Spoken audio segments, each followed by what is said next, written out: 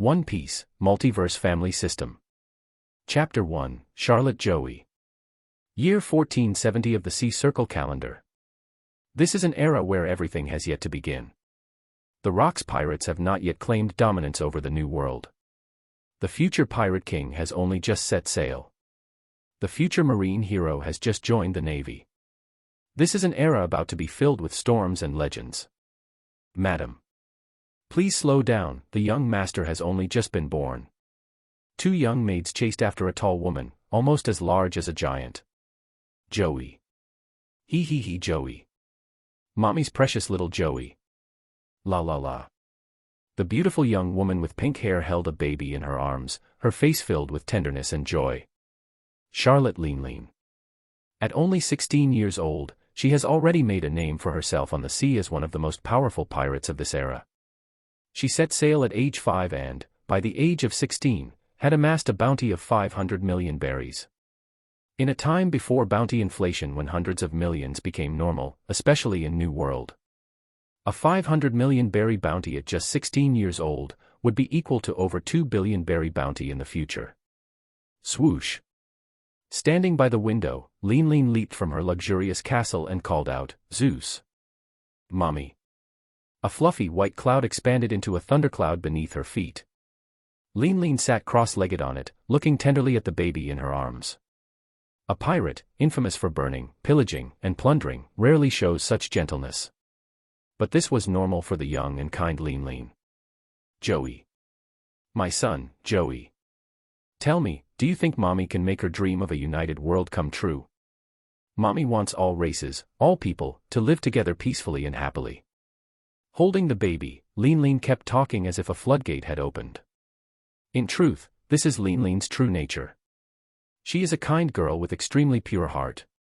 Sadly, she was abandoned by her parents at a young age, lost her companions, guided onto the path of piracy by Strusen, and eventually joined the Rocks pirates.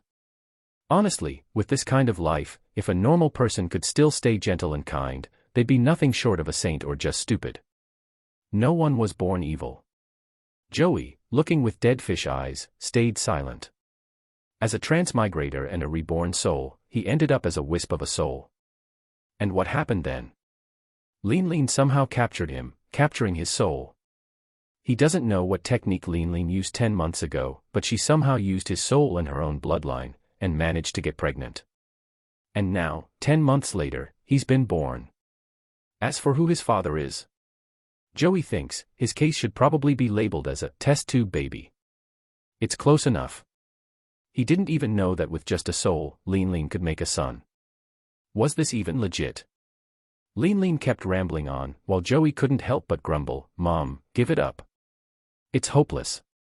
With someone like Strusen guiding you, can you really be a good person?" Joey was stunned. Linlin was stunned. The two of them stared at each other, wide-eyed, in silence. Ah. Before Joey could speak again, Linlin screamed in excitement and hugged him tightly, bouncing on Zeus. "That's my boy. Just born and already talking." He. Laughing, Linlin suddenly froze, standing on Zeus in shock, then continued laughing. Joey lifted his dead fish eyes, saying, "Prometheus, Napoleon, how long has Mom been like this?" "Young Master Joey. Mom has always been this way," Prometheus and Napoleon answered. Sigh.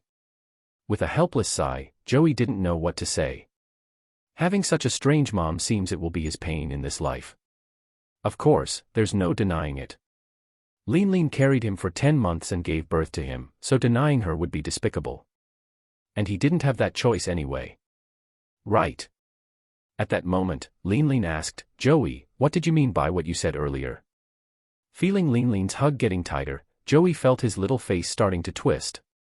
Fortunately, as Linlin's son by blood, well. Like mother, like son. A dragon gives birth to a dragon. A phoenix gives birth to a phoenix. The son of a rat will dig holes. Being Linlin's biological child, he's truly inherited her physical traits. Other kids, like Kazuki Odin, might throw their nannies at a few months old, catch rabbits at 2, and smash bears at 4. Joey feels he's probably as strong, if not stronger. "Mom, you're hurting me." Unable to bear it, Joey cried out. While his body is sturdy, even he can't handle a hug from someone as monstrous as his mom. Ah. Ah.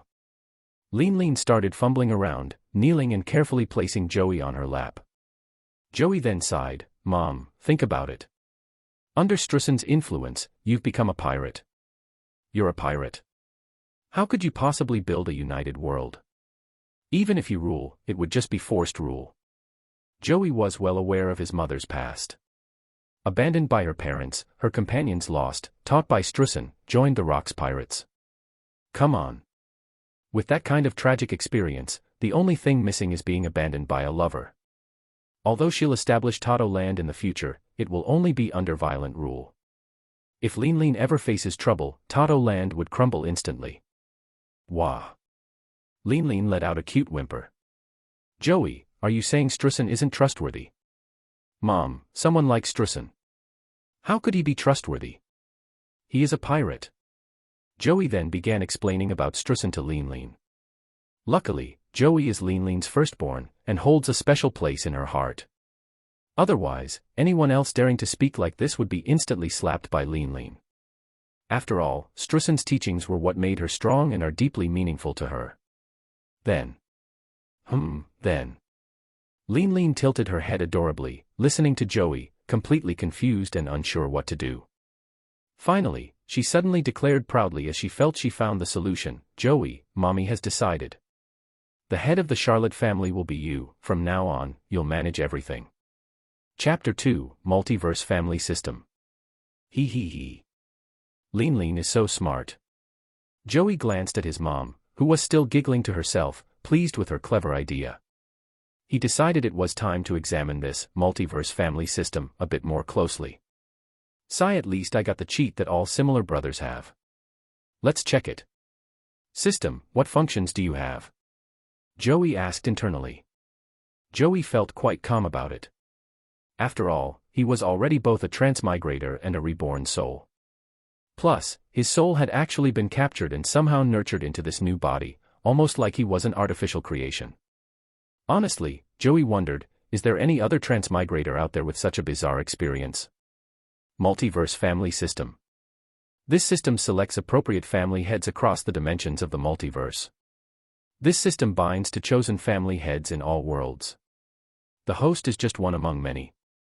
The system includes many systems in it like chat system, achievement system, store system, and the traversal system, currently locked. For other functions, please explore on your own. As the cold voice faded away, Joey understood immediately. Isn't this just like those multiverse system novels he used to read?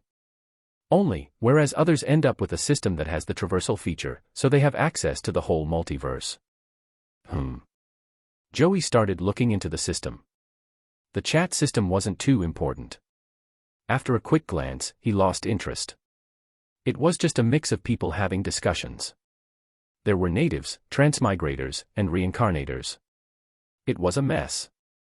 And even more surprisingly, there were people from fantasy worlds, mythical worlds, magic worlds, anime worlds, and movie worlds. Joey's expression turned serious as he muttered, this system opens up at a completely different starting level, activating the traversal system could be troublesome. Never mind worlds with fantasy, myth, and magic. Just a single scion family could be catastrophic. Those guys can obliterate entire planets with a flick of their fingers. But here, even his overpowered mom could only manage to wipe out an island at best. That's nowhere near the same level. Show family member list. Charlotte Joey. Position, family head. Strength, Black Iron level 5. Joey paused, thinking, Black Iron level 5. What kind of level is that? After all, he'd never heard of such rankings before. But soon enough, Joey found the information he needed in the system. Ranks are Black Iron, Bronze, Silver, Gold, Platinum, Diamond, and Crystal. Each level has 9 sub-levels, with level 1 as the lowest and level 9 as the highest. From Joey's research, an ordinary adult is around Black Iron level 5. Wow! Joey clicked his tongue in amazement. No surprise, being born from mom's bloodline, already black iron level 5 right after birth, standing at the peak of ordinary humans. Though he was amazed, Joey's expression grew more serious. If he was born at black iron level 5, then what about those even stronger? Could they be born at silver or gold levels? Although the conditions to unlock the traversal system remain unknown, being prepared is crucial. Otherwise, who knows when others might invade? Joey continued studying the strength classifications. Black iron represents the human level.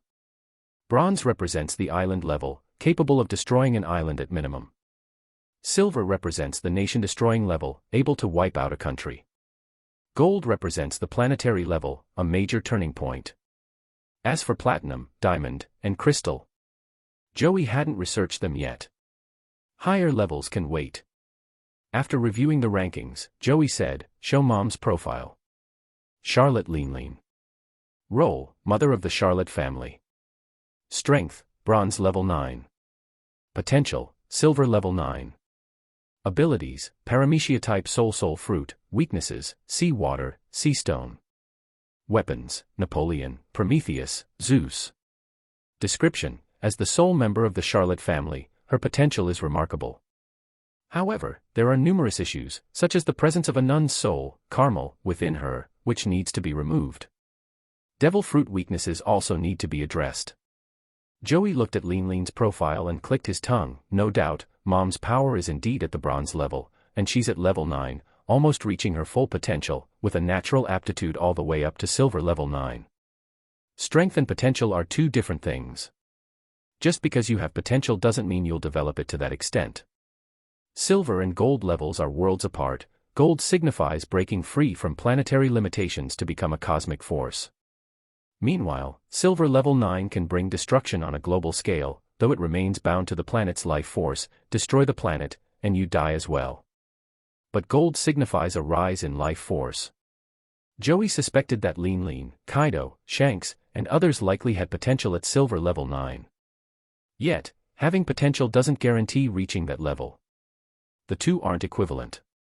But Joey focused on the description section, noting that Linlin's body contained the soul of a nun. In his past life, Joey had suspected that Linlin's erratic nature was due not just to Strussen's influence and a series of traumatic events, but also because of the lingering presence of the nun's soul. Now, it was confirmed. System, how can I remove the nun's soul and the devil fruit weaknesses from Mom? Cost, 200 achievement points to remove the two problems. Family head currently has 100 achievement points. Insufficient points. Huh. Joey was taken aback and asked, how did I earn these points? Activating the family head role has granted 100 achievement points. I see. Joey thought for a moment, then said, removing the nun's soul from Mom, that kind of hazard can't be left unchecked. This has to be solved first. Chapter 3, Unreliable Mom. He. A sinister, raspy, and cruel laugh echoed. Inside Linlin's body, a strand of pitch-black soul emerged. It shimmered with an eerie hue, speaking viciously, with this gradual control, in the future, I shall become the empress of this world. I'll control the whole world. He. But the next moment, the dark soul was suddenly pierced by a beam of light. As the holy light swept through, Linlin's soul was completely purified. Linlin, who had been giggling foolishly, paused in confusion. She glanced around, looked at herself, and felt like something was different. She couldn't quite put her finger on it. But, as usual for Linlin, if she couldn't figure it out, she simply stopped thinking about it. Joey. Mama's Joey. Hearing Linlin's call, Joey replied helplessly, Mom, what is it? Linlin cutely pursed her lips and asked, Joey, do you think I should just take all the races for myself, making them obey me? I want them to live happily with each other. I have to use force, right? Hearing this, Joey couldn't help but feel his mom was unreliable. He silently shook his head and sighed, Mom, forcing things never works. If you snatch people by force, they won't willingly become your subjects. You can't only use force. Boo-hoo. Linlin whimpered, resting her chin on her hands, pouting in dissatisfaction. What could Joey do? Seeing how unreliable his mother was, he honestly didn't know what to say. If it hadn't been for the influence of the nun and Strussen, Linlin's personality might actually have been pretty decent. Taking Kaido as her little brother, and giving him the Azure Dragon Fruit, such a rare mythical Zoan Devil fruit, showed her generous nature. Joey couldn't help but think of certain novels where mythical Zoan fruits appear everywhere. To him, those stories were utterly ridiculous. How rare are mythical Zoans, really? First of all, Logia fruits are hard to come by. Ancient Zoans are already rare treasures, and as for mythical Zoans, they're like the jewels of the sea. Even possessing a single Logia is like a dream come true. And to just give one away. This speaks volumes about Linlin's personality.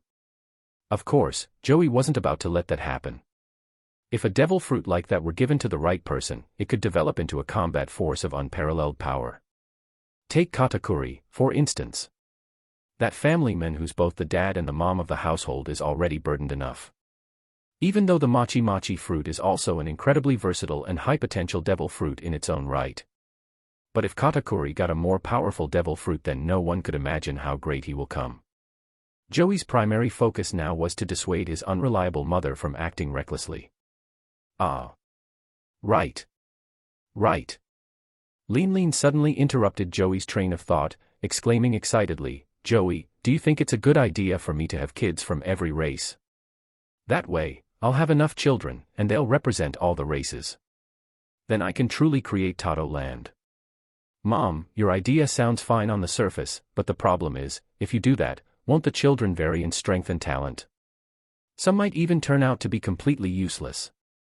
So, Mom, think about how I was born. Don't pick random men.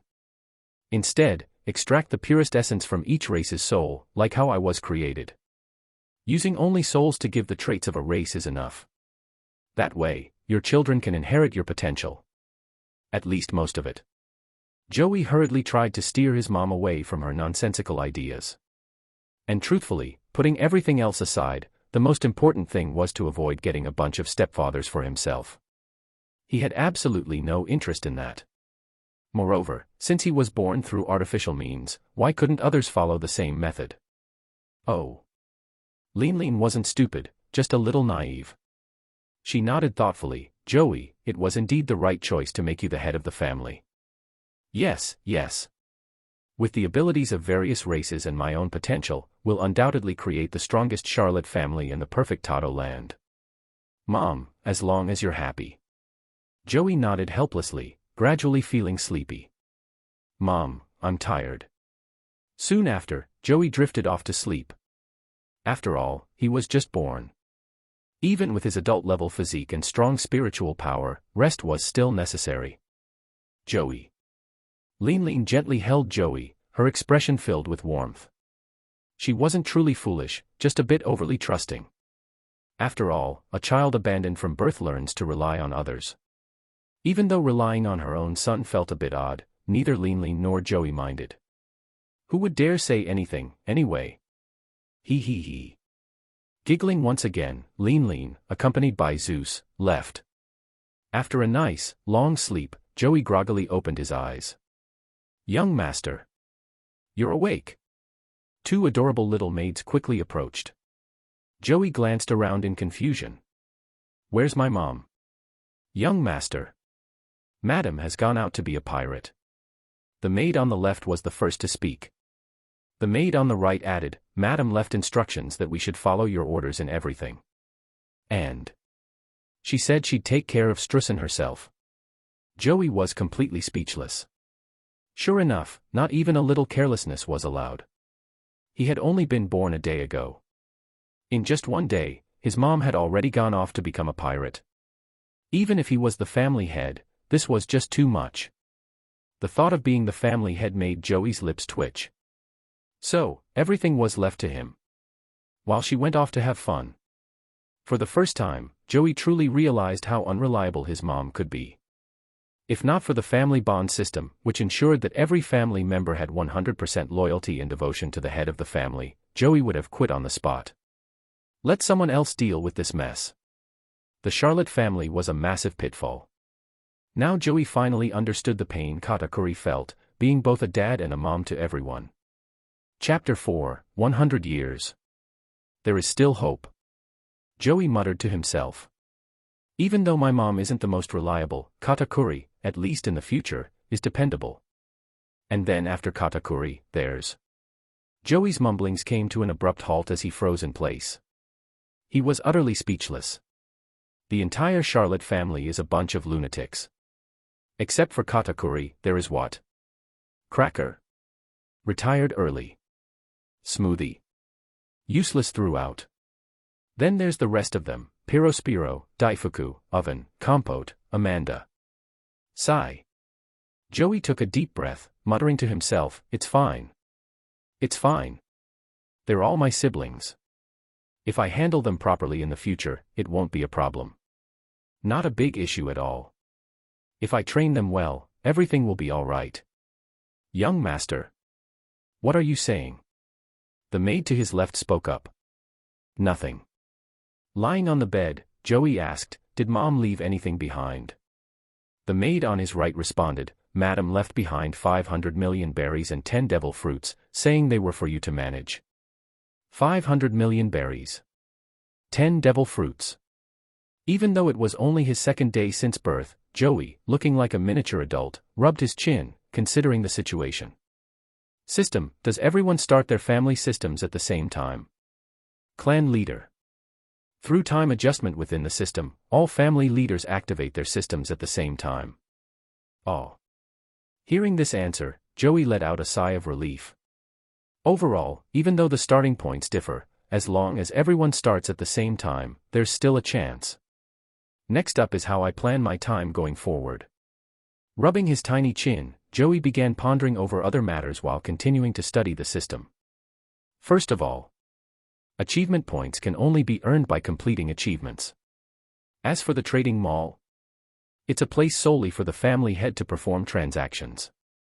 Young master is so cute. Right. Like a little adult. The two maids were utterly smitten with Joey's adorableness. Truthfully, Joey had no choice but to endure this. With these tiny arms and legs, and a family with good genes, nothing to show for itself, what else could he do? After spending some time understanding the system. After 6 months, Joey began engaging in simple training. Forget about all that nonsense about being too young and possibly hurting himself. Do I even need to explain my physical attributes? Absolutely not. However, despite all Joey's hard work over the next 6 months, raising himself to Black Iron level 6. Ding! A family member has reached silver level. Reward, 100 achievement points. Ding! A family member has reached silver level. Power extraction in progress. Congratulations, clan leader. You have acquired all the abilities of silver level 1. Feeling the explosive surge in power coursing through his body, Joey silently opened his system panel. Charlotte Joey. Identity, clan leader. Strength, silver level 1. Joey couldn't help but grumble, "So, are you telling me all my hard training was meaningless?" The clan leader does not need to train. Whenever a family member reaches silver level, their power is automatically added to the clan leader's strength. So, if I have 100 silver level 1 family members, my power would equal the combined total of the 100 silver level 1s. Joey clicked his tongue in disbelief, asking. Correct. The system replied plainly. Without hesitation, Joey tossed his training equipment aside, firmly declaring, "To hell with training. If I can get stronger by lying down, why waste my time training?" Immediately, Joey began pondering over the true potential of his system. So this is the proper way to unlock the family system. Train the family. Let the family members grow. That's the key. The clan leader's strength will naturally increase along with theirs. I see now. After a few moments of contemplation, Joey nodded in understanding. Similarly, over the past 6 months, Joey had gained a thorough understanding of the family system. Everyone, without exception, was starting from scratch. Sure, they were family heads. But they were all struggling in their own ways. The fantasy world family. Destitute. The mythological world family. Full of kids. The cultivation world family. On the verge of starvation. In summary, nobody's situation was great.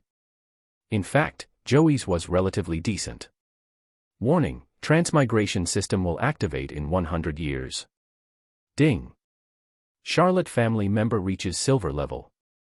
Reward, a strand of the divine child root bone fragment. Hearing the notifications, Joey's face twisted. Damn it.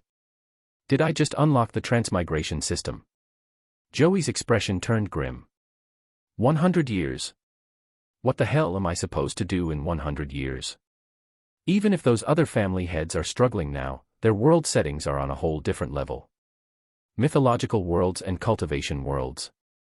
All they need is a decent cultivation manual, and as long as they aren't completely incompetent, they'll hit gold level 1 without much issue. Of course. These worlds also vary in rank. Even in mythological and fantasy worlds, there's a distinction between high-tier and low-tier levels. Low-tier worlds are nothing special, but high-tier ones. That's a different story. Still, no matter what, reaching silver rank 9 shouldn't be an issue for them. Damn it. Joey shook his head in exasperation. As for the chat room that had probably erupted into chaos, he couldn't care less. For now, he had to focus on his own plans. Divine Child Root Bone Fragment. Joey suddenly perked up, asking, "System, what exactly is the Divine Child Root Bone?" The Divine Child Root Bone is the lowest grade of divine bones. Divine bones represent the pinnacle of aptitude, and even a fragment of the Divine Child Root Bone can significantly enhance a family member's potential. I see. Joey instantly felt more optimistic. With resources like this, 100 years might not spell certain doom after all. Chapter 5, Charlotte Linlin. Charlotte Linlin. Identity, mother of the Charlotte family. Strength, silver level 1. Potential, silver level 9. Abilities, Paramecia-Type soul fruit. Weaknesses, fear of seawater and sea stone. Weapons, Napoleon, Prometheus, Zeus. Introduction. As the sole member of the Charlotte family, Linlin possesses exceptional talent.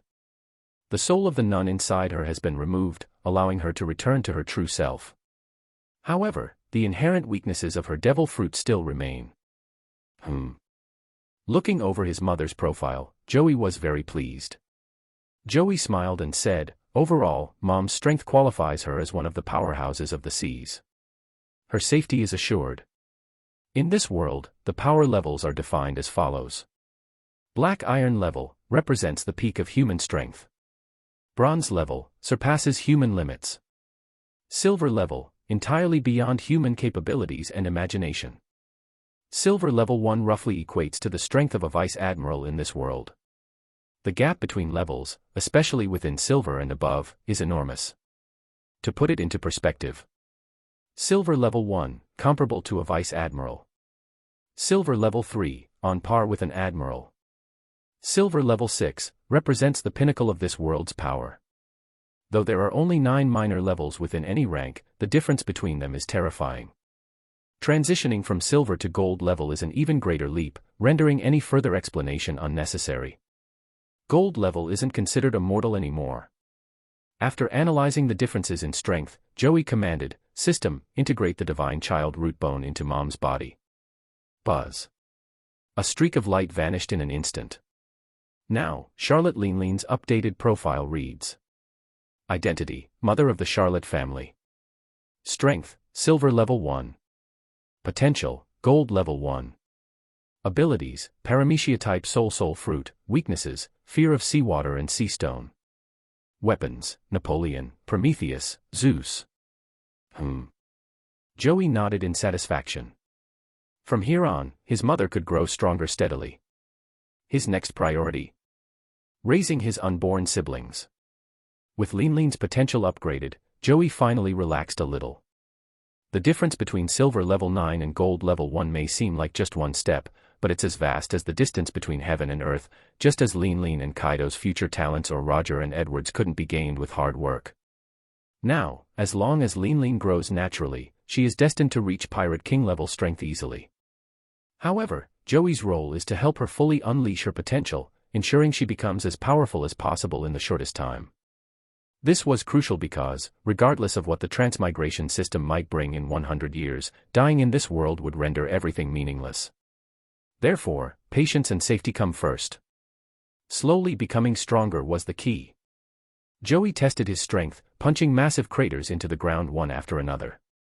Thankfully, he was at the mountain's edge, or his family castle would have been in ruins. He muttered to himself, even though I'm at silver level 1, I can't fully utilize my strength yet. My combat experience, techniques, and control are all lacking. He shook his head, acknowledging his limitations. Still, Joey wasn't the type to train obsessively. Why bother, when he discovered that his family's growth directly translated to his own strength? Hard work. Forget it. He was done with that. After testing his power, Joey shifted his focus to something else. At just 6 months old, Joey sat down, rubbing his chin thoughtfully. Next, let's take a closer look at the shop system. Opening the shop, he scanned the familiar interface. Every visit left him both amazed and overwhelmed. The shop was full of all sorts of junk, but there were also countless precious treasures. Divine Child Root Bone Fragment. The moment he saw it, Joey tensed up, stunned. Who could sell something this valuable? After all, just one fragment had raised his mother's potential to gold level. He couldn't help thinking of what will happen when consuming a complete Divine Child Root Bone. It maybe at least elevate someone to diamond level potential.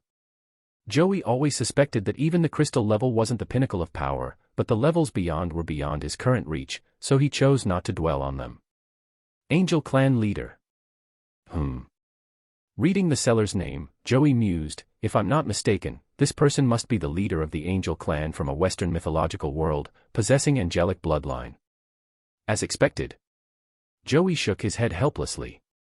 Competing with beings who start at such a high level is truly exhausting. He continued exploring the shop.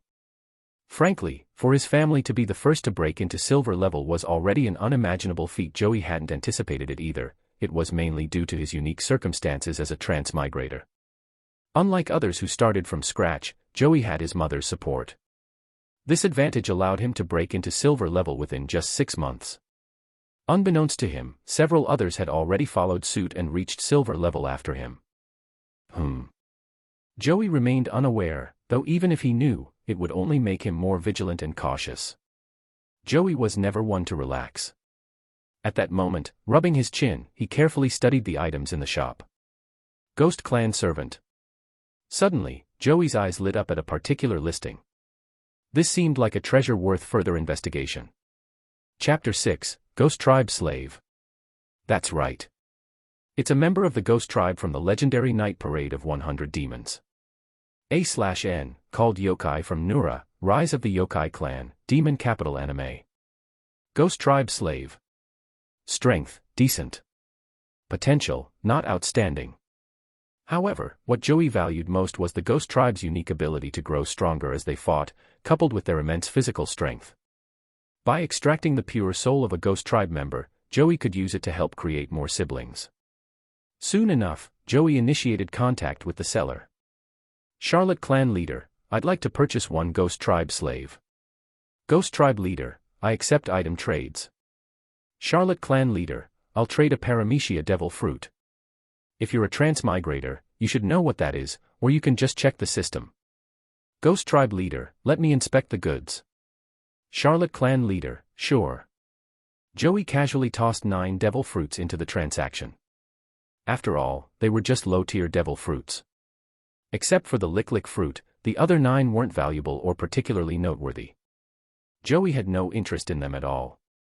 The Paramecia lick fruit stood out, in Joey's opinion, as a rather fascinating one with potential. Devil fruits were crucial resources Joey hoarded carefully. Based on system scans, devil fruits contained fragments of universal laws. With upgrades from the system, these fragments could even become complete laws. Though the specifics were unclear, Joey had a hunch that these laws might be tied to power levels beyond the crystal tier.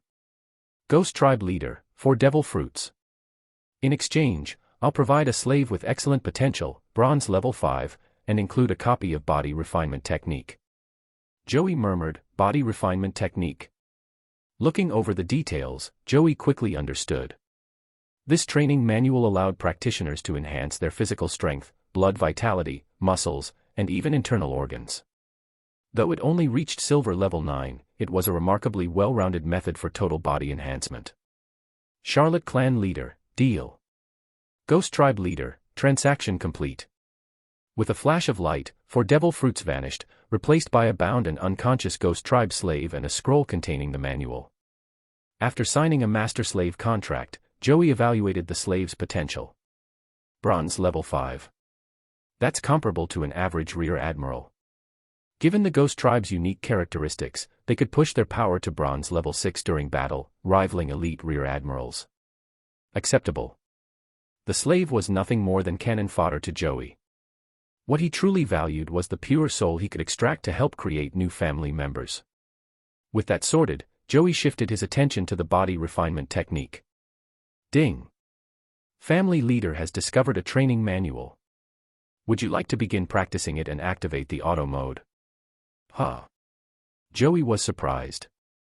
The system allows automatic training of manuals. Correct. All family members will gain access to the manual and will use it passively, depending on available time and resources. This is like auto-farming in a game. Joey smirked at the thought. Without hesitation, he ordered, begin auto mode immediately. Ding! Family Training Manual Body Refinement Technique activated. In an instant, Joey felt his body undergo subtle yet noticeable improvements. The enhancement wasn't dramatic yet, but the foundation was solid.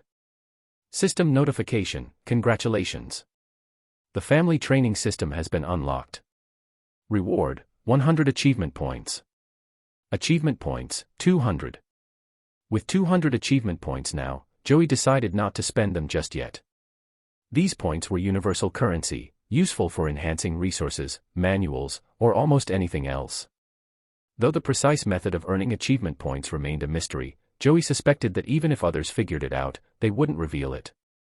After all, when the world's dimensional travel unlocked in a century, allies and enemies would be hard to distinguish. Opening the family training menu, Joey reviewed the progress. Manual, Body Refinement Technique. Current level, 1. Family Members Training, All. Joey nodded in satisfaction.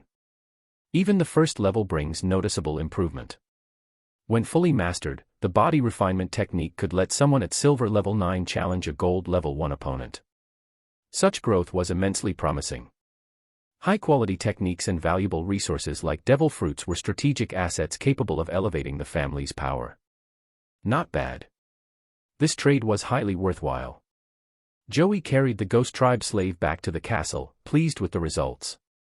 Time flew by, and in the blink of an eye, a year and a half passed. By the year 1472 of the Sea Circle calendar, Joey was now 2 years old. However, his physical growth made him look like a 5- or 6-year-old doll-like child. Naturally, his silver-tier physique accelerated his development. In this time, Big Mom, Linlin, had advanced her strength to silver level 2, firmly establishing herself as Admiral tier. Joey himself had also reached silver level 2, with the body refinement technique now upgraded to its second level. His physical strength had grown astonishingly, outpacing expectations. Joey. Mommy's precious Joey. Before Joey could react, Linlin swept him up in a bone-crushing hug. After 2 years of absence, she had finally returned, brimming with joy. Mom. You've been gone for 2 years. What were you even doing? Joey asked, his tone exasperated as he rolled his eyes. Linlin chuckled sheepishly. Mommy joined the Rocks Pirates. I figured I'd tag along and learn a few things. Roxty, Zebek is really strong, you know. Fair enough, Joey sighed. Though his mother might seem airhead, she was far from foolish. Her naive, open personality had shifted somewhat under Joey's guidance, making her more calculated and perceptive. Oh, by the way. Linlin beamed. Joey, I gave you a baby brother. His name's Pirospiro. Carrying Joey over to a maid holding a baby, Linlin proudly introduced the newborn. Quiet and well-behaved, the infant curiously stared at Joey. Chapter 7, Charlotte Pirospiro. Charlotte Pirospiro. Identity, second son of the Charlotte family. Strength, Iron level 6. Potential, Silver level 3. Profile, as the second son of the Charlotte family, Purifying possesses commendable potential. With proper training, he has the potential to become a pillar of the family. Looking at his younger brother, Joey's eyes reflected Purifying's stats. Overall, Joey nodded in satisfaction and thought to himself, not bad at all. With Silver rank 3 potential, if he's properly nurtured, reaching Silver rank 1 in strength won't be an issue. Joey was quite pleased. After all, given the level of this world, Linlin achieving gold rank in potential was already incredibly rare. But with the system, none of this would be a problem. The body refinement technique alone was a game changer. In the future, Joey could acquire more training manuals, potential-enhancing treasures, and other resources. The family was bound to grow stronger and stronger. Originally, Purifying being born with Black Iron rank 3 strength would have been considered quite good. But now, thanks to the enhancement of the second-layer body refinement technique, he was born with Black Iron rank 6 strength. Suddenly, Joey thought of something and asked the system in his mind, can the level of the body refinement technique be upgraded with achievement points? By spending 1000 achievement points, the body refinement technique can be enhanced to allow the user to reach gold rank 9 if he has the potential. As expected. Being held in Linlin's arms, Joey knowingly nodded. Strength and potential. These two things were tricky. Linlin had gold rank 1 potential. But if left to her own way, she wouldn't reach gold rank 1 in her entire lifetime. Even achieving silver rank 7 would be a struggle. Why? Because she lacked a complete path to follow. The body refinement technique, however, provided exactly that, a clear, complete path, allowing her to progress straight to silver rank 9. From here on, Linlin's journey would be smooth sailing with no obstacles in sight.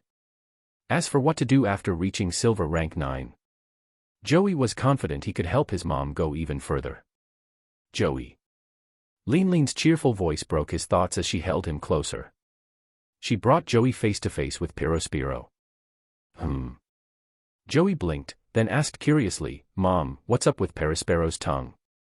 A newborn with half of his long tongue sticking out, it looked strange no matter how you saw it.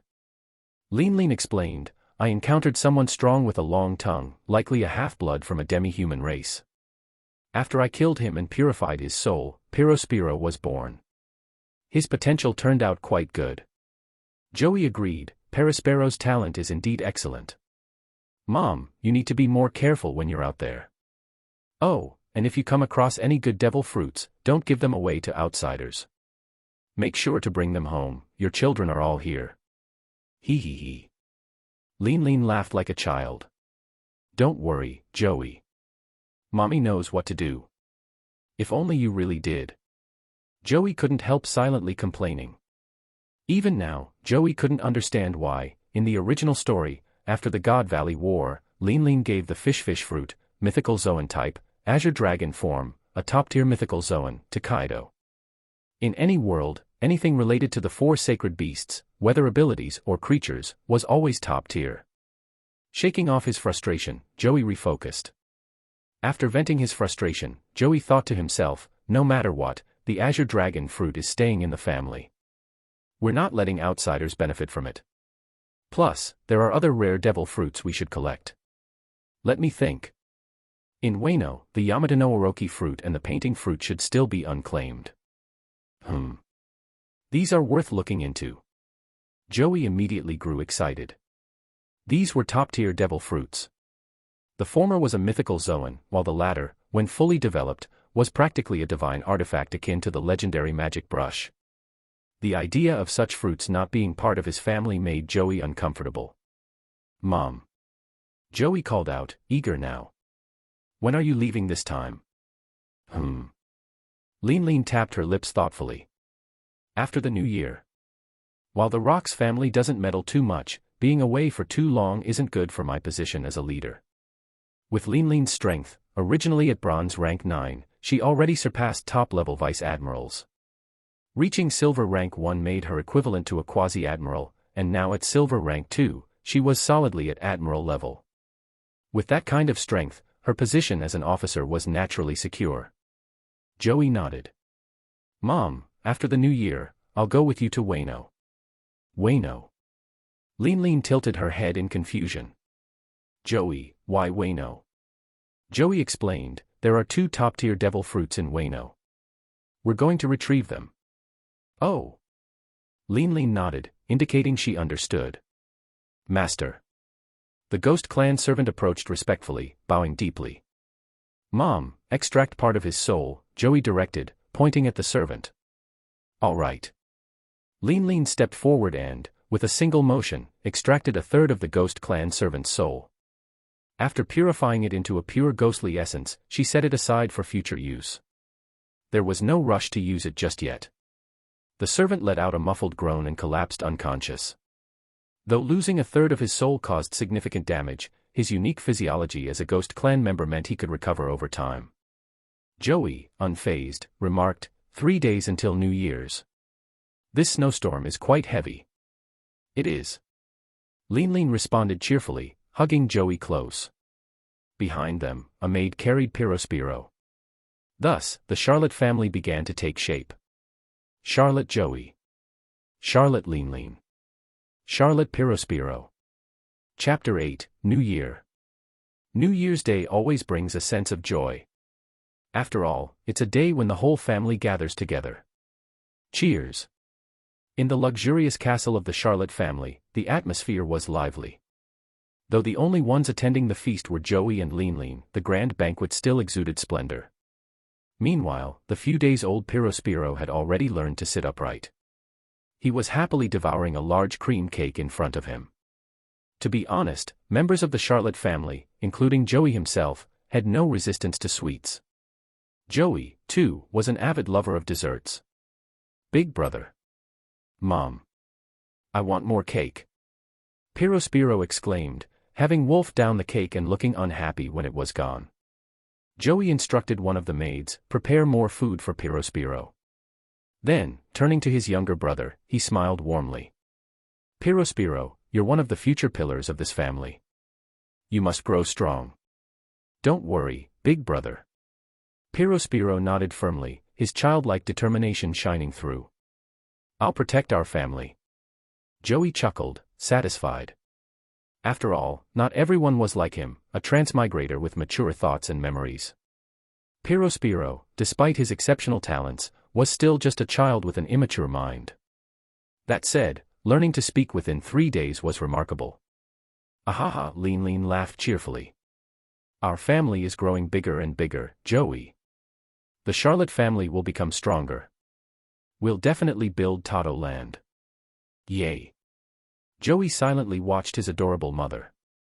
She had once again fallen into one of her whimsical daydreams, her hands cupping her face in an almost childlike manner.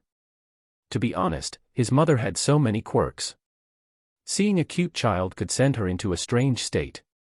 Having an issue with a nun's photo could trigger another. In a way, Linlin felt more human, with all her flaws and idiosyncrasies. She wasn't perfect, far from it. Well, it's fine as it is, Joey muttered to himself. She's just perfect like this.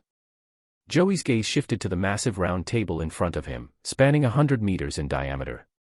Despite its grand size, there were only 3 people seated, himself, his mother, and his brother. In the future, though, the table would be surrounded by family members. Clenching his tiny fists, Joey declared inwardly, I will make our family thrive, not just in this world but across the multiverse. We will become the strongest family of all. Just as he steeled his resolve, Linlin swept him up in her arms, holding him tightly. With a carefree smile, she lifted her glass and announced, It's New Year's. Joey, let's drink. Joey, come drink with me. All right, Mom. Joey's face twisted into an expression of helplessness. Seriously? He was only 2 years old, and his mother wanted him to drink. Though, to be fair, being a 2-year-old with Admiral-level strength was rare in itself. A/N, not in fanfics. The lively New Year's celebration eventually came to an end.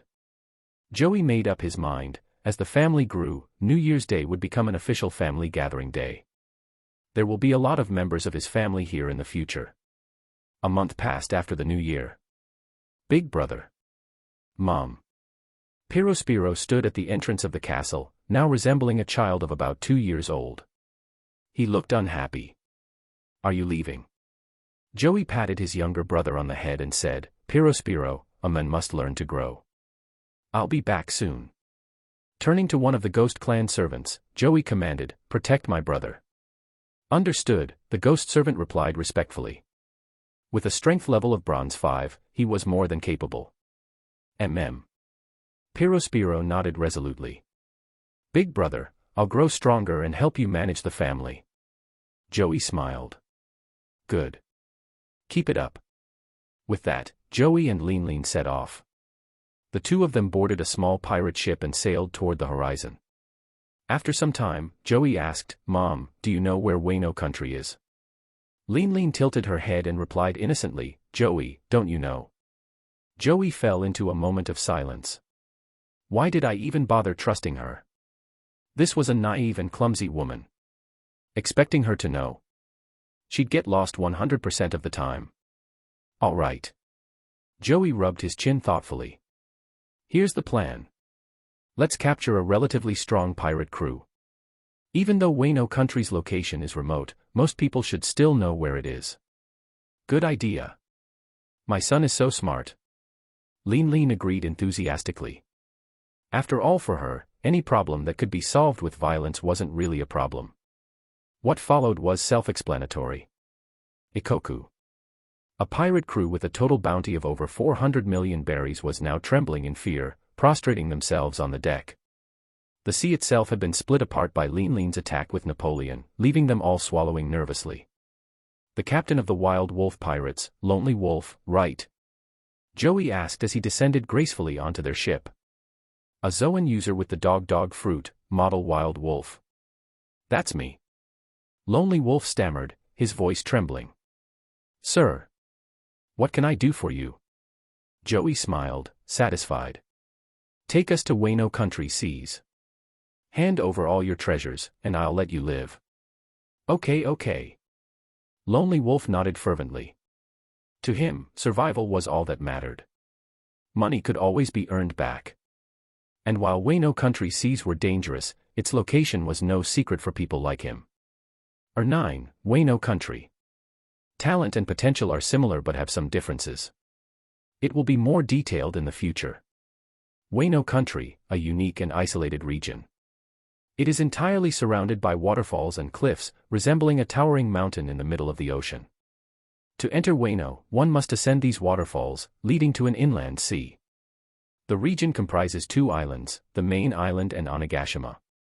The main island is divided into 6 areas, Kuri, Kibi, Udon, Ringo, Hakamai, and the flower capital. Within Wano, samurai warriors act as protectors, creating a formidable defense from within. Externally, the natural terrain and violent storms make entering or leaving a near impossible feat. However, for people like Linlin, entering from the outside was hardly a challenge. Joey glanced at Lone Wolf, who knelt trembling on the ground before him. So, this is all your treasure? Joey asked. Yes. Lone Wolf nodded frantically. Sir, we're just a small pirate crew. This 400 million berries is everything we have. As for devil fruits, we don't have any, we could never obtain something like that. All right. Get lost, Joey said dismissively, waving his hand. Thank you, sir. The Wild Wolf pirates quickly fled, looking as though they had narrowly escaped death. Linlin hid the ship before lifting Joey into her arms and leaping onto Zeus. Although Zeus couldn't sustain long-distance flights, crossing a waterfall in one go was no issue. Soon, they had successfully landed in Wano country. Mom, Joey instructed, create some small homies to gather information. Also, keep an eye out for the Kurozumi clan. Linlin nodded. No problem. With a casual wave, she created thousands of surveillance homies, shaped like tiny flies. These homies dispersed, spreading out across Wano. Wano might be vast, but Linlin's abilities ensured the land could be thoroughly scouted within 10 days or so. As Linlin and Joey sat on Zeus, Linlin asked curiously, Joey, are there any interesting devil fruits in Wano? Joey chuckled. Of course. The Hibi Hibi no Mi, mythical Zoan model, Yamada no Oroki, and the Paramecia class Food no Mi, the painting fruit, are both exceptional devil fruits. Wow! Linlin exclaimed with a childlike grin. So those are some amazing devil fruits. They are, Joey agreed. The painting fruit would be perfect for Purifying. His creativity, craftsmanship, and artistic abilities are outstanding. With a satisfied smile, Joey added inwardly, with the painting fruit, Purifying could fully realize his potential. He's already capable of creating candy-based structures, elevators, and art just by using the Lick fruit. While the Lick fruit was decent, it paled in comparison to the possibilities offered by the painting fruit, which was a truly top-tier devil fruit when developed properly. As for the Yamada no Oroki fruit, it didn't even require explanation. Its mythical Zoan lineage alone made it remarkable. The fruit granted the Kurozumi Oroki resilience beyond compare. Surviving decapitation multiple times was proof enough of its power. Linlin tilted her head in confusion. Purifying has that much talent. How come I never noticed? Joey's face froze. Talent. Calling it mere talent was an understatement. It was pure, unparalleled genius. Through Joey's efforts, Purifying had been taught by countless exceptional instructors. Even at his young age, he was already growing into an extraordinary individual. Every teacher marveled at his creative prowess in art and engineering. And yet, Linlin, as his mother, hadn't noticed a thing. I have a lot to do, Joey sighed inwardly. His mother was utterly unreliable. Thinking about Katakuri, Joey couldn't help but sympathize. The struggles of being both father and mother to his siblings made sense now. With Linlin's abilities, none of her children should have been weak. If she had been remotely diligent in raising them, even her less talented offspring would easily reach Vice Admiral level strength. Yet Linlin had always been a hands-off parent, leaving her children to fend for themselves. Joey shook his head and muttered, "Mom, you don't have to worry about any of this. Just focus on becoming stronger. Leave the family and Tato land to me, I'll make your dreams come true." Linlin beamed, nodding enthusiastically. "All right, I'll leave it to you." Joey felt tricked somehow. Looking at his mother's innocent, childlike smile, he could only sigh. Well, if he had been deceived, so be it. What could he do about it anyway? Over the next 10 days, Linlin's surveillance homies gathered a wealth of information about Ueno's current state. They also located the Kurozumi clan members, including the young Oroki, who was still on the run. Meanwhile, Kurozumi Higurashi and Kurozumi Semimaru had already arrived in Ueno. Listening to the reports from the Fly homies, Joey mused, this is promising news. Those two elders have already entered the scene. Based on the timeline, Kazuki Oden should be about 8 years old right now. As Joey pondered the unfolding situation, Linlin happily munched on sweets. After all, for the Charlotte family, leaving home without desserts was unthinkable. Chapter 10, Grabbing Swords. 8 years old. So, Kazuki Oden should be just 8 years old now. But still. Joey mulled over the current state of Ueno country. After a brief moment of contemplation, he gave up. Ueno, as it stood, had no cornerstone of support. Kazuki Sukiyaki might be a kind and benevolent ruler, but he was far from an effective one. While his kindness was admirable, his abilities as a leader were insufficient. The state of Ueno was dire. Aside from the flower capital, the other 5 regions were in shambles. Among them, only Ringo had positive income, barely enough for its people to survive. As for the rest, whether the inhabitants could even manage to live was a pressing concern. Joey shifted his focus to a different matter. This visit to Ueno might be his only one for a long time. Who knew when he'd come here again? Thus, ensuring ample gains from this trip was non-negotiable. Prometheus, observing Joey in deep thought, remarked, "Thank goodness the young master is so capable." Zeus chimed in, "Indeed. Otherwise, who knows when Mama's dream of Tato land would be realized." The two homies then turned their gaze toward Linlin, who was joyfully indulging in sweets. They sighed inwardly. When it came to sheer strength, Linlin was undoubtedly top tier. But in other areas, letting her focus on eating was probably for the best. Clap. Joey clapped his hands together, standing up with determination. Alright, next on the agenda is collecting Wano's famous swords. Since we're here, not grabbing a batch of renowned swords would be downright foolish. Let's set sail. Yes. Prometheus and Zeus immediately followed Joey's lead, while Linlin, still savoring her treats, quickly joined in. Though, to no one's surprise, Linlin remained blissfully unaware of their plans. Thanks to the reconnaissance from the fly-like homies, the situation in Wano was clear. The only formidable force left was the 5,000 elite samurai led by Ushimaru Shimatsuki and Ringo. Beyond that, no significant threats remained.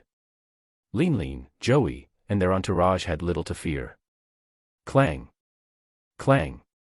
Clang! In the flower capital of Wano, a city known for its grandeur and tightly guarded secrets, the Kazuki clan's treasures lay hidden amidst the opulence and power. Joey and Linlin moved like shadows through the bustling streets, their haki concealing their presence from the guards. The moonlight illuminated their path as they approached the shogun's residence, a palace adorned with the symbols of Wano's rich history. "This is the place," Joey whispered, his porcelain-like face calm and focused. Linlin, her massive frame somehow moving silently, leaned in. "Joey, my little Joey, why here of all places?" she asked, her tone laced with curiosity. Joey smirked. "The 3 legendary swords are stored here, Nidai Katetsu, Sandai Katetsu, and Aim no Habakiri. It'd be a waste to leave Wano without them." Linlin's eyes gleamed with excitement. "Oh, swords, you say, dot." Using haki, they evaded the patrols and slipped into the inner sanctum of the palace. Every step was precise, their movements untraceable even to the most vigilant guards. Also Linlin spread chaos outside so they can sneak in with no problem. Inside a heavily fortified chamber adorned with intricate carvings and ancient relics, Joey spotted what they were after, 3 swords resting on a ceremonial rack. Each blade exuded a menacing aura, their craftsmanship unmistakably legendary. "There they are," Joey said, his voice barely above a whisper. As they approached, Linlin gripped Napoleon tightly, her eyes scanning the room. "No traps?" she asked. "None that matter," Joey replied confidently. His haki-enhanced senses had already mapped out the area. With practiced efficiency, Joey and Linlin dismantled the protective barriers surrounding the swords. The Nidai Katetsu, Sandai Katetsu, and Aim no Habakiri were soon in their hands. Joey examined each blade with an approving nod. "These will do nicely," he said, tying the swords together and handing them to Zeus, who had quietly floated into the room. "Take these back to the ship." As Zeus departed, Linlin chuckled. "Joey, my sweet Joey, you're so clever. Now can we leave? This place is dreadfully dull, and there are no sweets." Joey sighed. "Fine. Let's get out of here before the lack of dessert becomes a crisis." Together, they vanished into the night, leaving no trace of their intrusion. The flower capital would awaken to the shocking realization that 3 of Wano's most treasured swords had disappeared without a sound after dealing with the current chaos. Satisfied with his gains, Joey nodded. "Not bad. 3 down. Now, let's collect the rest of Wano's famous swords." Over the next 10 days, Joey and Linlin combed through Wano country. Their efforts yielded a bounty of legendary weapons. Aim no Habakiri, Enma, and Nidai Katetsu, from the great Grade 21 swords. Over 30 grand blades, including Sandai Katetsu. The ranks were from best to worst. 12 supreme grade blades Seijo Owazamono.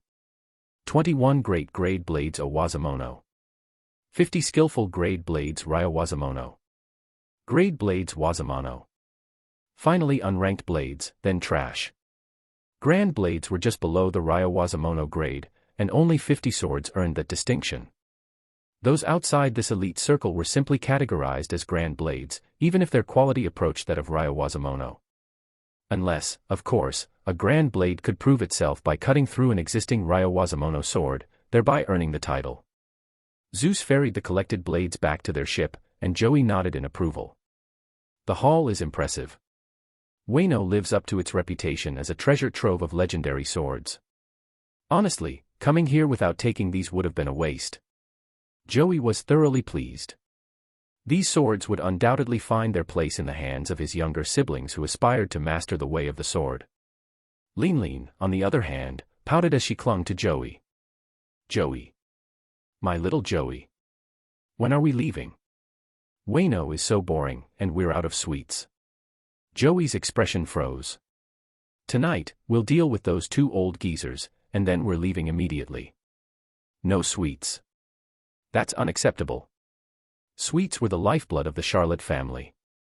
No water or food was fine, but no sweets. Hell no. Joey silently pondered whether to groom a confectionery master within the family or outright kidnap one. I think there's a clan leader in the family system ranked S for confectionery skills. He was from a famous name I know, Nakiri. I wonder if he will sell his family members. Maybe I should talk to him, or her, about it later. I just have someone in mind. Joey smirked, already planning his next steps. Chapter 11, Kurozumi Clan. Tap. Tap. Hee hee hee. The sound of footsteps grew closer and closer. Our guest has arrived. A rare visitor indeed. The raspy voice of Kurozumi Higurashi echoed as Joey and Linlin stepped into view. Charlotte Linlin. Bounty, 689 million berries. Well, I didn't expect this. To think a pirate as infamous as you would come to Wayno country. Higurashi's sharp gaze lingered on Linlin, her attention entirely focused on the imposing woman. As for Joey. To be honest, Joey's appearance was far too deceptive. No matter how she looked at him. He was just a child, someone she didn't need to worry about. Joey, seated calmly atop Zeus, stopped 10 meters away from Higurashi. With a calm and composed voice, he said. Kurozumi Higurashi, a remnant of the Kurozumi clan living in exile overseas. The Kurozumi family was overthrown by the Kazuki clan 8 years ago, and now you've finally returned. Oh. Hearing the unyielding confidence in Joey's voice, which carried a natural air of authority, Higurashi immediately straightened up. Clearly, Joey was the one leading this negotiation. With a respectful smile, Higurashi asked, "And who might you be?" Charlotte Joey. The patriarch of the Charlotte family. Joey's gaze was sharp and unwavering as he looked at Higurashi. Although, for now, the Charlotte family only had his mother as their strongest pillar of support. Even so, Joey was certain that in no more than 20 years, the Charlotte family would become the most powerful in the world.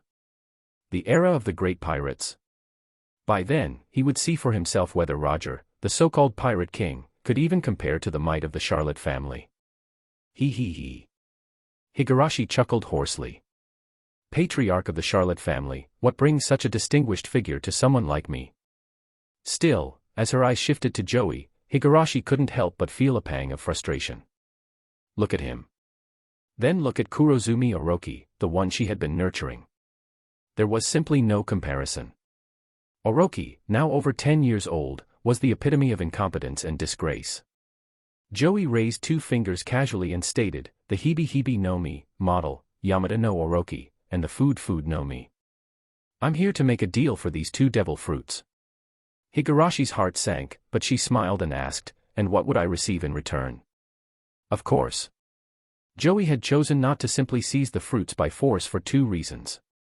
First, the Bari Bari no Mi, a Paramecia-Type devil fruit that allows the user to generate barriers.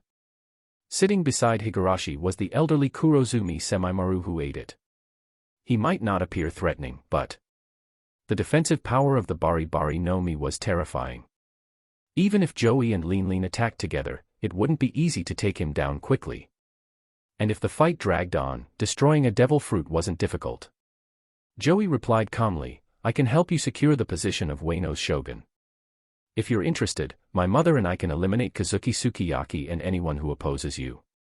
No. No need at all. Higurashi snarled with twisted anger. Charlotte Patriarch, I don't care about ruling Wayno. I want Wayno to suffer. I want them to pay an unending price for what they've done. Joey shrugged nonchalantly. Suit yourself. So, how do you want to proceed with the deal? Higurashi quickly regained her composure. Charlotte Patriarch, I'm willing to trade these 2 devil fruits in exchange for your family's assistance in the future, twice. Twice. Agreed. Joey calculated briefly before nodding in agreement. 2 favors. 2 devil fruits. The trade-off was more than fair. As the patriarch of a rising family, his poise and magnanimity were unquestionable. He. Higurashi chuckled eerily. Since you've agreed, rest assured, I won't ask for anything absurd, no requests to destroy the world government or wipe out the navy. It was clear, Higurashi, a cunning old fox, understood the rules of negotiation well. To ensure Joey honored his promise, she needed to make reasonable requests, things he could achieve with some effort, but nothing outlandish. Moreover, she knew very well, Linlin, a monster in her own right, was already a top-ranking figure in the Rocks Pirates, a crew filled with monsters. This alone proved how profiting the deal was, especially in the future. If she pushed them too far, her life would end, no matter how strong the Bari Bari no Mi's defenses were. Clap. Higurashi caught the badge Joey tossed to her. This is the emblem of the Charlotte family, Joey explained. Hold on to it. In the future, when you need help, present it to any member of my family. After the 2 requests are fulfilled, the emblem will be reclaimed. A family emblem. It was a tool integrated into the family system. It allowed long-distance communication, coordinate tracking, and other small functions. A minor feature of the system, but practical nonetheless. Where to find the Charlotte family at that time? Higurashi asked. Joey's tone was full of confidence as he declared, when the time comes, you'll have no trouble finding us. The Charlotte family's name will echo across the seas. Joey's confidence was unshakable. If the Kurozumi family ever needed his help and the Charlotte family wasn't already renowned across the world, then he might as well consider himself a failure. After all, his ultimate goal was to conquer the multiverse. And if he had no choice to do so, in the future it will be either destroyed with your world or conquer other worlds. And for this world, it was merely a stepping stone. Failing to dominate even this would be the ultimate disgrace. But plans always can't keep up. In the future, Joey will choose not to dominate the pirate world and will leave the world government as it was for the greatest benefit. Higurashi chuckled wickedly. Of course, no problem. I will personally retrieve the 2 devil fruits for you right now. Soon after, Higurashi returned with the 2 devil fruits in hand, placing them before Joey. To be honest, Higurashi was gambling, betting on whether Joey would keep his word. And in the future, it'd turn out. She won the gamble. Joey would never stoop to breaking a promise. A true man, once he spoke, his word was as unyielding as iron. It was only natural for him as he needed this level of reputation for the future. Chapter 12, Whitebeard. Finally having departed from Wano country. However, Joey and Linlin stared at each other, wide-eyed, caught in a silent face-off. They realized something very important. Zeus, Prometheus, and Napoleon. The 3 homies were trembling in fear, terrified of getting caught up in the mess. Joey opened his mouth but could only sigh helplessly. Mom. Can't you use your head for once? How are we supposed to get home? Linlin replied matter-of-factly, how would I know? I don't know. Don't know. Joey, you're the head of the family. You decide. I don't know anything. With a cute little huff, Linlin turned away in a childish pout. Joey was at a loss for words. He felt like shouting WTF but wasn't sure if it was the right moment. Usually, it's the parents setting their kids up for failure, but in his case, his mother was outright sabotaging her own son. This trip had been fruitful for both mother and son, famous swords, devil fruits, and rare specialties. They had gained plenty of treasures. But the problem was, they were lost. Completely, hopelessly lost. How are we supposed to fix this? Joey groaned, rubbing his temples. Arg. He let out a frustrated growl, causing the 3 homies to tremble even harder. Joey glared at the 3 homies menacingly, you 3, either figure out where we are, or I'll turn you all into desserts and eat you. Yes, sir. Right away, sir. The homies scurried into action. They knew their young master wasn't joking. If he said he'd eat them, not even crumbs would be left behind. Joey rubbed his temples in frustration, feeling truly at his wits' end. Joey was truly at his wits' end. 2 days had passed since they had left Wano, and while they had cleared the island's waters, they were utterly disoriented. Joey had no sense of geography here. He felt he was a Zorro now. As for Linlin, she was even worse, clueless and carefree. The route from their home to the Rocks Pirates' rendezvous was something Prometheus, who barely remembered it, was the one leading the way for Linlin. But now, even Prometheus was useless, left with no idea where they were. Damn it. Joey gritted his teeth and cursed. From now on, every family member must keep track of their position at all times. Ha! Wait. I think our family crest has a feature for that. Suddenly, Joey's thoughts clicked. He pulled out the family crest and started tinkering with it. The family crest wasn't just an ornament, it was a functional tool. Apart from Joey, Linlin, and Pyrospiro, even Kurozumi Higurashi had one. But while Higurashi's was decorative, the crests Joey's immediate family used had additional features like communication and location tracking. Joey quickly activated the crest, and a holographic map appeared in front of him. It resembled a game map, clear and easy to navigate. Mom. I found the route. Joey shouted. Come steer the ship. I'm coming. Linlin hurried over, and the mother-son duo studied the map. Once they locked in their target, they set off immediately. Based on the distance, they estimated it would take 5 days to return home, not too far, thankfully. Besides, with their sweet stash depleted, their patience was wearing thin. They were desperate to get back for more desserts. Ugh. What do we do now? Wait. What's that? Whitebeard. Prometheus and Zeus sighed in frustration but suddenly noticed something, a pirate ship in the distance. And its captain was someone they recognized. None other than a member of the Rocks Pirates, Edward Newgate, Whitebeard. Young master. Mom. We've spotted Whitebeard. Huh. Joey blinked in surprise. What's Whitebeard doing here? Gurararara. Laughter echoed across the sea, deep and hearty. A pirate ship slowly approached, and on its deck stood a young man with golden hair, Edward Newgate. He exuded energy, his youth apparent as he laughed boisterously. Clap. Linlin stood abruptly, her demeanor shifting entirely. Gone was her goofy, adorable attitude. In its place was a sharp, murderous intent. Make no mistake, the Rocks Pirates weren't a group to take lightly. They were a cutthroat bunch where only the strong survived. Linlin may act like a doting mother in front of Joey, but when faced with a fellow Rocks crew member, she didn't let her guard down. Linlin. Relax. I don't have any intention of fighting you. After all, Edward smirked, waving a hand casually, the captain strictly forbids clashes between officers. Humph. Linlin snorted, but her tension didn't ease. Joey, meanwhile, carefully observed Edward. Using the eye of the family, he analyzed the men before him. Edward Newgate.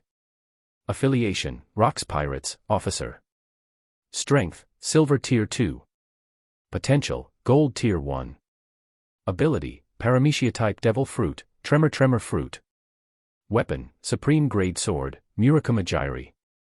Summary, a future monster of the seas, armed with a top-tier Devil Fruit, unparalleled potential, and an exceptional weapon. A force to be reckoned with as he grows. Joey clicked his tongue in amazement. No wonder he becomes the pinnacle of the 4 emperors and earns the title of the world's strongest man. Even at this young age, he's already terrifyingly powerful. Edward studied Joey in turn. Despite the boy's young age, there was a faint but potent aura surrounding him. Even though it flickered intermittently, it was enough to make Edward take notice. For a child of 5 or 6, this was unheard of. Kid, Edward asked directly, who are you? Joey's expression remained calm. Charlotte Joey, head of the Charlotte family. A pleasure to meet you, Whitebeard. Ha! The Charlotte family's leader. Edward's eyes widened in surprise, glancing between Joey and Linlin. Chapter 13, Only Savages Resort to Violence. In truth, as members of the Rocks Pirates, both Edward and Linlin were high-ranking officers. While there was a notable difference in their strength in the past, things had shifted. But now with Joey's help in enhancing Linlin's potential and her training in physical combat techniques, her power had skyrocketed. Without exaggeration, Linlin was now undoubtedly on par with Edward. Both were close figures of the admiral level in strength. What made them even more unique, however, were their ambitions. Among the strongest members of the Rocks Pirates, each harbored their own lofty dreams. Linlin sought to establish her ideal nation, Tato Land. Edward yearned for a family, something he could call his own. Shiki, on the other hand, aimed to dominate the world. To put it plainly, none of them could be considered normal pirate. Edward, fully aware of Linlin's ambitions, couldn't help but find himself puzzled. Even if Linlin had indeed formed the Charlotte family, shouldn't she, as its founder, be its leader? Why then was the position of family head held by her little son, Charlotte Joey? At this moment, Edward was filled with confusion, his head a swirl of unanswered questions. He. Noticing Edward's perplexity, Joey offered a calm smile and explained, the position of leader should always go to the most capable individual. My mother, while strong, has a personality that's too childlike. She isn't suited to lead a family. His words were direct, spoken with neither hesitation nor embellishment. Joey was calm and composed, his demeanor betraying nothing but confidence. Edward's gaze sharpened. Strength aside, the maturity, poise, and air of authority Joey exuded at such a young age were remarkable. Moreover, there was that unmistakable aura radiating from him, an innate sense of dominance. The conqueror's haki. Edward locked eyes with Joey, a smile spreading across his face before he burst into laughter. Gururara. Linlin, you've raised quite the son. So young, and he already possesses the conqueror's haki. He.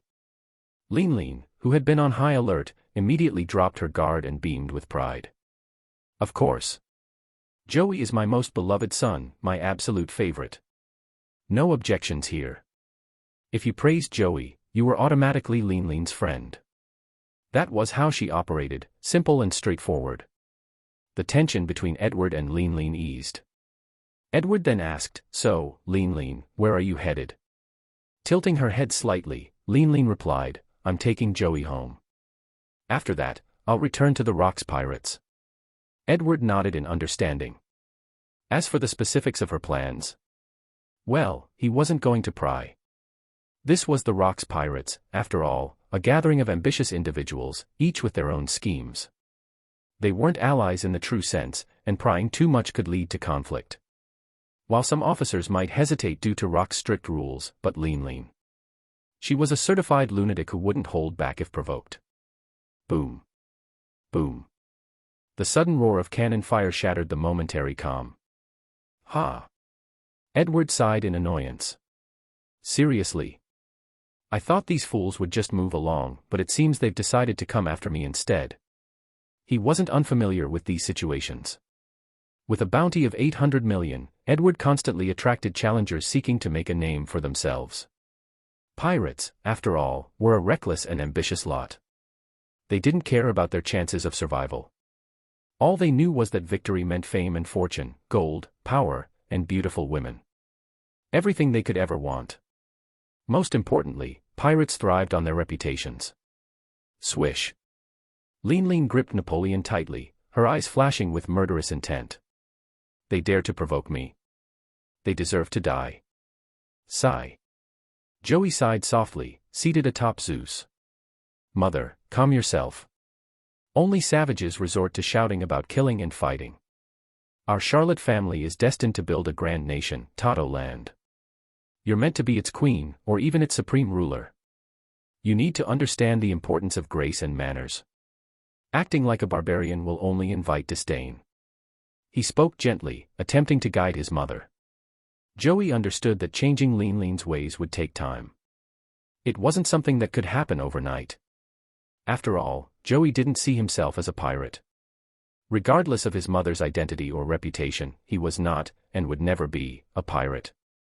He was the head of the Charlotte family, the prince of the future Tato Land. But he would never be the captain of the Big Mom Pirates. That wasn't who he was. As the leader of a family destined to engage with countless worlds, Joey needed more than strength and resources. He needed refinement. He had to carry himself as someone superior, embodying nobility and ambition. Even without activating the family system, Joey was confident he could replace the celestial dragons, elevating the Charlotte family to become the new ruling class of the world. And as nobles, they needed to behave accordingly. Not just Linlin, but all his siblings would have to learn and embrace this mindset. All right. Linlin immediately nodded, suppressing her killing intent. Edward fell silent once more. It wasn't just Linlin's sudden compliance that surprised him. It was something else entirely. Edward felt as though Joey's words were directed at him as well. Calling out savages who resorted to violence. Wasn't he one of those people? Moreover, Edward was no fool. He could clearly see that Joey's ambitions weren't limited to piracy or territorial conquest like Rox or Shiki. No, Joey's aspirations were far grander. Something far beyond the petty dreams of a pirate. Chapter 14, Guidance and Planning. Please, my lord. Please spare us. This is everything we have, our entire treasure hoard. Have mercy on us. The pirates, overwhelmed by fear, stammered as they knelt on the ground, trembling. They couldn't find the right words, caught between pleading and despair. In the end, the only thing they could do was shiver in terror before this pink-haired mother and son duo. The mother's strength was monstrous, while the son's cunning was nothing short of demonic. In fact, the pirate captain found himself wishing for death rather than facing Joey again. Unfortunately, few people truly have the courage to embrace death. Joey's expression remained calm as he spoke. Not bad. I'll take this treasure. As for you. From now on, bring 100 million belly to Hakanosu, the Rox pirate's domain, for the Big Mom every year without fail. That's all I require. Yes. Yes. No problem at all. The pirates nodded so hard their heads bobbed like chickens pecking grain. There was no choice. If they could walk away alive from this encounter, they would flee the new world immediately. He. Joey's smile was gentle, but his words were chilling. Oh, and don't think you can simply disappear. Wherever you go, if you fail to show up in a year's time, you'll regret it deeply. Trust me, death would be the least of your worries. His voice, soft and composed, felt like whispers from the depths of hell. The pirate captain's mind broke under the weight of this fear. I understand, he said in panic. With that, the matter was settled. The treasure was loaded onto their ship, and the mother and son returned triumphantly. Linlin, still curious, asked, Joey. Tell me, can you really make someone's life worse than death? Huh. Joey was momentarily taken aback before smirking. Mom, I'm not a god or a devil. Of course, I can't do that. That guy was just scared out of his wits. Besides, with your power, killing him is easy. For now, he'll behave, using your reputation, and by extension, Rox, to keep himself alive and hand over all his treasures every year. Linlin nodded as if enlightened, even though most of it went over her head. Joey continued with a smirk, when the time comes for you to go independent, people like him will no longer be useful. The Charlotte family won't tolerate embarrassing associates. Got it.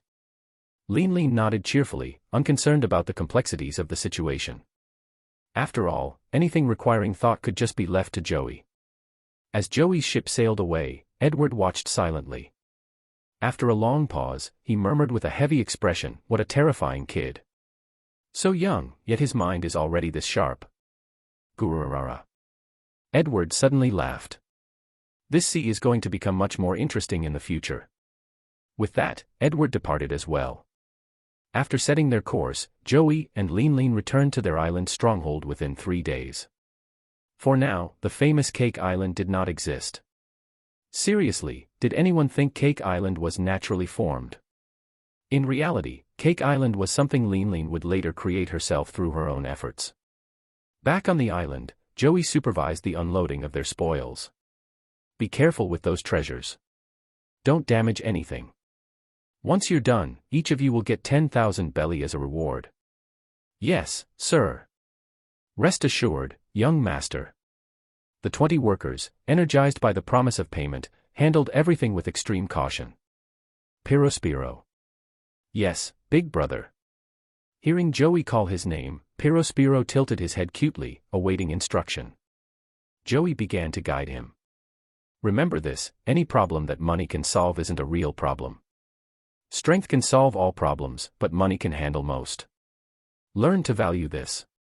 If you can resolve something with wealth, it's a minor issue at best. Understand? Oh.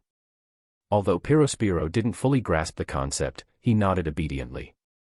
Joey wasn't too concerned, Purifying was still young, after all.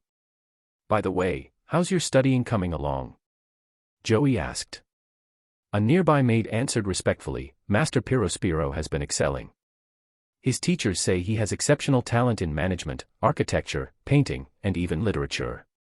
They believe he's destined to become a great figure in the future. Indeed, added another maid. Additionally, as per your instructions, we've hired the best trainers for physical conditioning. While he's still young, his unique physique allows him to begin basic training. Joey nodded approvingly. Excellent. He then took out a devil fruit. Purifying, this is the perfect fruit for you. Eat it and continue to study hard. The future of the Charlotte family's glory depends on your strength. Okay. Purifying accepted the fruit eagerly, his excitement clear. Loyalty within the Charlotte family was absolute, but belief was another matter. Joey understood this difference. From a young age, he worked to instill faith in the family, ensuring every member believed in the family's promise of unparalleled glory. With everything settling into place, Joey felt confident about the future. He had found the perfect devil fruit for Purifying, and the groundwork for their development was being laid. Now, it was a matter of time and growth. 98 years remained until the Great Multiverse Family War. By then, Joey vowed, the Charlotte family would stand as the unrivaled power of this world, ready to conquer whatever lay beyond. Chapter 15, Rare Treasures, Devil Fruits. In the year 1473 of the sea calendar, Joey had spent more than a year back home. It wasn't that he didn't want to accomplish anything, but there was a significant obstacle, the family system.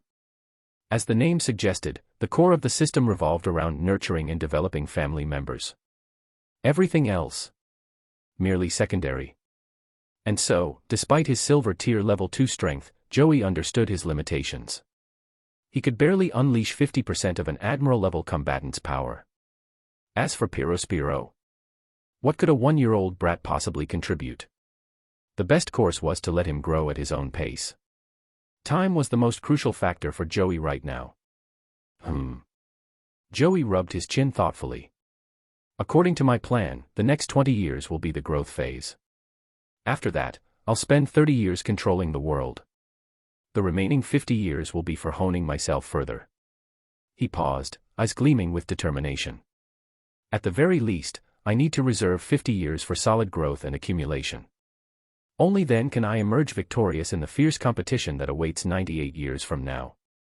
What Joey didn't realize was that his calculations were off.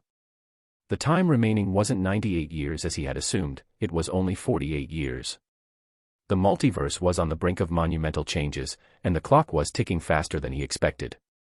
Multiversal travel. Joey didn't believe it would simply be a friendly visit. The most likely scenario was a massive battle, one where combatants would fight to the death, tearing each other apart. Master. A maid approached from behind, bowing respectfully. Here is this year's financial summary. Without turning, Joey replied, just give me the highlights. Yes. The maid's tone remained steady as she delivered the report. The Charlotte family currently possesses 30 grade A swords, 3 great grade blades, 8 stored devil fruits, Yamata no Oroki fruit, Lick fruit, and a total of 1.5 billion belly in treasure. The maid's detailed account painted a clear picture. This wealth, of course, was largely thanks to Big Mom's monstrous strength, which allowed her to dominate wherever she went. Joey waved dismissively. Got it. You're dismissed. The maid bowed again and left. Joey opened the trading system, ready to negotiate with specific individuals across other realms. Charlotte Patriarch, have you made your decision yet? You should already know the value of devil fruits. Each one carries the potential to awaken a growing law. In any world, that's a treasure of the highest caliber. If you're not interested, there are plenty of others willing to trade. His message was directed at the Angel clan's leader. In Joey's world, the most precious resource was undeniably the devil fruits. Each fruit embodied the essence of a nascent law, rudimentary but extraordinary. Although perfecting these laws would be incredibly challenging, even possessing a starting point was already a monumental advantage. And what Joey sought from the Angel Patriarch was divine bone essence, a resource capable of breaking the barrier between silver and gold tiers. A fragment of divine bone essence could elevate a person from silver tier 1 to gold tier 1. A complete set of divine bone essence, however, could bestow an individual with platinum tier level 9 potential. As for higher levels, Joey had no means of contact yet. Joey chuckled to himself. If the Angel Patriarch refuses, there's always the Demon Patriarch or Elf Patriarch. They can also provide the divine bone essence I need. For Joey, acquiring as much divine bone essence as possible was non-negotiable. As he deliberated, a notification popped up. The Angel Patriarch had responded. Angel Patriarch, 15 devil fruits for half a set of divine bone essence. Half a set equals 15 fragments. For context, 30 fragments equaled one complete set of divine bone essence, capable of pushing an individual to platinum tier 9 potential, no matter their starting point. Joey's lips curled into a smirk. He replied immediately. Charlotte Patriarch, impossible. 15 devil fruits for at least 25 fragments. You know very well that the demon, dragon, elf, and giant patriarchs also hold divine bone essence. I'm not limited to trading with you. Far away, in the heavenly realm, a radiant woman with golden hair frowned slightly. She was the Angel Patriarch, a being of unparalleled beauty and majesty. Joey's words hit the mark. Divine bone essence was precious but not irreplaceable for her kind. Devil fruits, on the other hand, held untapped potential that was far more alluring. Her response came quickly. Angel Patriarch, 25 fragments are out of the question. The most I can offer is 20. Charlotte Patriarch, deal. The trade will take place in 1 month. Angel Patriarch, agreed. Ha! Joey leaned back, a triumphant smile on his face. Got it.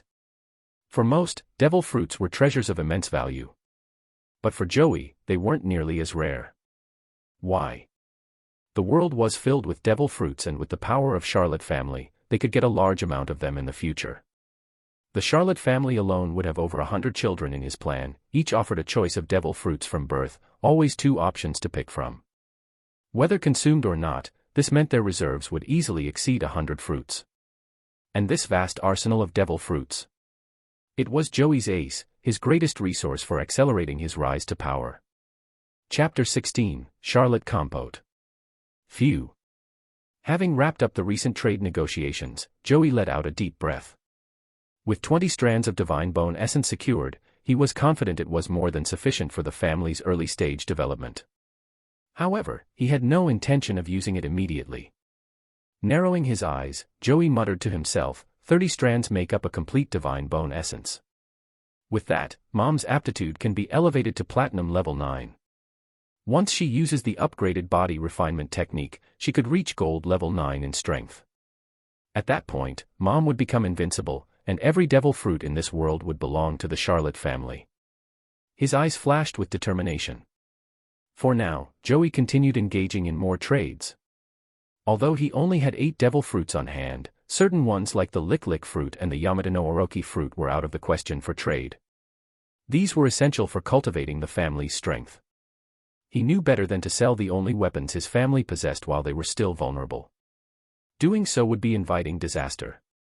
Half an hour later, Joey was wrapping up another deal.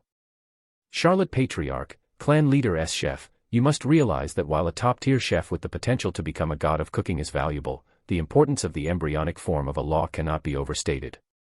Clan leader S chef, Patriarch Charlotte, I'll consider your proposal seriously, but I'll need some time. I'll give you an answer in a month. Humph. Joey's lips curled into a smirk as he murmured, it's already in the bag. There's no way he'll reject this trade. Anyone with half a brain knows the value of the embryonic form of a law. Of course, the potential to become a god of cooking is significant too. A god of cooking, as the name implied, could create culinary wonders capable of driving even the strongest warriors to madness. However, having the potential was one thing, turning that potential into reality was another. 3 major trades have essentially been locked in, Joey thought. In total, I'll need 23 devil fruits. For now, I only have 8. But he wasn't in a rush. The deadline for the last trade is a year away. Speaking of time, the new year is only 2 months away, Joey noted, reflecting on how quickly the year had passed. In the span of a year, he had grown to the size of a 7-year-old child.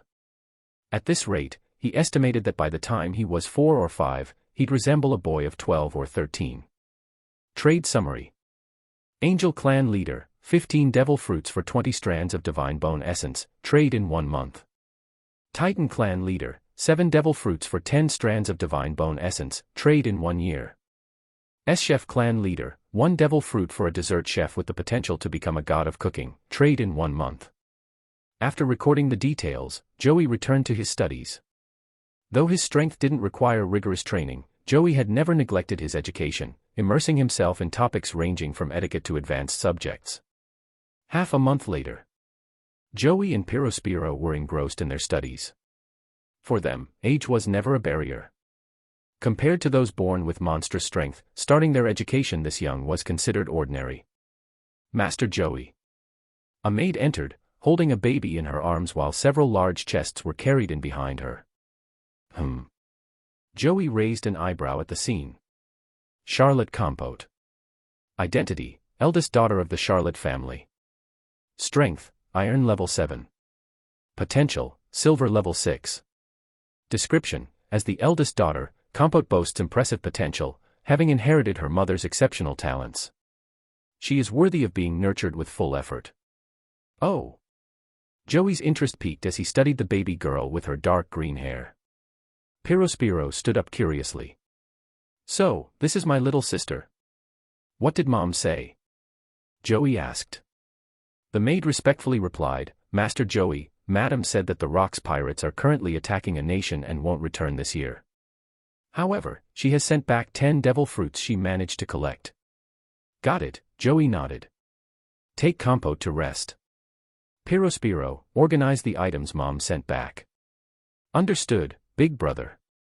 Purifying said eagerly, heading off to handle the task. Though still young, the family had started grooming Purifying for responsibilities. Handling simple tasks like inventory management was well within his capabilities. Joey, deep in thought, mused, Compote's talent is far superior to Purifying's, already reaching silver level 6 with iron level 7 strength at birth. After some contemplation, he deduced the reason. The difference likely lies in the pure souls of the males used. It makes sense now. As for himself, Joey considered his situation unique and not comparable to theirs. Later, Purifying returned with the report. Big Brother, Mom sent back 10 devil fruits and 3 billion berries. Among the devil fruits, the notable ones include the Paramecia-Hot fruit and the Paramecia-Cream fruit. Joey nodded. Mom must have used the remaining berries to purchase these devil fruits, or it would be 5 billion like always. The Rocks pirates prioritize money over other resources, so this approach makes sense. We've secured 2 high-quality devil fruits, ensure they are well protected. As for the others, store them safely in the treasure vault. Now, let's focus on preparing for the new year. Got it, Big Brother. Purifying replied enthusiastically. Chapter 17, Akaniga Kubo Momo. The new year had arrived. It was always a time of joy. No studying. No training. For Purifying, the New Year's holiday was a delightfully welcome break. Cheers. Ha ha ha. Cheers. The clinking of glasses echoed as the family celebrated, marking the end of the festive season. After all, the Charlotte family had only 3 young children in its ranks, so time was their most precious commodity. Slowly but surely, the family would grow stronger and take its rightful place in the world. As the celebrations ended, a message arrived. Angel Clan Leader, Charlotte Clan Leader, how are the preparations for the devil fruits coming along? Charlotte Clan Leader, the devil fruits are ready for trade anytime. Angel Clan Leader, excellent. Without delay, the 2 leaders proceeded with their transaction. A golden shimmer filled the air. 15 devil fruits disappeared from Joey's inventory, replaced by radiant strands of golden light. Joey raised his hand, gathering the shimmering threads. 20 strands of divine bone essence. A treasure of utmost importance. Angel Clan Leader, pleasure doing business. Looking forward to our next trade. Charlotte Clan Leader, the pleasure is mine. Of course, let's keep this partnership going. With the trade concluded, Joey leaned back and began to strategize. He mused to himself, currently, I have the Orochi fruit, the Lick fruit, the Hot fruit, and the Cream fruit. There's also one spare devil fruit. If the S-Chef Clan Leader agrees, I'll trade that one as well. But his focus soon shifted. Rather than the trade, he was more concerned about compote. Pyrospiro had consumed the Draw fruit, which was perfectly suited to him. However, finding an ideal fruit for compote was proving trickier. The hot fruit is good, but it doesn't suit her abilities. The Lick and Cream fruits. They're reserved as utility fruits for our family's logistics. He pondered the matter deeply, carefully analyzing his options. The Lick fruit, producing candy, and the Cream fruit, generating cream, both were treasures that perfectly complemented the Charlotte family's obsession with sweets. There was no chance these would ever be traded away. Guess I'll save these for family members with average potential, Joey thought with a sigh. At least they'll ensure we have competent support in the future. With his plans tentatively set, Joey decided to set aside the issue of devil fruits for the time being. As for the Orochi fruit, he already had someone in mind for that. Just as Joey was about to dive into some reading, a notification chimed. S-Chef Clan Leader, Charlotte Clan Leader. I'd like to trade a chef with divine culinary talent, specializing in desserts, for one devil fruit. Oh. A sly smile crept onto Joey's face. He chuckled softly. Finally. I was wondering how long they could resist. Seems like they couldn't hold back after all. Amused, Joey replied promptly. Charlotte Clan Leader, no problem. Let's make the trade right away. S-Chef Clan Leader, agreed. A flash of light illuminated the room. The devil fruit vanished, and in its place stood a petite girl with a frightened expression, clutching an oversized stuffed doll. Why you? Hello. Though clearly terrified and on the verge of tears, the girl composed herself, bowing respectfully to Joey. She understood. Her presence here wasn't an accident. She knew exactly what fate awaited her.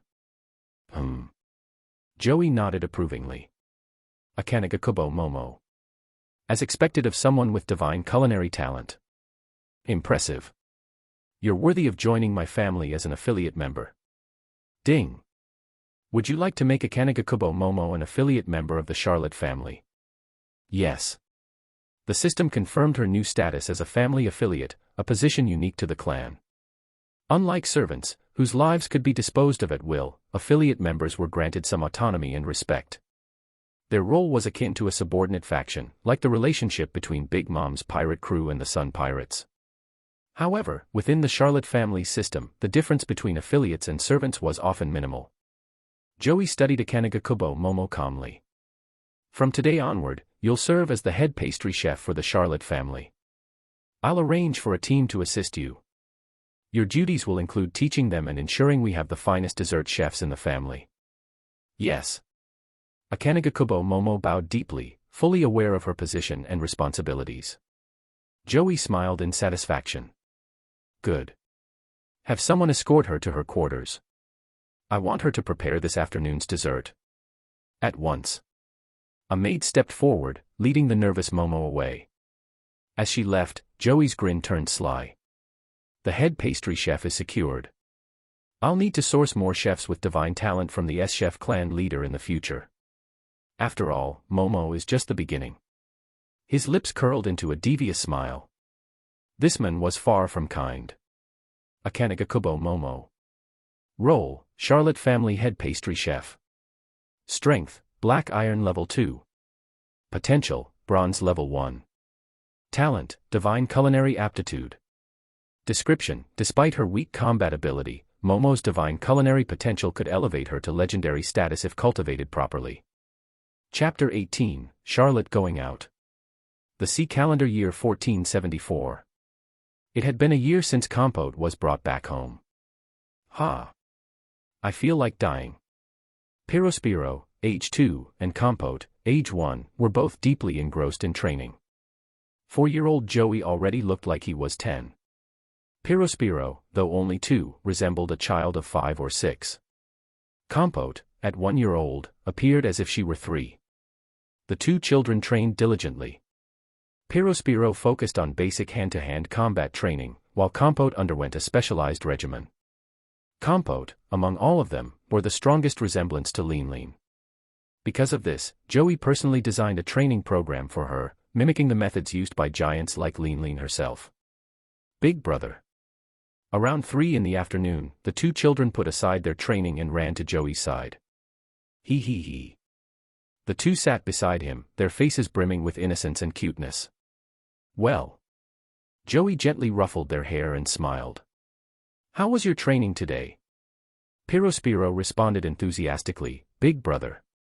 We finished training for today. Can we go out to play this afternoon? Joey chuckled. Of course. After the tea party, you can go play. He. Purifying beamed with joy. Compote, with her chubby cheeks that made her look like a miniature version of her mother, puffed up her little face. Brother. Why can he go out to play, and I can't, she complained, pouting. Joey ruffled her hair as well. Does my little girl want to go out and play too? Yes. Yes. Compote eagerly nodded. After thinking for a moment, Joey nodded and said, all right, let's all go out together. It'll be good to check on the family businesses while we're at it. Yay. The two children cheered excitedly. Ha, Joey smiled and shook his head. Since returning from Wano 2 years ago, Joey had been meticulously planning the island's development. Now, through a combination of wealth, strength, and influence, the entire island, from its factories to its officials, was firmly under the Charlotte family's control. Every single person answered to them. While plundering as pirates yielded wealth, it had its limits. Joey was far more interested in the consistent revenue generated through business. Every detail mattered to him. Still, these were minor issues that he didn't dwell on too much. Master Joey, it's time for the tea party. Momo arrived with an array of desserts. Soon after, the 3 siblings sat down together, their faces lit up with delight as they enjoyed their sweets. Truth be told, the Charlotte family could go without money or anything else, but never without desserts. Even Joey wholeheartedly agreed with this sentiment. After finishing their tea, Joey took Purifying and Compote out for a stroll. The 3 siblings wandered through the town, exploring. It's them. Look. It's the monsters from the castle. I heard their mom is a pirate. These freaks deserve to die. As they walked, whispers and insults began to spread around them. The adults in the town, fully aware of the Charlotte family's terrifying reputation, kept their heads down. But the children playing outside didn't know any better. Charlotte Brûlé, Joey's yet-to-be-born 20th sister, had her face scarred by this group of brats in the original timeline. Linlin, often absent due to her pirate life, had long neglected to protect her children from such harassment. While no one dared to harm Linlin's children outright, bullying them had become commonplace. Linlin from the original story had only ever viewed her children as tools, never truly caring for them. But things were different now. Idiots. Sniff, sniff. Purifying burned with anger, while Compote, despite having the strength to crush these brats, was still just a child. Her eyes welled with tears as the insults hit her. Joey turned calmly, his gaze landing on the group of children, more than 10 in total. Purifying, consumed by rage, clenched his fists tightly. Joey, however, spoke in a steady voice, Purifying, what do you think we should do in a situation like this? Purifying, caught off guard, tilted his head in confusion. Despite his anger, he was still a child. In truth, Purifying had already reached the strength of an Iron rank level 9, and Compote wasn't far behind at Iron rank level 8. Their abilities naturally grew with age, and Joey had focused on laying a strong foundation for them. With their bloodline and the unique body refinement technique, such growth was entirely expected. In this world, the gap between iron and bronze rank wasn't enormous, but reaching bronze marked a significant transformation. Ha ha ha. Look. That brat is sticking out his tongue. And that little girl has green hair. The one in the middle has pink hair, how disgusting. The taunts grew more vicious. Smack. Smack. Parasparrow's fists tightened, trembling with unrestrained fury.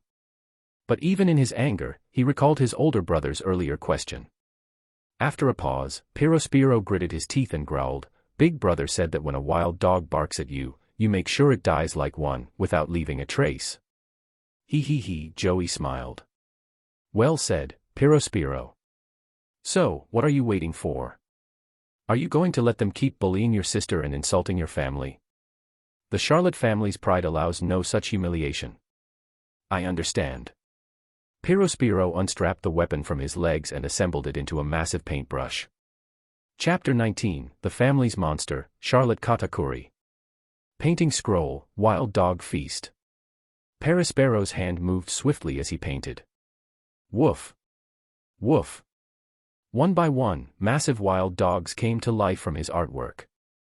Each stood about 2 meters tall, with a body length of nearly 4 meters.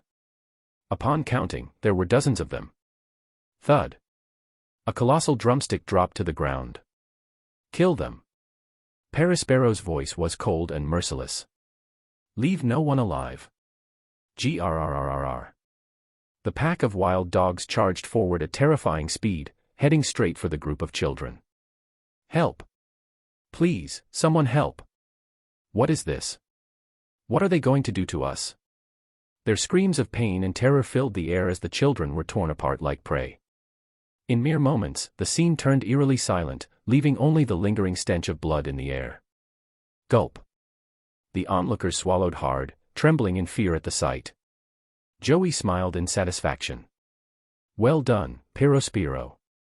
Remember this, no one insults the Charlotte family and gets away with it. Understood. Yes. Both Purifying and Compote nodded firmly. Though they were still children, the gruesome scene before them elicited no reaction. To them, such events were insignificant, bloodline inheritance truly was an extraordinary thing. At that moment, several men in black suits approached. The leader bowed respectfully. Young master. Joey responded with a calm smile. Wipe out the families of these brats. Burn everything to ash and leave no trace behind. Understood. The black-suited men departed, and Joey turned to address the surrounding crowd. Everyone, I apologize for the fright. To make up for this, all taxes for the year will be waived. Whoa. Thank you, young master. Thank you so much. The crowd erupted into cheers. Although the taxes weren't outrageous, having them waived was a pleasant surprise. Joey turned to the children. Let's continue our walk. After that, it's time to head home. Yes, big brother. Okay. Purifying and Compote followed Joey happily.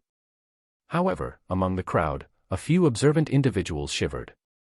Everyone on this island is at the mercy of the Charlotte family. They've seized complete control. What a terrifying child, he's only 4 years old, isn't he? The sharp ones grasped the implications of what they'd witnessed, but ultimately, it didn't matter. The island was already firmly under the Charlotte family's rule. The combination of carrot and stick, the display of power followed by a gesture of kindness, was executed flawlessly by Joey. Though he didn't train physically, his studies in politics, economics, and etiquette had never faltered. He had hired the best teachers from around the world at great expense. After a day of leisure, Joey returned home with Purifying and Compote. As soon as they stepped inside, a familiar figure embraced him tightly. Joey. Joey. Mommy is back. Did you miss me? Linlin exclaimed joyfully. Struggling to lift his head from between her mountainous embrace, Joey managed to reply, Mom. Let me go. You've been gone for 2 years again. What were you doing this time? He. Linlin giggled. Last year, we attacked a major nation. This year, things were quieter, so I came back. Faced with his mother's playful grin, Joey couldn't help but relent. What else could he do but forgive her? Purifying. Compote. Did you miss me? Mommy. The two children rushed to Linlin, their faces lighting up with joy. Their affection and respect for her were unmistakable. Joey watched them with a warm smile. Harmony within the family was essential for its growth and strength. Just then, 3 maids approached, each carrying a child. One of them was asleep while standing. Hee hee. Joey chuckled at the sight of the unusual child. Charlotte Katakuri. Title: Third son of the Charlotte family. Strength: Black Iron level 9. Potential: Silver level 9. Summary: a monster of the Charlotte family, Katakuri's talent is extraordinary. With minimal resources, he can grow into one of the family's greatest pillars. Joey's gaze shifted to the other 2 children. Charlotte Daifuku. Title: Fourth son of the Charlotte family. Strength: Black Iron level 5. Potential: Silver level 5. Summary: a genius of the Charlotte family. With proper nurturing, he will become a formidable force in the family. Charlotte Oven. Title: Fifth son of the Charlotte family. Strength: Black Iron level 5. Potential: Silver level 5. Summary: another prodigy of the family, Oven is destined to shine with the right guidance. Although Daifuku and Oven weren't as gifted as Katakuri, their potential still surpassed that of Purifying, though they lagged slightly behind Compote. This was expected, given their shared lineage as Katakuri's younger triplet brothers. Joey freed himself from Linlin's grip and studied his 3 younger brothers. Suddenly, Katakuri's eyes snapped open, glowing with a crimson light. It was clear that, even as an infant, he already possessed observation haki, a natural prodigy. Hee hee. Joey glanced at Katakuri, Daifuku, and Oven, then turned to Purifying and Compote. Finally, he exchanged a knowing look with Linlin. They both smiled. Chapter 20, Upgrading Potential. Charlotte Linlin usually only came back home around New Year's. There was no other way. She was part of the Rocks Pirates. As one of the most dominant pirate crews of this era, they waged war constantly. Though Linlin had a simple, childlike demeanor, she wasn't a fool. For the sake of amassing wealth, staying away from home was often unavoidable. This new year, however, the entire family was gathered together. Purifying, Compote, Katakuri, Daifuku, Oven. And, of course, Joey and the Big Mom herself. Cheers! Everyone wore bright smiles, filled with joy and celebration. The New Year's feast wrapped up quickly, and soon after, Linlin left once more. Now, Joey was busy again. Tap, tap. Lightly tapping the table, Joey murmured to himself, Purifying and Compote are on track. Next up are Katakuri, Oven, and Daifuku. The Paramecia, puff fruit. The Paramecia, heat fruit. These 2 devil fruits have already been secured. And he rubbed his temples, contemplating. The puff fruit, heat fruit, lick fruit, cream fruit, and snake fruit, model, Yamato no Orochi. These 5 were all extremely valuable devil fruits that could never be traded away.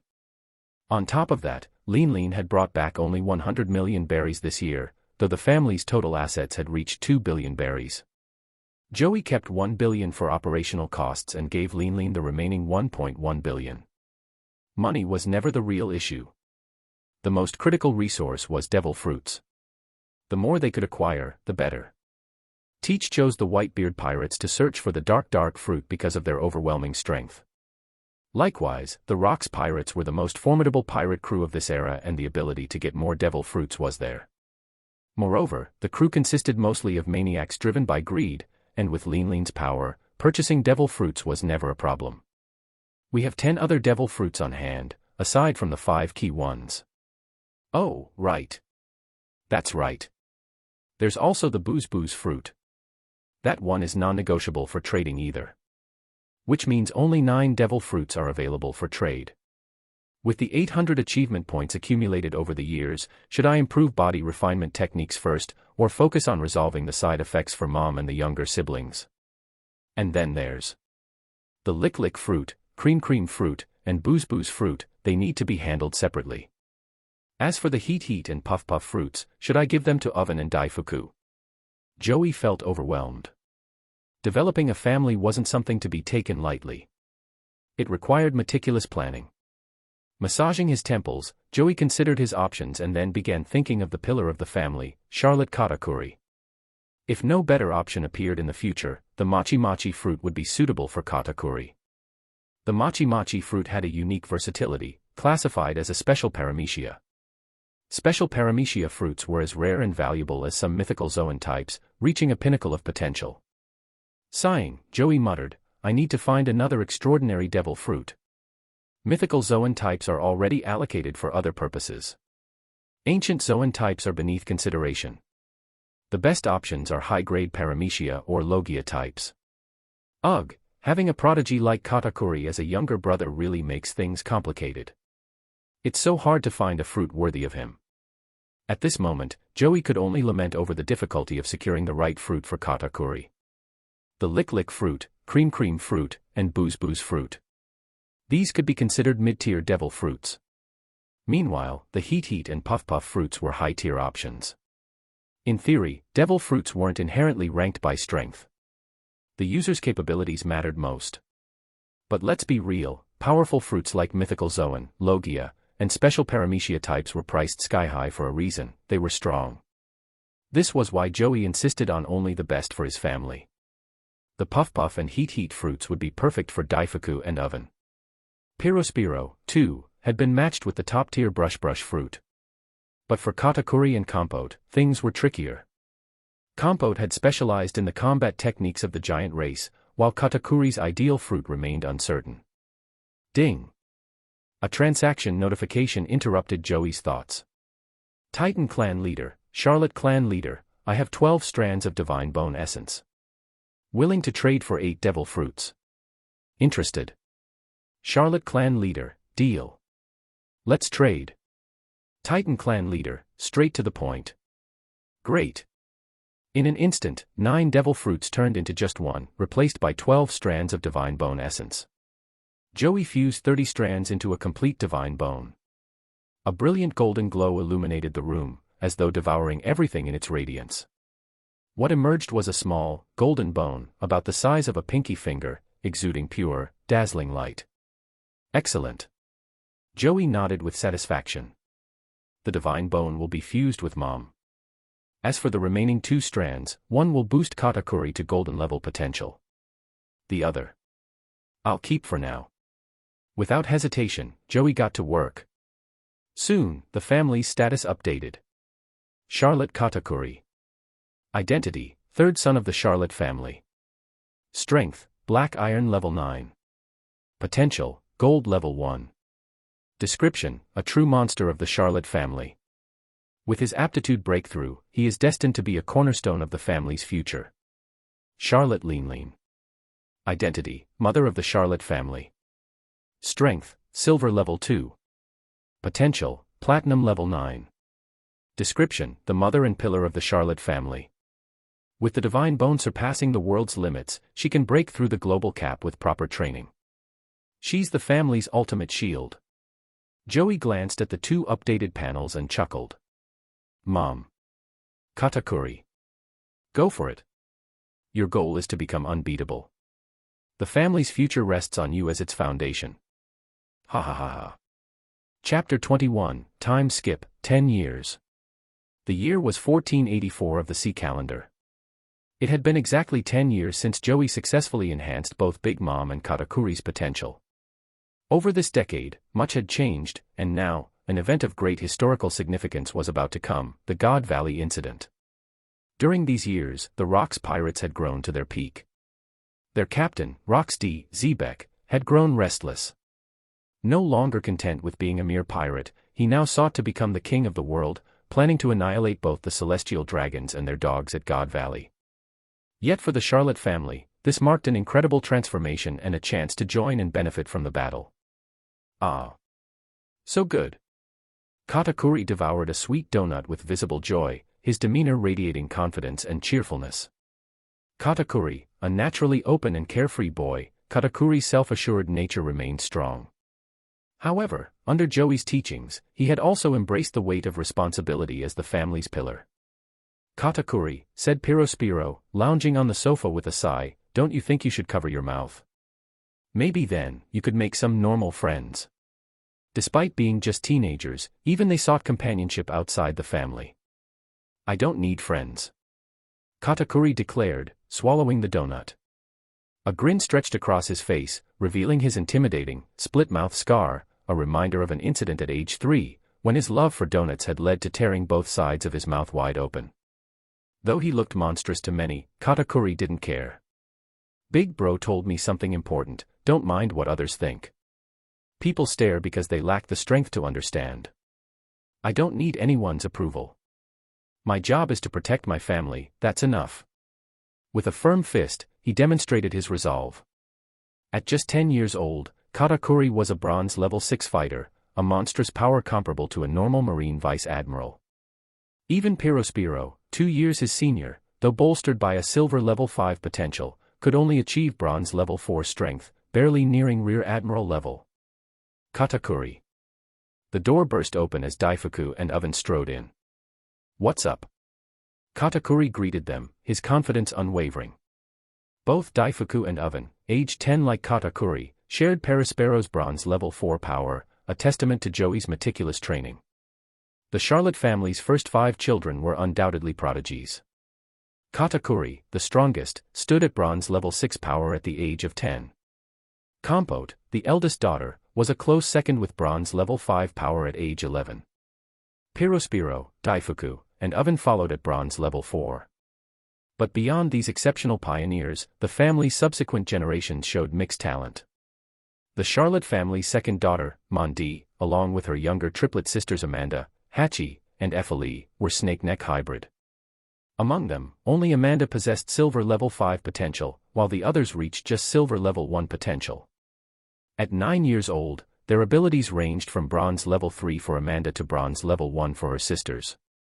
Next came the 5 sons, Opera, Counter, Cadenza, Cabaletta, and Gala, all born as quintuplets from Oni bloodline. Opera inherited silver level 5 potential, while his brothers were silver level 1. Joey planned to entrust these boys with the legendary Yamada no Orochi devil fruit, while continuing his search for other mythical Zoan fruits to further enhance their power. These 5 were destined to become the family's elite enforcers. Following them, Cracker, the 11th son, along with his triplet sisters Custard and Angel, displayed yet another standout. Cracker was gifted with silver level 8 potential, which Joey further elevated to gold level 1, preparing him for unparalleled greatness. His sisters, though less gifted, still reached silver level 3 potential. From twins Zuccato and Brûlé, to further sets of siblings born with unique origins, the Charlotte family had expanded to a staggering 19 sons and 11 daughters in just 14 years. Katakuri, want a donut? Daifuku teased, breaking the tension. But before Katakuri could respond, Daifuku added, wait, don't. Big bro's calling everyone. He says it's urgent. At the mention of their eldest brother, both Katakuri and Purifying immediately stood up, their expressions turning serious. For the Charlotte siblings, Joey wasn't just their elder brother, he was their idol. Over the years, his teachings, leadership, and guidance had elevated the family to its current might. To them, he wasn't merely their leader but a figure of unwavering reverence. Under Joey's direction, the Charlotte family had risen to new heights. Each sibling carried immense pride in their name, their family, and most importantly, in Joey himself. Their faith in him wasn't blind, it was absolute. A conviction rooted in the remarkable truth of what Joey had accomplished for them all. Let's go, Katakuri declared, his voice firm as he led his brothers and sisters toward Joey's call. The family's future was bright, and under Joey's guidance, they knew there were no limits to what they could achieve. Chapter 22, 2 Ways. Over 10 years had passed, and in that time, Joey had undergone remarkable changes. Though only 14 years old, he now appeared as a man in his early 20s, radiant, refined, and utterly flawless. His striking pink hair and gentle smile exuded an elegance that belied his true intentions. As the head of the Charlotte family, Charlotte Joey was a man whose emotions were inscrutable, a leader who concealed his thoughts behind a calm and warm demeanor. The creak of the library door interrupted the quiet. 4 young figures, Purifying, Katakuri, Daifuku, and Oven, stepped inside. Big brother, they greeted in unison. Joey acknowledged them with a serene smile and a nod. Shortly after, Compote, Mondi, Amanda, Hachi, and Ephile entered, followed by the 5 brothers led by Opera.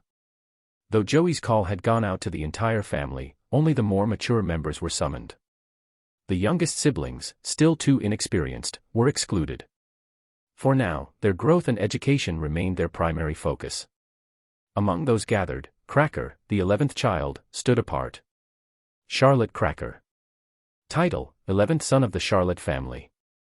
Strength: Bronze rank level 5. Potential: Gold rank level 1. Overview: another prodigy of the family, poised to become one of its future pillars. As the final 15 family members entered the room, the maids discreetly shut the door, ensuring privacy. Katakuri leaned back and asked bluntly, "Big brother, what's going on?" Joey's soft smile remained. "Katakuri, have you finally figured things out?" "Heh." Katakuri scratched his head awkwardly. "Big brother, I've long since stopped worrying about how others see me. My only concern now is protecting my younger siblings." "Good." Joey nodded approvingly. "That clarity of thought will serve you well. As for why I've gathered you all, there's news from Mother. The God Valley War is about to begin." The room fell silent. "God Valley?" murmured Pirospiro. "Is it really starting?" Joey confirmed with a subtle nod, and the room grew tense. Every child old enough to understand the implications of the war knew how monumental and dangerous it would be. Joey scanned the group, his gaze briefly settling on Opera and his brothers. Unlike their elder siblings, the 4 younger brothers were more bronze than brains, not suited for strategy. Still, they had their strengths, and Joey didn't expect them to excel in areas outside their nature. "Opera," Joey addressed, "have your weapons been forged?" Opera stood tall and answered confidently, "Big brother, yes. They're ready and fit perfectly for us." Joey chuckled softly. "Good. Make sure not to bring shame upon the family. The 5 of you are destined to be key fighters in our ranks. Leave it to us." Opera thumped his chest, his pride unmistakable. Despite being only 8 years old, he and his brothers, Counter, Cadenza, Cabaletta, and Gala, already stood close to 3 meters tall. Their Oni bloodline had blessed them with massive physiques and remarkable strength. Pirospiro broke the silence, his tone hesitant. "Big brother, the God Valley War will be extremely dangerous. With our current strength, the risks of participating are far too high. That said, for the treasures we'd find there." He didn't need to finish the sentence. Everyone knew the allure of God Valley, a gathering of celestial dragons, their slaves, and their riches. The potential bounty was unimaginable: gold, jewels, rare devil fruits, legendary swords, and countless other priceless treasures. Joey's voice interrupted his thoughts. "The risks are secondary. Mother has already embraced the identity of a pirate. Since there's no cleaning that stain, we'll let her remain a pirate. But now we must decide, who will accompany her on this path?" The room stilled again. Compote tilted her head. "Big brother, does this mean that while Mother becomes a pirate, we won't?" Joey smiled at her question. At just 11 years old, Compote radiated the beauty and grace of a young woman, thanks to Joey's strict training regimen that prevented the weight gain their mother, Big Mom, was infamous for in the original timeline. She, like the others, embodied their family's full potential in both appearance and strength. Amanda chimed in thoughtfully, "Mother's dream is to build Tato Land, but as long as she's a pirate, no one will ever respect that dream. Pirates, no matter how powerful, are despised by the world." "Exactly," Joey praised. "Tato Land can be built by anyone then protected by pirates, but it cannot be built by pirates themselves. The roles must be clear, and the structure must be deliberate." He gave an example: take the Kano country in the West Blue. They've built an official Happo navy composed of 8 pirate fleets, from the first treasure fleet to the 8th. These pirates, though powerful, are officially part of the country's army. Even Marine Vice Admiral Garp couldn't capture their leader, Chinjo, because the Kano country is a full member of the world government. That's the power of structure and identity. Katakuri's voice broke in. "Big brother, I have decided. I'll follow Mother. Through battles as a pirate, I can grow stronger." His determination was clear, and Joey could only give his approval. Joey then held up 2 devil fruits. Before you go, I have prepared these for you in opera. A single motion, his body began to transform, twisting into malleable mochi that moved with his will. Despite having only just eaten the mochi fruit, Katakuri was already displaying remarkable control.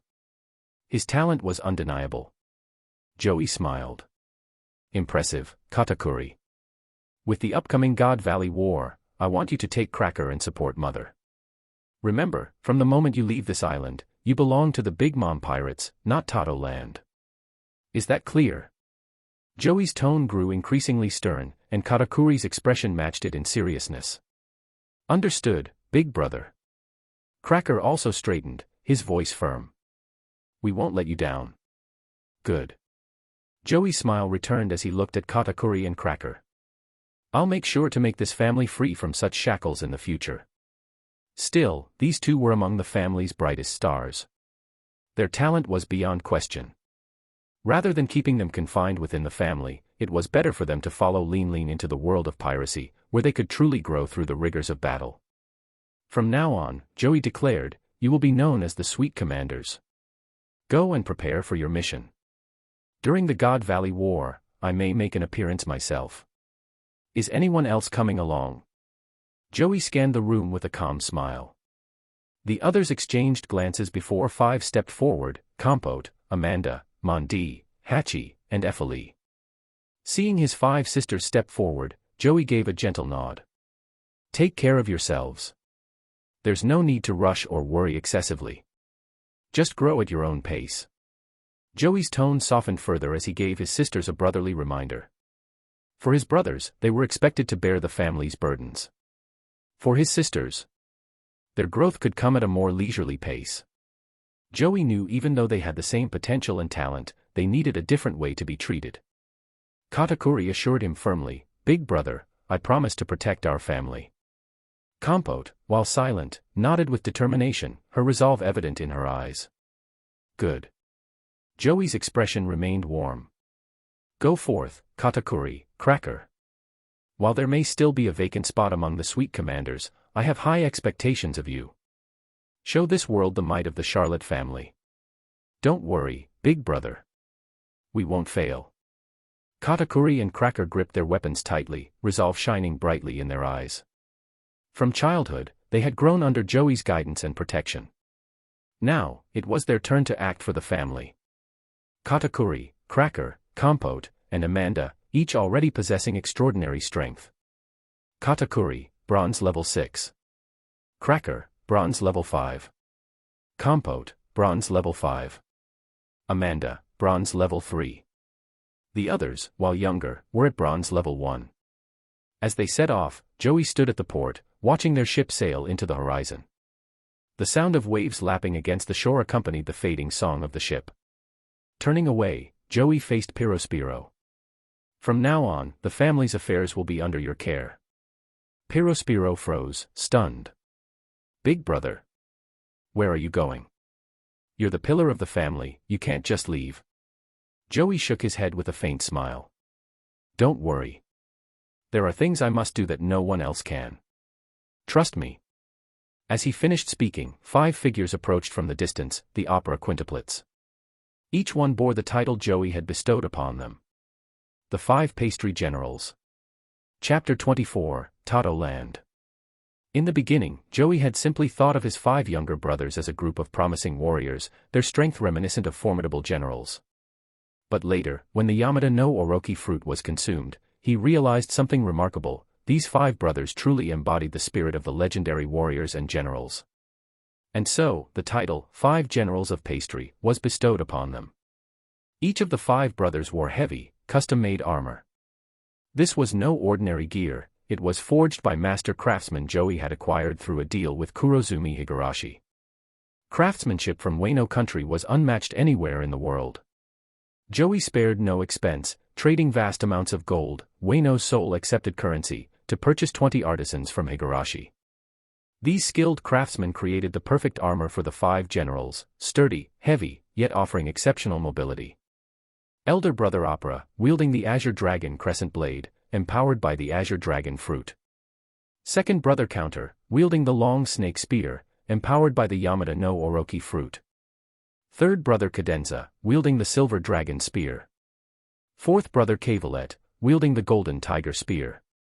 Fifth brother Gala, wielding the sun-moon mountain-splitting blade. Big brother Opera approached Joey.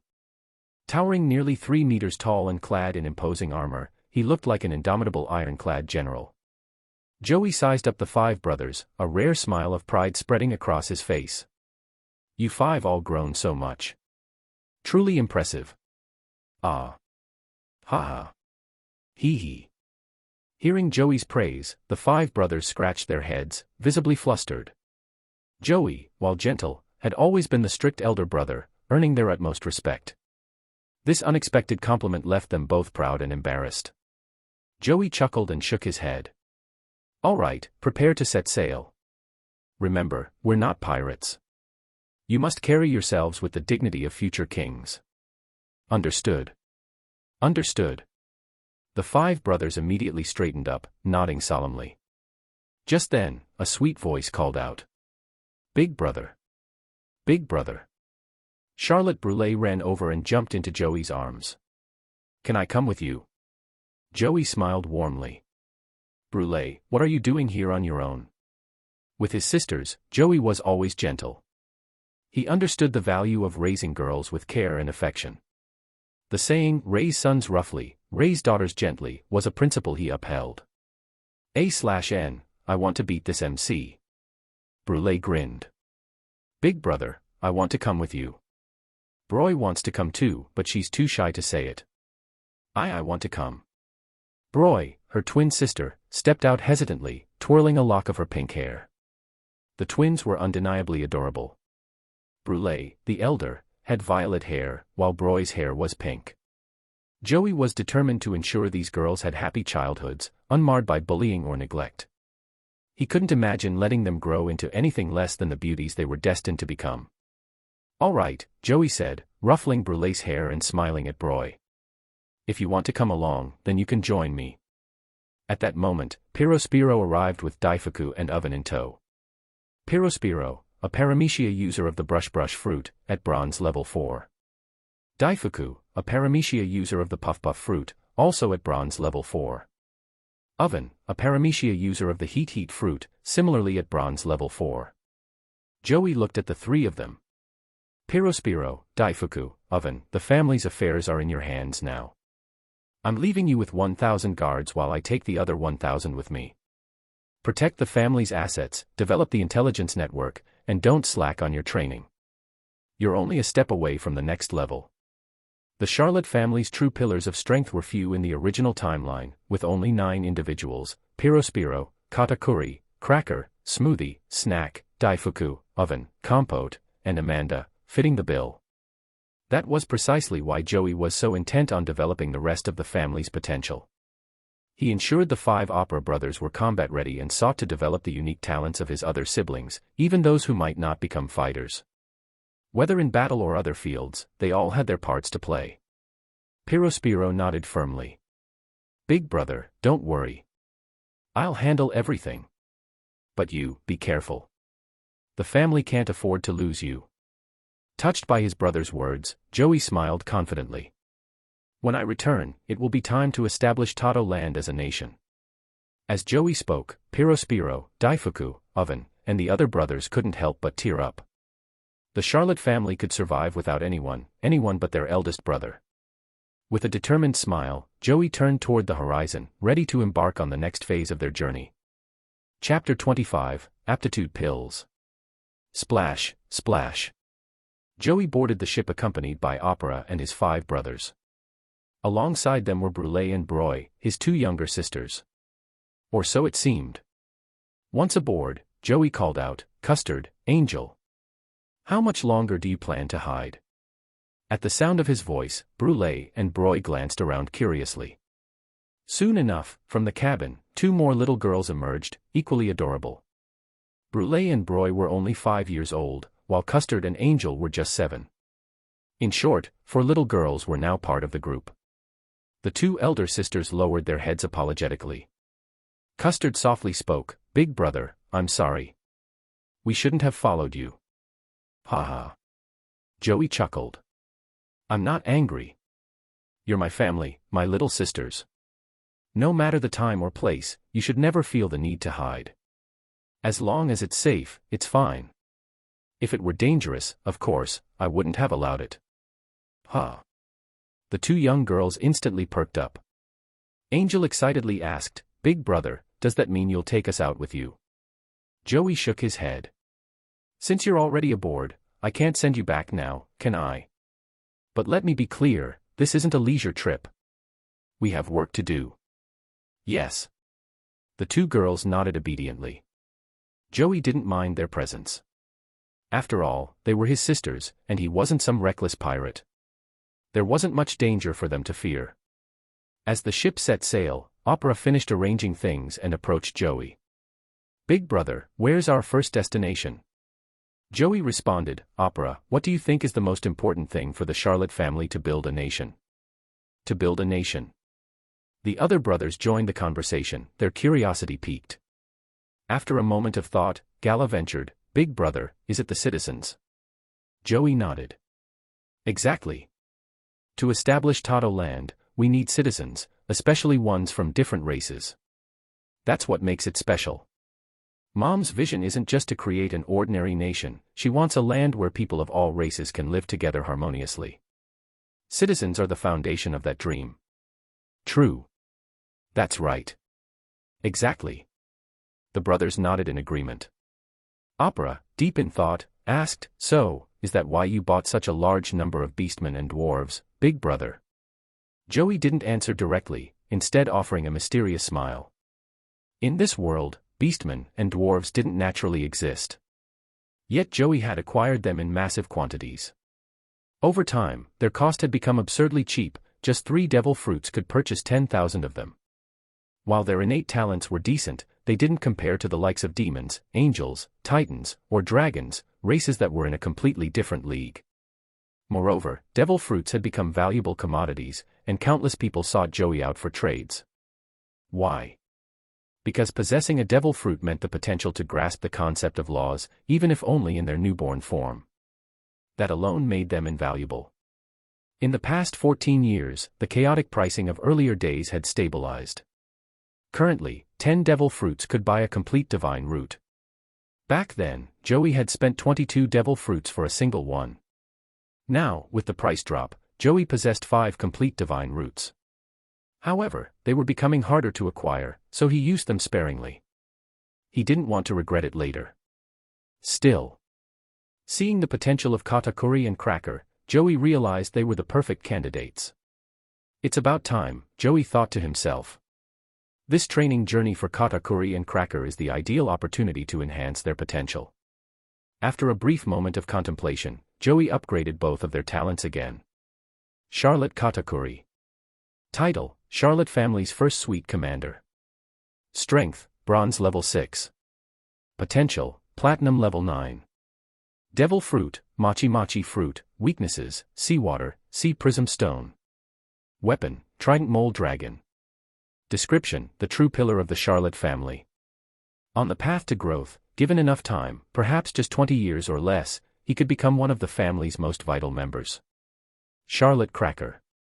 Title, Charlotte family's second suite commander.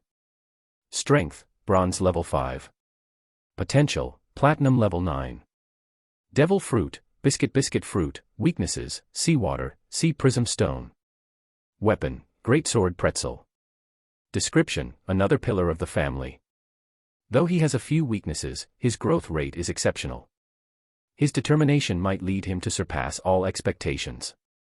Joey nodded in satisfaction. Mom, Katakuri, Cracker, the next phase of your rapid growth is about to begin. But his plans didn't stop there. The world was on the cusp of another chaotic era. With the fall of the Rocks pirates, the triumvirate of Roger, Whitebeard, and the flying pirates would dominate the seas. The Charlotte family had to seize their share of power in this new age. If that's the case, Joey mused, it's time to enhance the potential of all these kids. Using aptitude pills that he bought earlier, Joey boosted the potential of 10 siblings, Pirospiro, Compote, Daifuku, Oven, Amanda, Opera, Counter, Cadenza, Cabaletta, and Gala. Each pill could raise potential a level until gold level 1, and though it wasn't as powerful as a divine root, it was still invaluable. Joey spent 65 aptitude pills, nearly his entire collection of 70 pills. It was worth it. The family was entering a crucial growth period, and these investments would yield immense returns. Chapter 26, Elbaf. 10 years had passed before Joey finally decided to go out himself to gather people for Tato Land. During these 10 years, Joey had not focused on enhancing the talents of his family members. The reason was simple: it wasn't necessary. Their abilities had yet to mature. In other words, they still needed time to grow and had not yet entered the phase of rapid development. But now, things were different. His younger siblings, who had all reached around 10 years of age, were on the threshold of youth. What lay ahead for them was a period of explosive growth. Keeping resources idle served no purpose. Resources only mattered when they were used to their full potential, enabling true progress. Consume achievement points to upgrade body refinement technique. Joey ordered the system. Ding. Clan leader has consumed 1000 achievement points to upgrade body refinement technique to gold level 9. With this, Joey enhanced the body refinement technique once again. In an instant, everyone in the family felt a tangible change. It was as if their strength had been elevated. Linlin's power surged to silver level 3. And every family member also experienced a noticeable improvement, with their strength generally increasing by 3 levels. Katakuri, for example, had jumped directly to bronze level 9, just one step away from reaching silver level. And Katakuri was only 10 years old. The 5 Opera brothers also showed remarkable growth. Opera and Counter reached bronze level 6, while the other 3 brothers advanced to bronze level 4. This was no surprise. The body refinement technique was an amazing technique that has 13 tiers. Although Joey hadn't invested significant resources into the technique over the years, its current progress still reached tier 3. The recent upgrade had naturally amplified everyone's power. Unfortunately, Joey hasn't been able to get any second technique as no one is selling it after discovering its worth. Joey nodded in satisfaction, thinking, family techniques truly prove their value over time. Especially a method like the body refinement technique, it's clearly indispensable. As the family developed and grew, the importance of such a technique, which enhanced the body from the inside out, became increasingly evident. Unlike various other methods, which often came with weaknesses like frail physiques or exploitable flaws, the body refinement technique had none of these vulnerabilities. Big Brother, X5. The voices of his siblings brought Joey back to the present. He asked, turning to them with a smile. What's the matter? Big Brother. Opera scratched his head awkwardly. It feels like my strength has suddenly increased. It's kind of strange. Joey chuckled warmly. There's no mystery here. The body refinement technique was upgraded, which naturally boosted your abilities. Don't overthink it. Just focus on stabilizing your newfound power. It would be a shame if you couldn't control it in battle. Understanding dawned on Opera, and he quickly nodded. Got it, Big Brother. Don't worry, I'll master it. After a moment, Custard came and hesitated before asking, Big Brother, I always wanted to ask, did you buy the Ghost, Dwarf, and other clans just to bolster our population? Joey nodded. Exactly. I purchased 10,000 members each from the clans. As long as they can reproduce, they'll gradually grow into larger communities. What's more important is that we aim to unite all the non-human races in this world. Non-human races. The siblings tilted their heads in confusion, not quite understanding. Joey shook his head and elaborated, it's simple. Tato Land is meant to be a haven for all races, not just another ordinary country. Without a diverse population, can it truly live up to its name? That's why our goal is to win the support of every non-human race. Curious, Custard asked, Big Brother, does that mean if we get the support of all the non-human races, even the world government will have to acknowledge us? Joey smiled faintly. Exactly.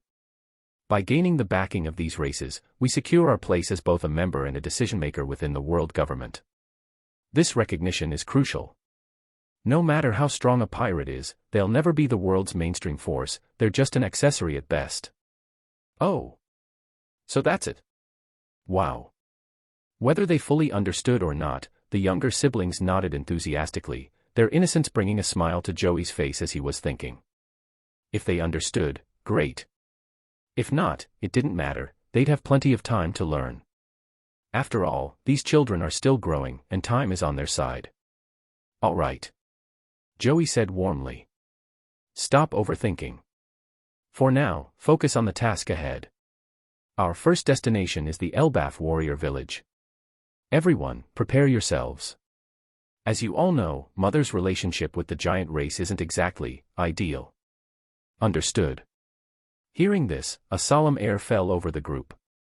Everyone was well aware of how strained their mother's ties with the giants were, strained to the point of irreparability. This wasn't just about past misunderstandings from her youth. There were deeper conflicts and incidents that had only widened the rift over the years. Off you go, then. Get ready. At Joey's command, the siblings scattered to make their preparations.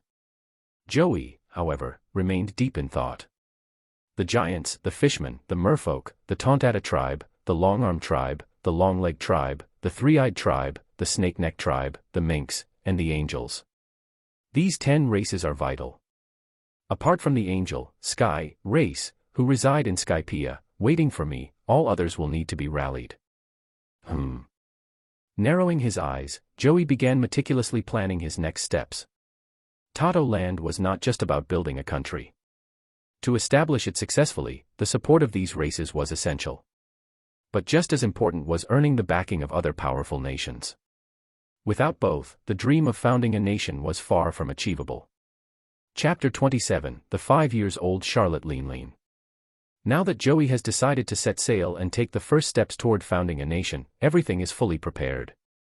In truth, for Joey, dealing with certain races, such as the long-armed tribe, long-legged tribe, fishmen, and merfolk, will be the easiest part. These 4 major races are among the largest of the non-human tribes, but also gaining their allegiance is a straightforward matter.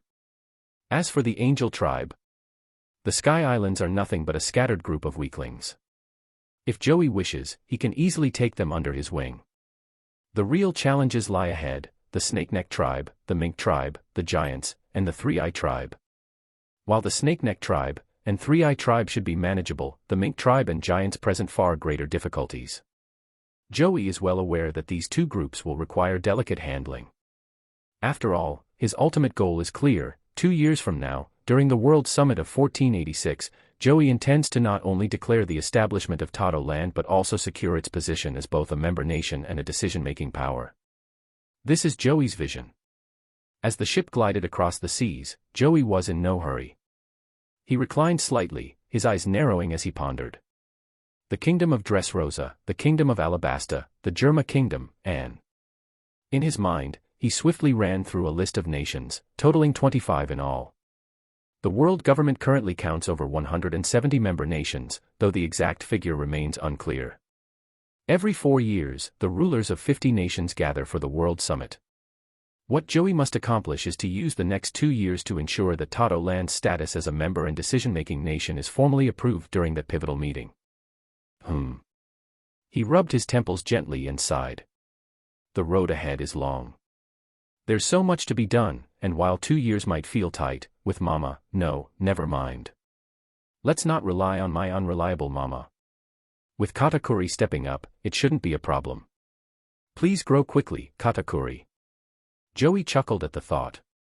His mother was far from dependable, but Katakuri. After honing his skills, Katakuri would likely reach silver rank level 1 in 2 years. That would be crucial, ensuring the family had a third pillar of strength beyond himself and Mama. Having mulled over his strategy, Joey turned his focus to his studies. No matter the circumstances, Joey had never stopped learning. For him, acquiring knowledge, whether political, strategic, or cultural, was vital. Know yourself and your enemy and you'll never lose. The foundation of any success lies in understanding, and Joey made sure he excelled in every field he could. Meanwhile, in another part of the ship, Opera stood on the deck, staring at the horizon, when Gala approached him with concern. Opera and I, he said, his tone serious. Do you think this trip to the village of Elbaf could end in disaster? Opera remained silent for a moment.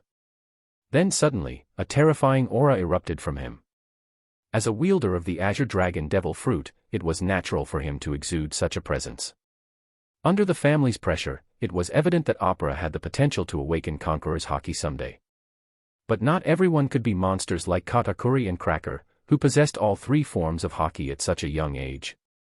Among the 5 opera siblings, wielding 2 forms of Haki was already a remarkable achievement.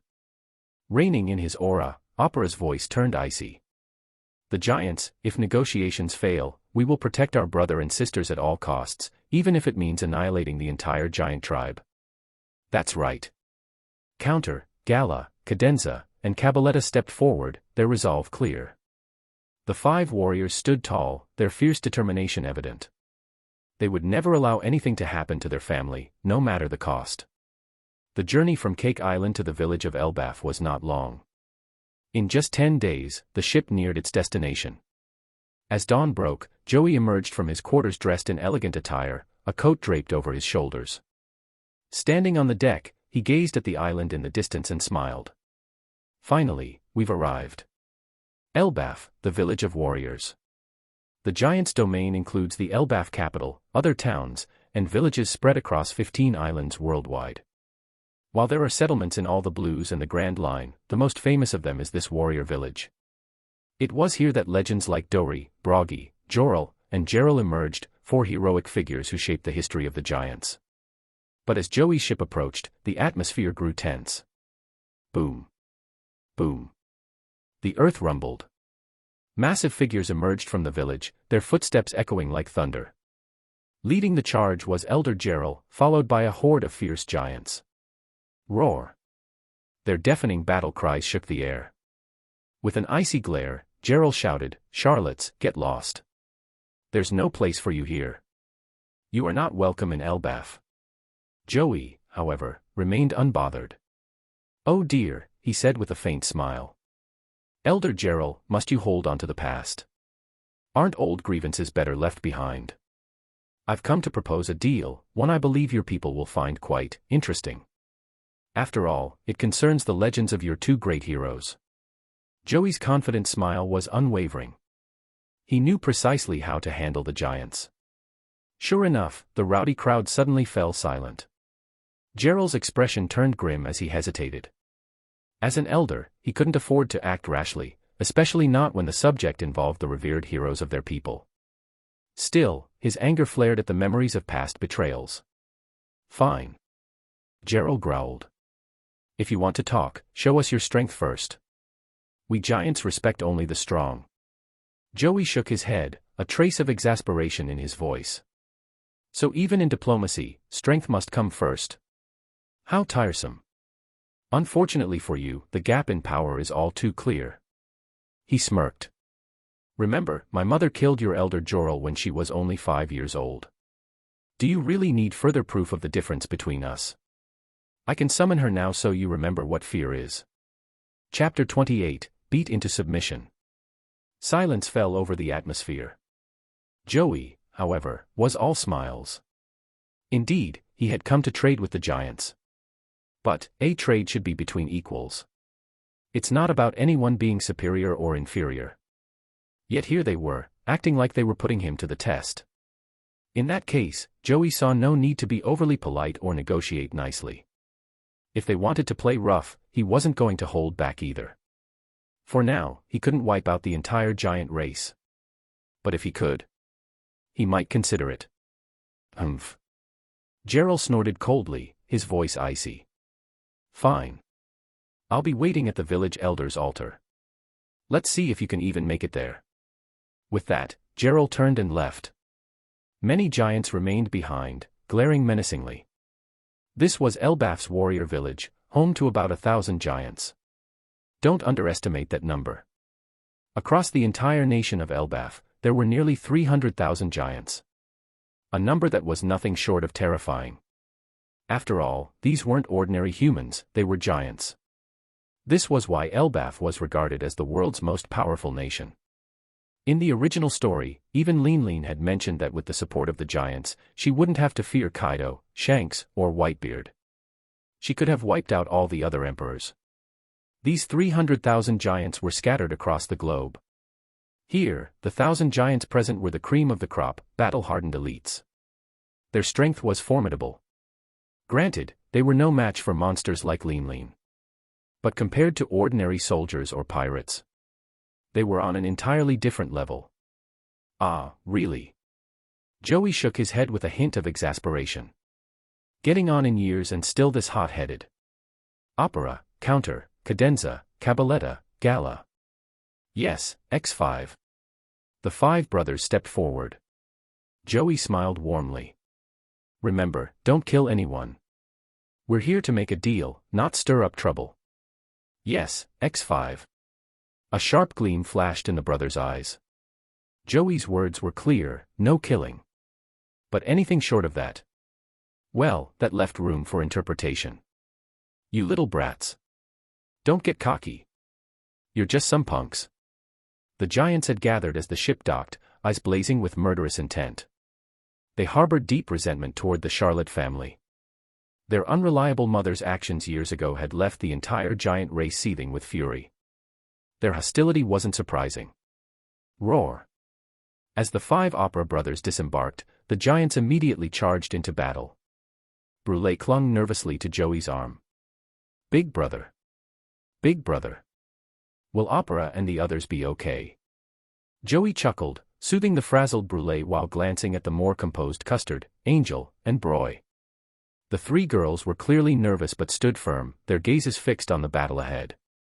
Their resolve was stronger than Brûlé's. Joey's warm smile lingered. Don't worry. If Opera and the others can't handle trash like this, they'd be a disgrace. Bastard. Damn it. You dare. The giants were enraged by such blatant provocation. But standing in their path were the 5 generals personally trained by Joey. Opera and Counter were both solid level 6 bronze fighters, a power level comparable to Marine Vice Admirals. The others weren't far behind, all at level 4 bronze, nearing Vice Admiral strength. And most importantly, they were Oni.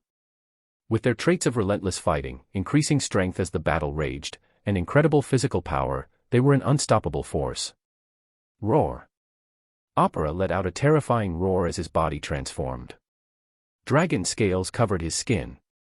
His legs and arms morphed into claws, his head became draconic, and massive horns sprouted from his head. A coat of azure scales enveloped his massive form. His height, already an imposing 3 meters, surged to a towering 5 meters. Of course, compared to the giants, who were at least 12 meters tall as adults and often reached 17 meters on average, Opera's size was still dwarfed. But strength wasn't determined by size alone. If it were, wouldn't creatures like sea kings rule the world?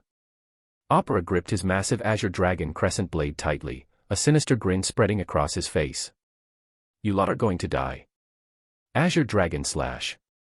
With a mighty swing, Opera unleashed 3 devastating slashes.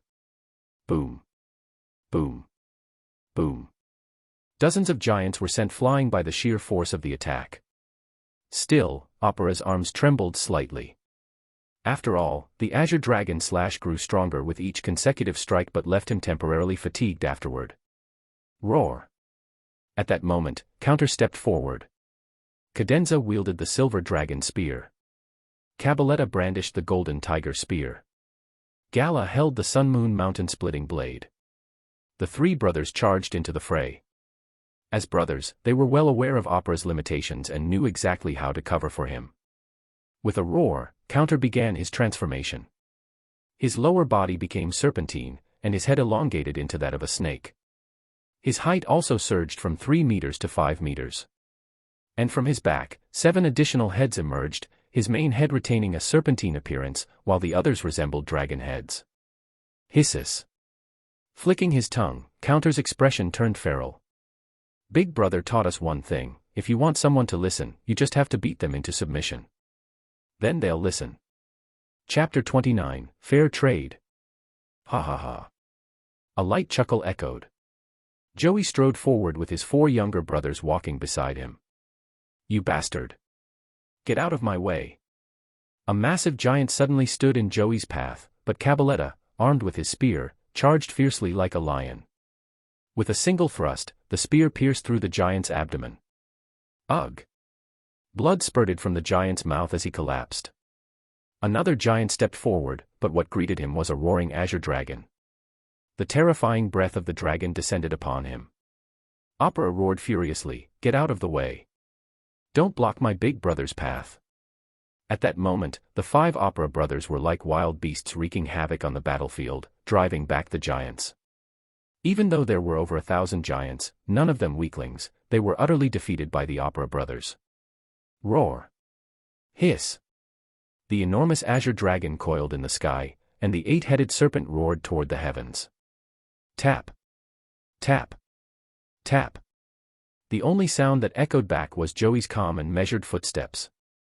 Throughout the journey, Joey encountered no resistance. Every obstacle was swiftly dealt with by the opera brothers. By the time Joey stood before Elder Gerald, all the giants lay defeated. Huff! Huff! Though the 5 brothers were bloodied, gasping for air, and struggling to remain upright, they had achieved victory. With the strength of just 5, they had repelled over 1,000 giant warriors. Joey smiled at Elder Gerald and said, "Elder Gerald, will you now listen to what I have to say?" Elder Gerald's expression was dark, his eyes fixed on Joey and then on the 5 young men who were barely standing. Their blood dripped uncontrollably onto the ground, yet the sheer intensity of their fighting spirit instilled fear even in the battle-hardened giants. Sigh. Elder Gerald exhaled deeply and sat cross-legged. This simple action signified his surrender. Giants respected strength, and the opera brothers had earned their respect through sheer power. Even though they were the sons of Charlotte Linlin, the giants couldn't deny their triumph. Raising his cup of wine high, Gerald declared, to the 5 brave warriors, "This drink is well-deserved." He downed the wine in one go, then looked at Joey with a frown. "Charlotte, Joey. I dislike you. There's something about your eyes, they show no emotion, as if everything unfolds exactly as you've planned. People like you are infuriating." Joey chuckled softly, "Whether you like or dislike me doesn't matter to me, Elder Gerald. Now, shall we discuss the deal?" Gerald replied, "Very well. Tell me what you want." Truthfully, Gerald was curious about Joey's intentions. The enmity between the Charlotte family and the giants ran deep, making any negotiations between the 2 sides extremely difficult. Stretching out a single finger, Joey stated, "The current leaders of the giant warrior pirates, Dory and Broggy, have gone missing. I can bring them back to you, but in exchange, I want 5,000 giants." Impossible. Gerald rejected the offer without hesitation. Selling out the giants was unthinkable. Joey shook his head, "Don't be so quick to refuse, Elder Gerald. It's true that the feud between the Charlotte family and the giants stems from Elder Gerald, but there are no eternal enemies, only eternal interests. If I'm not mistaken, the absence of Dory and Broggy has left the giants in a precarious position. Until Prince Loki matures." Joey's calm voice made Gerald's face darken. The truth was undeniable. Both Gerald and Jorel were old. Even though giants lived 3 times as long as humans, Gerald was nearing 400 years of age, and Jorel had already died at 344. In human terms, they were over 100 years old. If it weren't for their advanced age weakening their strength, even a monstrous 5-year-old Charlotte Linlin couldn't have defeated them. Though the giants appeared strong, they were hollow inside. The older generation was nearing its end, and the younger generation, including Loki, had yet to grow. As for Dory and Broggy, who should have been the pillars of their race, they were missing. Understanding the giants' difficulty, Joey was confident Gerald wouldn't refuse his offer. Smiling, Joey said, "Elder Gerald, consider this carefully. If word gets out about the giants' current state, what will become of their reputation as the world's strongest nation? That piece of bread will certainly attract many hungry mouths." Despite the smile on Joey's face, his words carried a chilling weight. Gerald's fiery temper flared as he stood up, seething with rage. "You bastard! Are you threatening me?" Joey shook his head, "Elder Gerald, this is not a threat, merely a suggestion. Refusing me won't lead to anything good." "I agree." Glaring at Joey's composed smile, Gerald ultimately gave in. Joey wagged his finger, "Now, the deal has been upgraded to 10,000 giants. 3 months from now, I'll bring back Dory and Broggy. In return, prepare 10,000 giants for me." Chapter 30, Protein Fruit. Joey left with his younger siblings. As for Gerald, he remained silent. His entire demeanor was somber, muttering to himself, "A demon. A demon. That man is a terrifying demon. Damn it." As these thoughts consumed him, Gerald shivered uncontrollably. For the first time, fear gripped him. He who had survived over 300 years of trials, unafraid of even the most powerful elders of the giant tribe. Yet now, he was terrified of Joey's mind. However, Joey didn't care at all about Gerald's thoughts. Aboard the ship. "Big bro Joey. Are you hurt?" Custard, Angel, Bruley, and Broy were all bustling around. Opera. Counter. Cadenza. Cabaletta.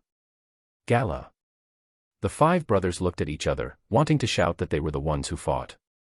"Aren't our injuries clear?" Hee hee. "We were just kidding." The four sisters then began tending to their five brothers, carefully treating their injuries and wrapping them in bandages. Every one of them was tense with worry. Meanwhile, Joey sat cross-legged before his wounded brothers, looking at them calmly. He asked softly, "How are you all feeling?" "Arg." Opera's face twisted in pain, but he forced a smile that looked more like a grimace. Laughing heartily, he said, "Big brother. No problem at all, none whatsoever. You all." Joey sighed helplessly. "Rest well.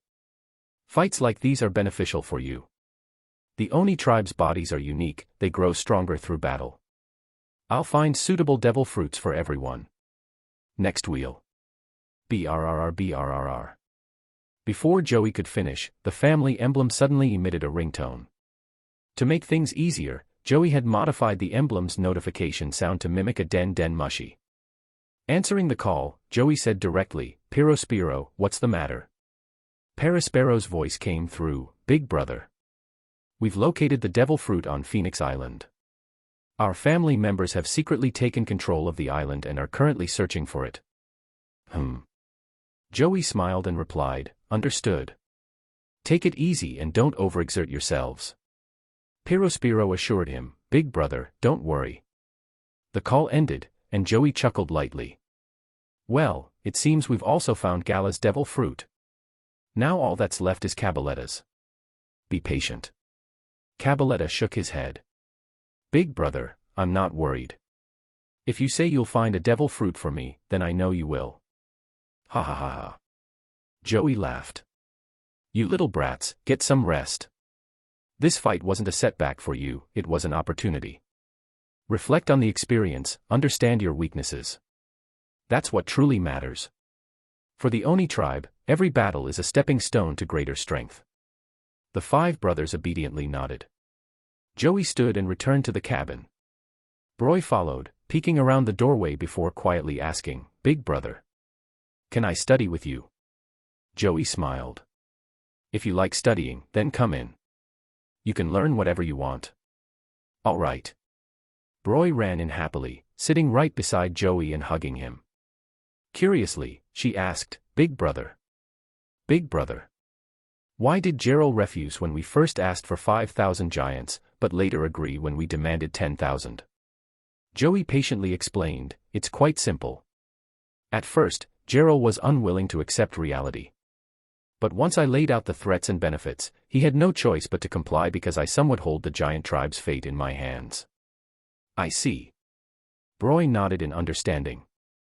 Joey observed her thoughtful expression. With her cherry pink hair, Broy was a sharp and clever girl. She had a princess-like demeanor, complete with a bit of a spoiled attitude. But for Joey, that wasn't a problem. Compared to Bruley, Broy had an even greater gift, not in innate ability, but in her intelligence and resourcefulness. Her sharp mind made her talents stand out. After a moment's thought, Joey suddenly said, "Broy, do you want to eat this devil fruit?" As he spoke, he retrieved a devil fruit from the family emblem. The family emblem, which Joey had upgraded with achievement points, now had additional functions beyond remote communication and identification. It also had spatial storage capabilities, with an internal space of 20 cubic meters. While not massive, it was more than enough for practical use. Ah! Broy froze in shock. For a moment, her small body trembled with excitement. Joey treated his siblings equally, doting on them in daily life, strict during studies, and serious when teaching. However, he only gave devil fruits to those siblings who were truly suited for them. Many of his brothers and sisters didn't have devil fruits, not because they couldn't eat them or due to a lack of availability, but because Joey carefully considered whether they could stand on their own. If his siblings couldn't become independent, it was fine for them to remain at home and work in administrative roles. There was no need to push them into the spotlight. But now, Joey was offering a devil fruit to Broy. There was no need to guess what this meant. Excitedly, Broy nodded repeatedly. I want it. I want it. Big brother, I want it. Heh heh heh. Joey gently patted her head. You excitable child. This devil fruit is a Paramecia-Type, the protein fruit, belonging to the category of food-based fruits. Chapter 31, Bird Fruit, Model, Phoenix. This. Broy gazed at Joey with adoration. Suddenly, Broy leapt into Joey's arms, smiling brightly. Big brother. You're the best. The absolute best. Joey's eyes were filled with warmth as he gently stroked Broy's hair. The Food Fruit Series. Katakuri's Mochi no Mi. Crackers Bisa no Mi. And now. The Lick Fruit, Milk Fruit, and Booze Fruit collected by Joey. These fruits belong to the Food Fruit Series. While Joey traded lower-tier devil fruits, he specifically gathered high-tier ones. With such treasures in his possession, Joey planned carefully for the future. After all, the Charlotte family, or perhaps the Kingdom of Tato land, would require ministers to govern it. For those crucial positions, family members would naturally be the most suitable candidates. Anyone consuming one of the food fruits would be marked as a minister in the making. Joey spoke gently, all right, little one. Eat the devil fruit. Just a heads up, it doesn't taste good. Okay. Broy stared at the pale white fruit in her hands, swallowing nervously. Then, with a determined gulp, she bit into the devil fruit. Its taste was so awful it brought tears to her eyes, yet she refused to spit out even a tiny piece. Joey, a bit exasperated, wiped her tears and said, You only need one bite of a devil fruit, you know. There's no need to eat the whole thing. But Broy shook her head firmly. No way. Big brother trusts me so much, I have to show my resolve. All right. Joey nodded approvingly, a smile on his face. That's the spirit. You're a brave little one. Since you excel in swordsmanship, this fine blade is yours now, quick blade, drizzle. Broy gleefully took the massive blade, nearly 4 meters long, her joy uncontainable. Standing up, she exclaimed, Big brother. I'll be off now. Joey nodded. Go ahead. Take your time getting familiar with your devil fruit's abilities and practice with drizzle. It's a very light blade, perfect for quick strikes. Master it well. Got it. Broy happily embraced the enormous drizzle and left with a spring in her step. Watching her go, Joey mused with a sigh, what a spirited little girl. Afterward, he returned to his studies. There was always something new to learn, an endless ocean of knowledge and information. The ship sailed swiftly. From the village of Elbaf, it took only 3 days to reach Phoenix Island. Clack. Clack. As Joey disembarked, he glanced at Opera and the others who wished to follow him. Opera, your encounter's injuries have healed. Focus on taking care of the 3 younger brothers. Stay here. Phoenix Island has 100 family force members stationed, so there's no need to worry. Opera thumped his chest confidently. Big brother. Don't worry. I'll protect my younger siblings with my life. Joey nodded and stepped off the ship. A nearby mafia member quickly approached, bowing respectfully. Young master, we've received reports about the Tori no Mi, mythical Zoan, Phoenix form, as per your orders. We're continuing the search. Joey asked calmly, are the reports reliable? The mafia member replied, the information seems accurate, and... Young master. Before he could finish, another mafia member rushed over, excitement clear in his voice. Young master. The Tori no Mi, mythical Zoan, Phoenix form, has been found. Oh. Joey's interest was piqued. Very well. Bring it here. The mafia member handed over the phoenix fruit, and Joey carefully examined it. Moments later, having memorized the entire devil fruit encyclopedia since childhood, Joey confirmed its authenticity. Excellent. Head back to Tato Land and collect a 10 million berry as a reward from Pirospiro. Joey smiled in satisfaction as he looked at the gathered mafia members. Thank you, young master. There were 100 mafia members present, each receiving 10 million berry. Altogether, Joey would be spending 1 billion berry. Fortunately, over the past 10 years, Joey had amassed great wealth. Without it, such generosity wouldn't have been possible. But spending 1 billion for a mythical Zoan fruit, and strengthening loyalty in the process, was well worth it. The 2,000-member mafia under Joey's command was an elite force. Yet Joey knew the truth: no matter how loyal or capable, non-family members always carried a risk of betrayal. Maintaining their loyalty required both rewards and discipline. It was a delicate balance between authority and generosity. Only by mastering this balance could he ensure unwavering loyalty. Joey's ambitions extended beyond just family. To build his Tato Land empire, he needed more than just relatives in his ranks. Back on the ship, Joey casually tossed the phoenix fruit to Gala. Gala, this is your devil fruit. Cadenza, your fruit has been located on the Grand Line. We'll head there soon. As for Cabaletta, don't worry. There will be news of your fruit in the future. Gala received the phoenix fruit with trembling hands, excitement spilling over. Thank you, big brother. With that, he bit into it without hesitation. Cadenza scratched his head and said, Big brother, no rush. Let's focus on more pressing matters first. Ha ha ha. Cabaletta laughed heartily. Big brother, even without a devil fruit, I'll become stronger. I'll never let you down. Joey smiled warmly. Good. Suddenly. Whoosh. Blue flames erupted as Gala transformed into a phoenix and soared into the sky. Watching Gala ascend, Joey grinned.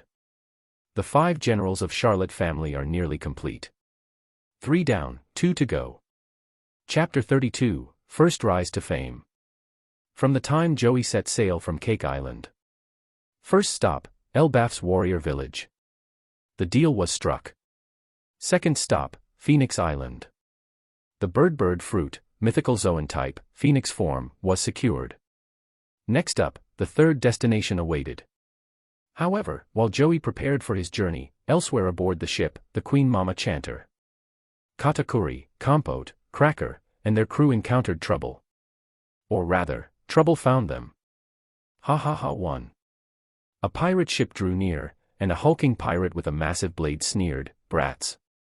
That's quite a fine ship you've got there. Hand it over, and oh, what's this? A group of lovely young ladies. Even snake-necked beauties, no less, such rare treasures.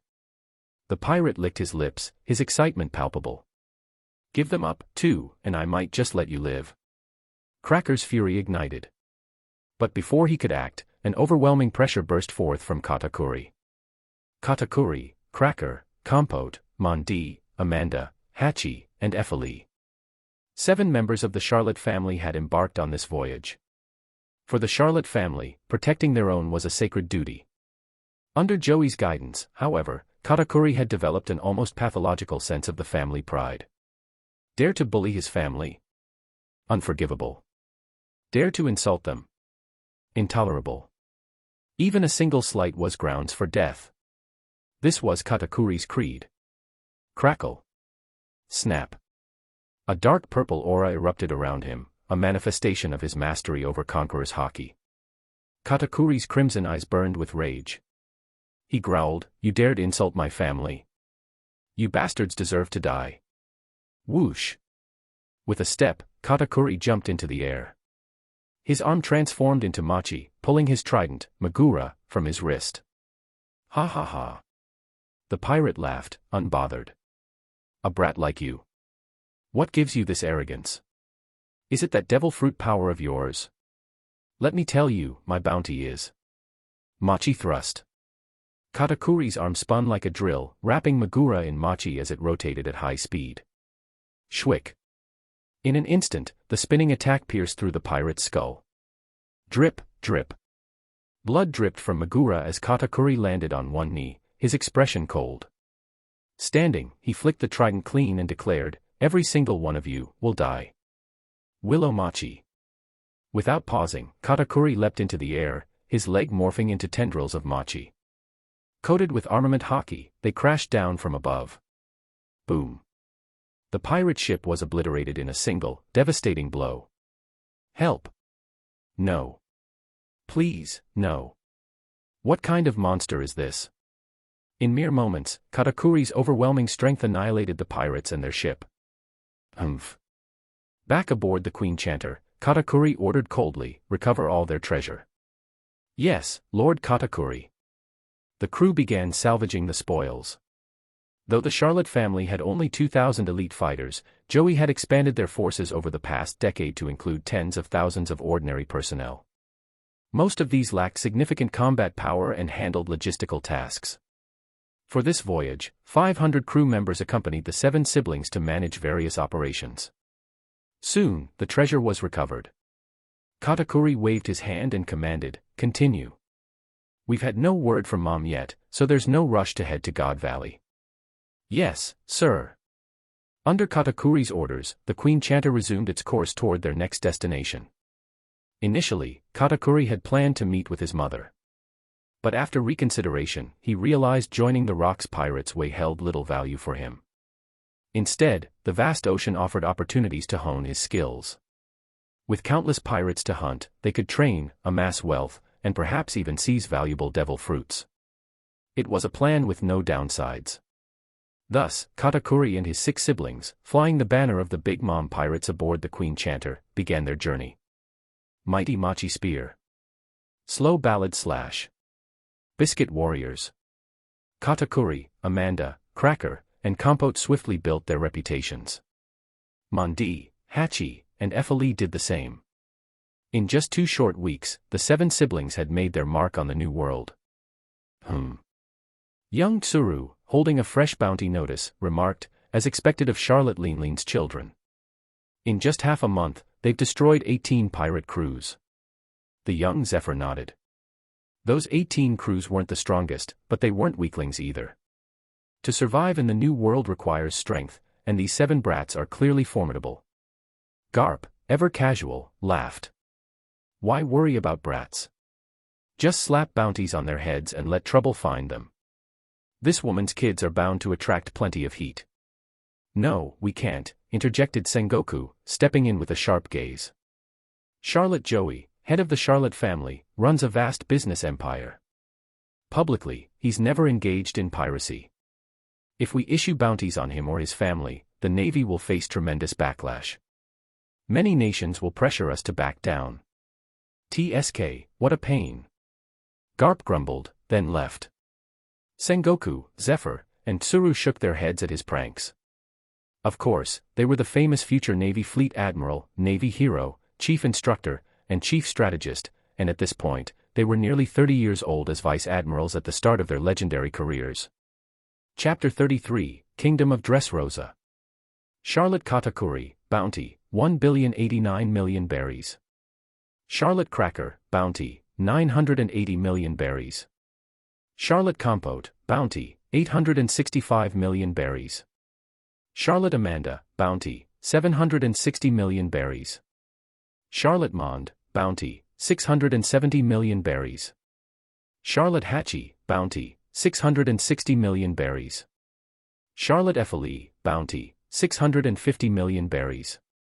A soft chuckle escaped Joey's lips as he examined the freshly printed bounty posters in his hands. Opera, standing nearby, couldn't help but exclaim, "It's only been half a month, and they got such high bounties, and Katakuri's bounty has already surpassed 1 billion. That's incredible, isn't it?" The amazement was shared among Opera and his 4 brothers, but Joey's calm tone interrupted their awe. "Opera, you and your brothers must never get carried away like this. Remember, while Katakuri and the others can act openly, your role is different. You must remain in the shadows for now. Understand?" Opera straightened, nodding solemnly. "Understood, big brother. You've always told us, a family must have those who handle the spotlight and those who manage the unseen." Joey nodded approvingly. "Good. As long as you remember. Of course, this will be changed in the future when we all can do whatever we want. But for now we need that balance. The balance of light and shadow was critical to Joey's strategy.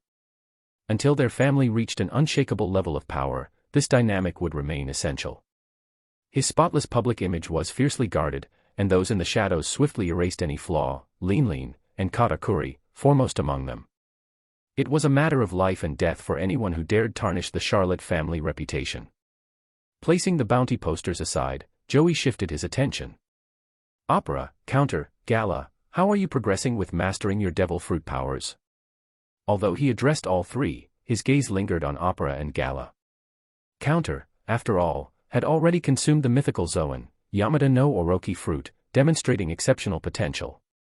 He already reached a high point of mastering the devil fruit. Still, Joey was under no illusions. While the brothers had once overwhelmed over 1,000 giants in a remarkable feat, the victory carried significant caveats. The truth was, Joey's conqueror's haki had suppressed the giants throughout the battle, reducing their combat capabilities to nearly half their true potential.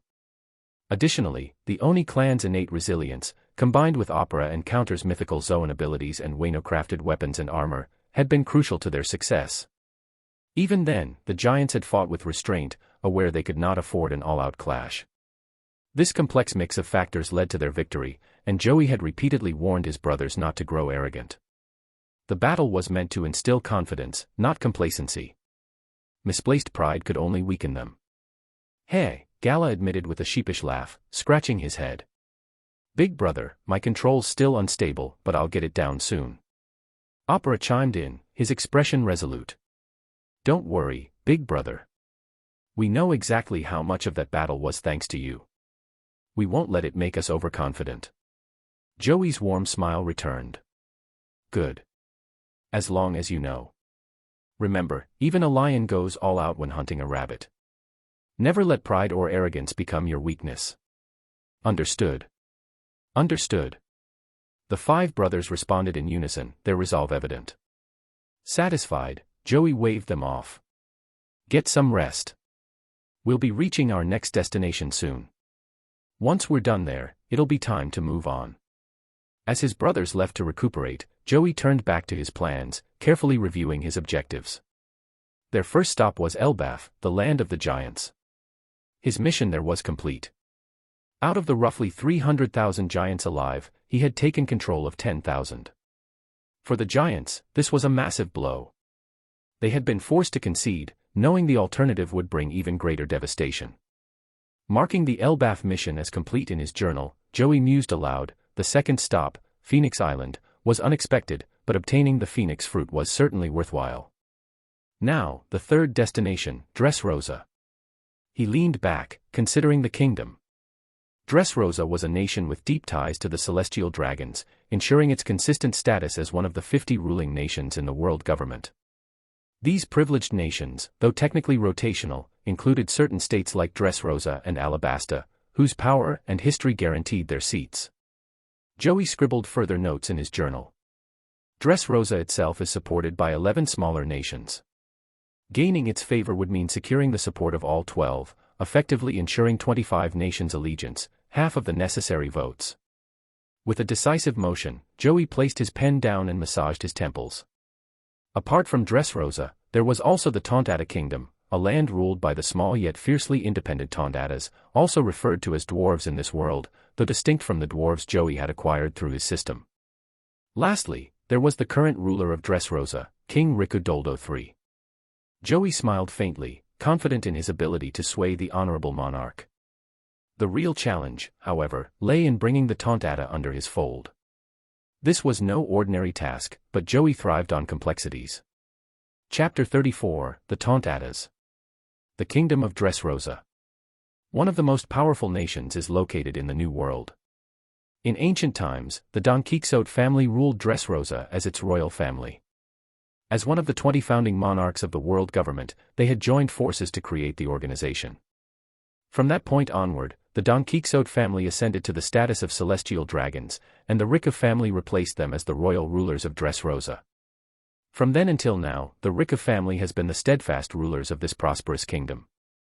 Dressrosa has always enjoyed a reputation of being untouchable, even by pirates, due to its status as a member nation of the world government, more so as one of its decision-making nations. Its tropical charm and unique culture have earned it the nickname, the land of love, passion, and fairies. However, not everything is as idyllic as it seems. 200 years ago, an event changed everything, the disappearance of the Tontatas. In truth, the Tontatas hadn't vanished. They retreated to the island of Greenbit, north of Dressrosa, where they lived in peace. The connection between Dressrosa and Greenbit was severed due to the surrounding waters becoming infested with ferocious fighting fish, effectively cutting the two off from one another. Since then, the relationship between Dressrosa and the Tontatas has gradually faded into a distant memory. On Greenbit, a lush and untamed island resembling a primeval forest, the Tontatas built their underground kingdom, the Tontata Kingdom. Over centuries, their population grew to tens of thousands. Like many other non-human races, Tontatas were few in number compared to humans. Only the Fishman, Long-Arm tribe, and Long-Leg tribe stood out as having significant populations. Even the mighty giants, hailed as the world's strongest race, were not numerous. This scarcity underscored a grim reality for many such races. Suddenly, the tranquil peace of Greenbit was shattered. Roar! A terrifying, guttural roar echoed through the forest as a well-equipped army of undead, a full force of 10,000 skeleton soldiers, stormed the island. What's happening? What are those things? The Tontatas, who had been joyfully tending to their plants, were thrown into a panic. The invading force included skeleton warriors, archers, knights, and generals. While it lacked higher-tier units like bone dragons or lich kings, the sheer numbers were enough to wreak havoc. This skeletal army was a purchased unit, a mere 100 family coins in value, designed as low-grade cannon fodder. Though inexpensive and weak by certain standards, against the Tontatas, they were a formidable threat. Roar! With savage roars, the skeletons began their assault, unleashing a wave of slaughter upon the unsuspecting Tontatas. In the chaos, King Gancho of the Tontata Kingdom stepped forward, his youthful face filled with disbelief. "What is this?" he muttered, trembling. "Is this the wrath of death itself? Have we done something to anger the gods?" But even as fear gripped him, Gancho clenched his fists and shouted with determination. "No. These are not gods. They are enemies. Rally yourselves. Protect our families and fight back." At his command, the Tontatas mustered their courage, organizing into a defensive force. Despite their diminutive size, Tontatas possessed exceptional speed and strength, far exceeding those of ordinary humans. Their counterattack began, and the skeletal soldiers, though initially imposing, began to crumble under the relentless strikes of the Tontatas. Crack! Crack! Fists smashed into bones, shattering skeleton warriors and even the knights. Only the skeleton generals offered any real resistance. In a matter of minutes, the first wave of the skeletal army had been defeated. Victory! We've won! The Tontatas cheered, their voices echoing through the forest. But was it truly over? Skeletons, by their very nature, are not known for their strength but for their persistence, their ability to rise again and again. Crack! Crack! The broken bones began to reassemble, and the fallen soldiers stood once more, their hollow eyes gleaming with eerie light. Roar! With terrifying cries, the skeletons renewed their assault. A bone sword slashed through an unprepared dwarf, spilling blood. The small warrior fell lifeless to the ground. Gancho's eyes widened in shock. They're immortal. They can't be killed. How is this possible? He gritted his teeth and shouted desperately, "Send word to the Rika family. The Rika family has always been our ally, they will help us. Go now." The Tontatas had no choice but to seek aid. But was Dressrosa truly unaware of the chaos unfolding on Greenbit? Did King Riku not know of the skeleton army's invasion? Perhaps. Things were far more complicated than they appeared. Chapter 35, Real Heroes Appear in Despair. The chaos unfolding in the Tontata Kingdom, was King Riku truly unaware? Impossible. How could the ruler of Dressrosa, a kingdom with its surrounding islands under close watch, not notice the sudden emergence of a 10,000-strong army? It was absolutely inconceivable. And yet, within the royal palace, King Riku sat in heavy silence. One minister, standing to his left, bowed respectfully.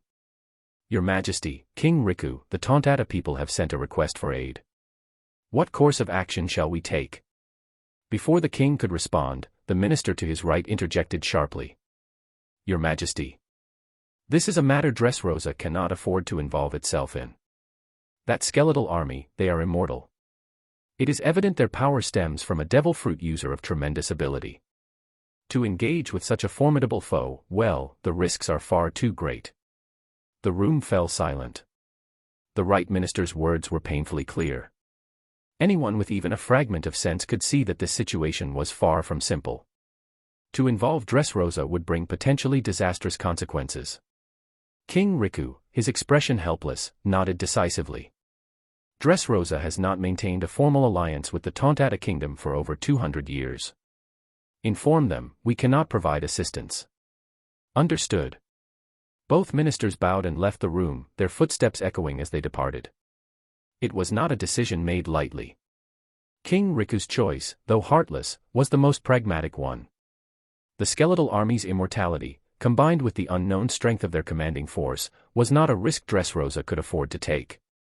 Moreover, while King Riku was a benevolent ruler who genuinely cared for his people, he was also a shrewd politician.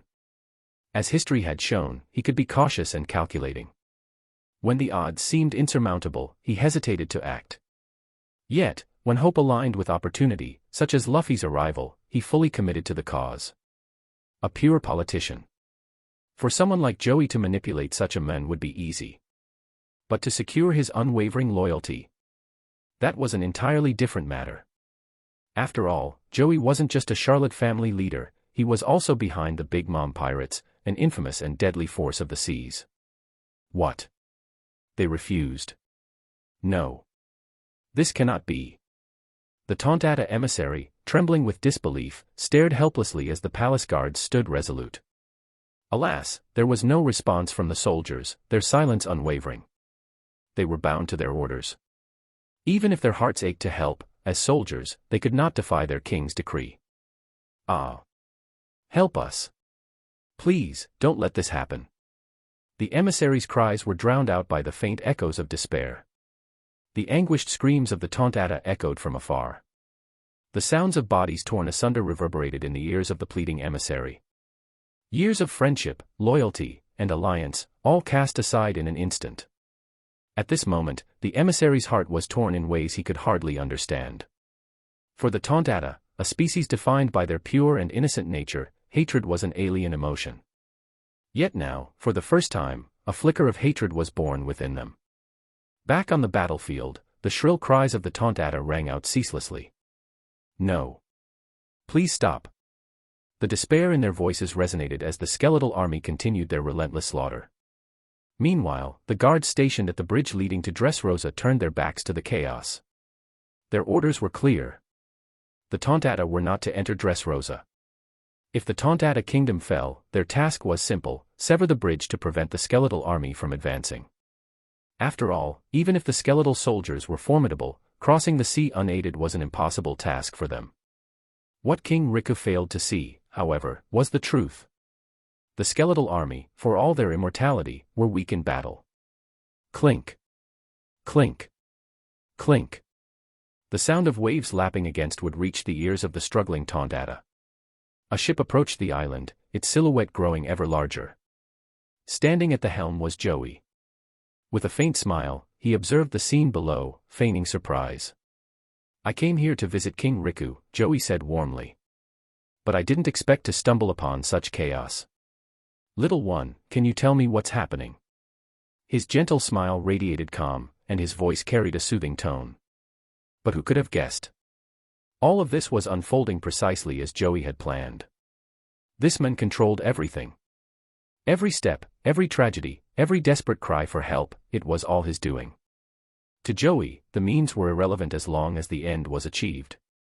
For Joey, aside from his family, everyone else was nothing more than a disposable tool, a resource to be used and discarded when convenient. Treachery is the passport of the despicable. Honor is the epitaph of the noble. This philosophy resonated deeply within him. To Joey, morality was nothing more than a facade. What mattered was the success of his family's ambitions. The Tontata emissary, consumed by grief and rage, looked up at Joey. Who are you? Despite his anger, the Tontata emissary spoke politely, a testament to their gentle nature. Joey chuckled softly. I am the leader of the Charlotte family. I had hoped to negotiate with King Riku, but I stumbled upon this tragedy instead. Tell me, what's going on? The Tontata emissary hesitated, but Joey's kind demeanor disarmed him. In a rush, he explained, it's the skeletal army. An unstoppable, unkillable skeletal army has invaded our kingdom. My home, my people, they're all going to die. Joey sighed deeply, feigning sadness. What a pitiful sight. Very well, I'll lend you a hand. Really? You mean it? The emissary's eyes widened, filled with hope for the first time in what felt like an eternity. At that moment, he gazed upon Joey with reverence, as though looking at a true hero. And indeed, history has proven time and again. No matter how old or cliched, the hero saves the day act never fails. Besides, real heroes always appear in despair. Chapter 36, Tontata Kingdom joins in. Roar. Hiss. Squawk. The Azure Dragon roared, the Yamada no Oroki surged, and the Phoenix raced forward. It was a slaughter, as brutal as a tiger rampaging through a wolf pack. From beginning to end. Opera, counter, and gala acted without restraint, their actions pure annihilation. The skeletal army, controlled deliberately by Joey, became nothing more than fodder.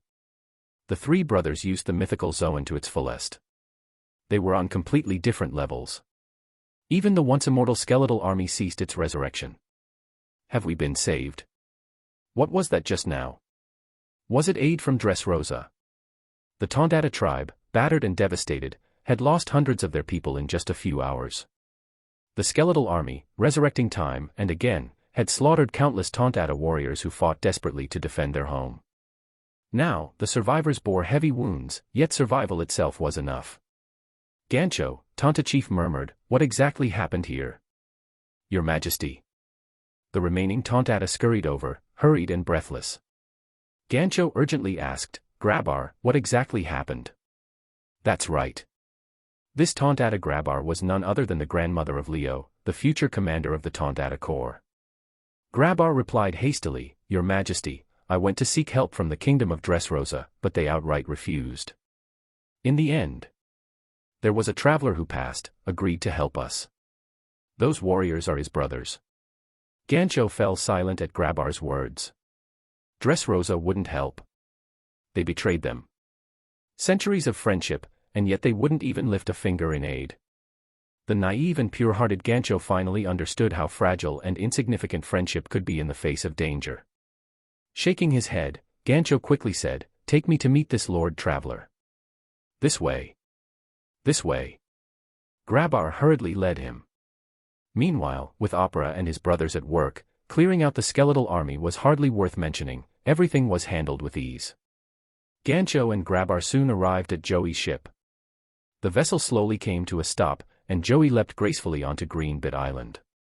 After all, Greenbit Island lacked a proper port, docking directly was impossible. Gancho rushed over, bowing respectfully despite his younger age. Lord Traveler, thank you for saving us. Ha ha ha. Joey chuckled warmly, it's nothing. It wasn't a big deal. Helping such adorable Tontata is a joy.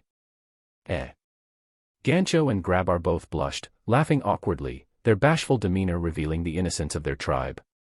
Moreover, Joey's smile, radiant as the sun, seemed to shine directly into their hearts. At this moment, Joey asked curiously, What are your names? And what exactly happened here? Regaining his composure, Gancho introduced himself, I am Gancho, king of the Tontata kingdom. And I am Grabar, commander of the Tontata kingdom's warriors. Grabar added. Gancho continued, as for what happened, I'm not entirely sure myself. It was a peaceful day when suddenly the skeletal army appeared. Not only could they not be killed, but they also started slaughtering our people. We even sought help from Dressrosa, but they refused. As he spoke, Gancho and Grabar fell silent again. Both of them were overwhelmed with sorrow. What they had thought was a bond forged over centuries turned out to mean nothing in times of peril. Joey nodded in understanding. I see. I'm Charlotte Joey, the head of the Charlotte family. I originally came to Dressrosa for trade negotiations. Who would have thought such an incident would occur? Without hesitation, Joey continued, the skeletal army was created by a devil fruit user. With sufficient power, they're easy to destroy. But, with your Tontata tribe's limited strength, what will you do in the future? Next time, I won't be here to save you. Gancho and Grabar both fell silent again. This land had been their home for generations, and now it faced relentless threats. What could they do? Should they leave? Shaking her head, Grabar said, we don't know. Our ancestors have lived here for centuries. Leaving suddenly. Her voice trailed off as she shook her head again. Gancho, on the other hand, bowed respectfully. Lord Joey, thank you for saving us. You've rescued the entire Tontata tribe. Would you honor us with a visit to our kingdom? Joey smiled gently, of course. Once I dock my ship at Dressrosa, I'll gladly pay you a visit. Hearing this, Gancho opened his mouth as if to say something but hesitated. The Tontata tribe's innocence and kindness rendered him unable to speak further. At that moment, Grabar spoke first, Lord Joey, I'm sorry to intrude, but may I ask, what kind of trade are you seeking? I'm sorry. Please forgive us for overstepping, Lord Joey. Gancho anxiously apologized. Ha ha ha. Joey chuckled softly, it's fine. It's no big deal. The Charlotte family is planning to establish a nation, a country where all races can live together in harmony. It will be called Tato Land. I've already gained the support of the giants and Oni. I came here to negotiate with King Riku of Dressrosa for assistance in founding this nation. A nation. Tato Land. Gancho and Grabar's eyes lit up with longing. A country where all races could coexist, how joyful such a place could be. Although Gancho was a king, his Tontata innocence led him to exclaim without hesitation, Lord Joey, could our Tontata tribe join Tato Land? Joey's smile remained warm. Of course. Tato Land welcomes all races. The Tontata kingdom can become a vassal state of Tato Land, living in the same land peacefully. At that moment, in Gancho and Grabar's eyes, Joey's presence was like sunlight, warming their hearts and filling them with hope. Chapter 37, Gene Fruit. Splash. The waves gently lapped as Joey's ship slowly docked. With a warm smile, Joey said, King Riku, I really troubled you for personally coming to greet me. Still, I truly appreciate it. Although his words carried humility, his demeanor radiated an undeniable pride, one that seemed to proclaim his worthiness of such a welcome. King Riku, however, was unfazed, responding with a genuine smile, Lord Joey, your arrival is a great honor. I simply must welcome you personally. Please, follow me. I've prepared a banquet for you at the King's Plateau. Joey chuckled lightly, you are far too kind, King Riku. Leading the way, King Riku guided Joey, followed by Opera and Counter. This time, Joey's 4 younger sisters had chosen not to accompany him. They understood well that Joey was here on important business, not for leisure. Joey had let the other 3 brothers stay with them to protect their safety. Besides, Broy had duties of her own. Despite being only 5 years old, she bore the responsibility that came with her food-type devil fruit. Joey had entrusted her with overseeing the arrangements for the Tontata kingdom. In truth, Broy didn't need to handle much herself, contacting Pyrospiro was enough. He would ensure the subsequent matters were properly managed. At the royal plateau, the banquet was already prepared. Once seated, King Riku raised his glass with a respectful smile. The Charlotte leader, Mr. Joey, a toast to you. Joey stood, matching the gesture. Thank you, King Riku. They drained their glasses in one go. In reality, Joey's endeavors over the past decade were far from limited to small-scale ventures. As the head of the Charlotte family, he had access to unique resources, including rare goods from other worlds. One such example was a type of fruit that, while ordinary to his family, could double the physical strength of an average person when consumed. While this enhancement was negligible to the powerful, for nations and their soldiers, these fruits were akin to miraculous elixirs. Priced at just a single family coin for 10,000 gene fruits, they were inexpensive commodities for Joey. Through careful planning, Joey had built an intricate web of trade over the past decade, connecting nearly 50 nations across the Grand Line and the New World. Some were world government affiliates, while others were independent. This trade network granted the Charlotte family immense influence and also served as a shield. Joey's growing reputation was so formidable that even the current fleet admiral of the Marines refrained from placing bounties on anyone except Katakuri and 6 others who had openly declared themselves as pirates. Unless Joey openly declared himself a pirate, targeting him or his family was an unwise move. With both strength and political power consolidated, Joey was now ready to act. Clink. As they set their glasses down, King Riku studied Joey carefully before asking, "Clan leader Joey, what brings you to Dressrosa this time?" Joey smiled warmly, though his words carried weight. "Naturally, it's to propose a trade. You're well aware of the power of our gene fruits. I'm willing to offer them to you at half the usual price, and I will prioritize our transactions with your kingdom." King Riku's brows furrowed as his expression turned serious. This was an astonishing proposal. The revenue Joey generated from gene fruit sales easily reached tens of billions of berries annually. Offering them at such a discount was beyond generous, it was suspicious. But the benefits of the gene fruits couldn't be ignored. Soldiers enhanced by these fruits would become a formidable force, and even a pacifist king like Riku couldn't overlook their strategic potential. After all, the Riku royal family hadn't always ruled Dressrosa. Without elite troops, their position was precarious. After a long silence, King Riku finally asked, "And you want in return?" Joey's gentle smile deepened. "I knew you wouldn't pass up this deal, King Riku. The terms are simple. 2 years from now, at the next reverie, the Charlotte family will formally establish a nation. I want my country to join the world government, not as a regular member, but as a special one. We will be exempt from the heavenly tribute." This. King Riku's eyes widened in shock. Such a condition was unprecedented. All member nations of the world government were required to pay the heavenly tribute.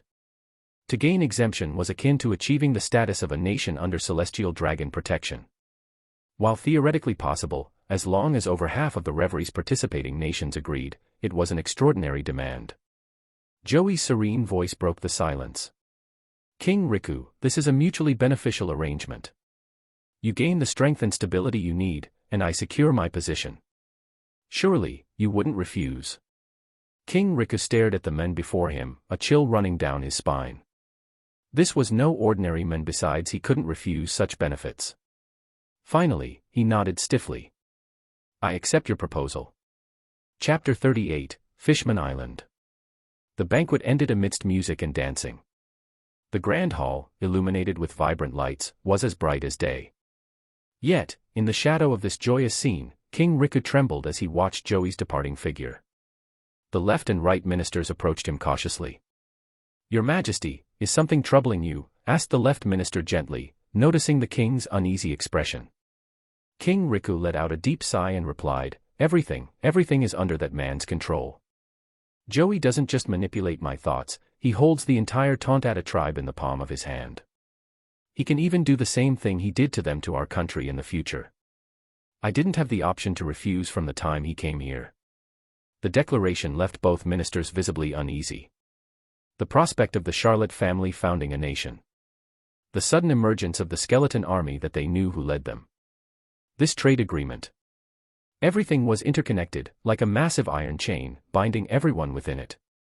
If they agreed, they could survive. If they refused, destruction would be inevitable. That was the harsh reality. "Your Majesty," the right minister began, "this arrangement with the head of the Charlotte family doesn't seem disadvantageous. True, the demands are steep, but shouldn't the world government and the 5 elders be the ones to worry about it, not us?" The left minister nodded, adding, "If you find the terms unsuitable, Your Majesty, couldn't we simply back out after the agreement? Surely, the Charlotte family wouldn't risk a direct attack on Dressrosa." As he spoke, the left minister's voice trailed off. The right minister's face paled as well. It was then that they both realized something critical. The Charlotte family may have risen to prominence through trade, but they were not mere merchants. Joey, as the family head, commanded a power that could not be overlooked. And the famous Big Mom. She is part of the Rocks pirates and carried a bounty of 1.5 billion belly, a living legend and a pirate through and through. Not to mention Joey's 7 younger pirate siblings. Within half a month of their debut at sea, each of them had earned a bounty of at least 65 million berry, not to mention Katakuri. What kind of family was this?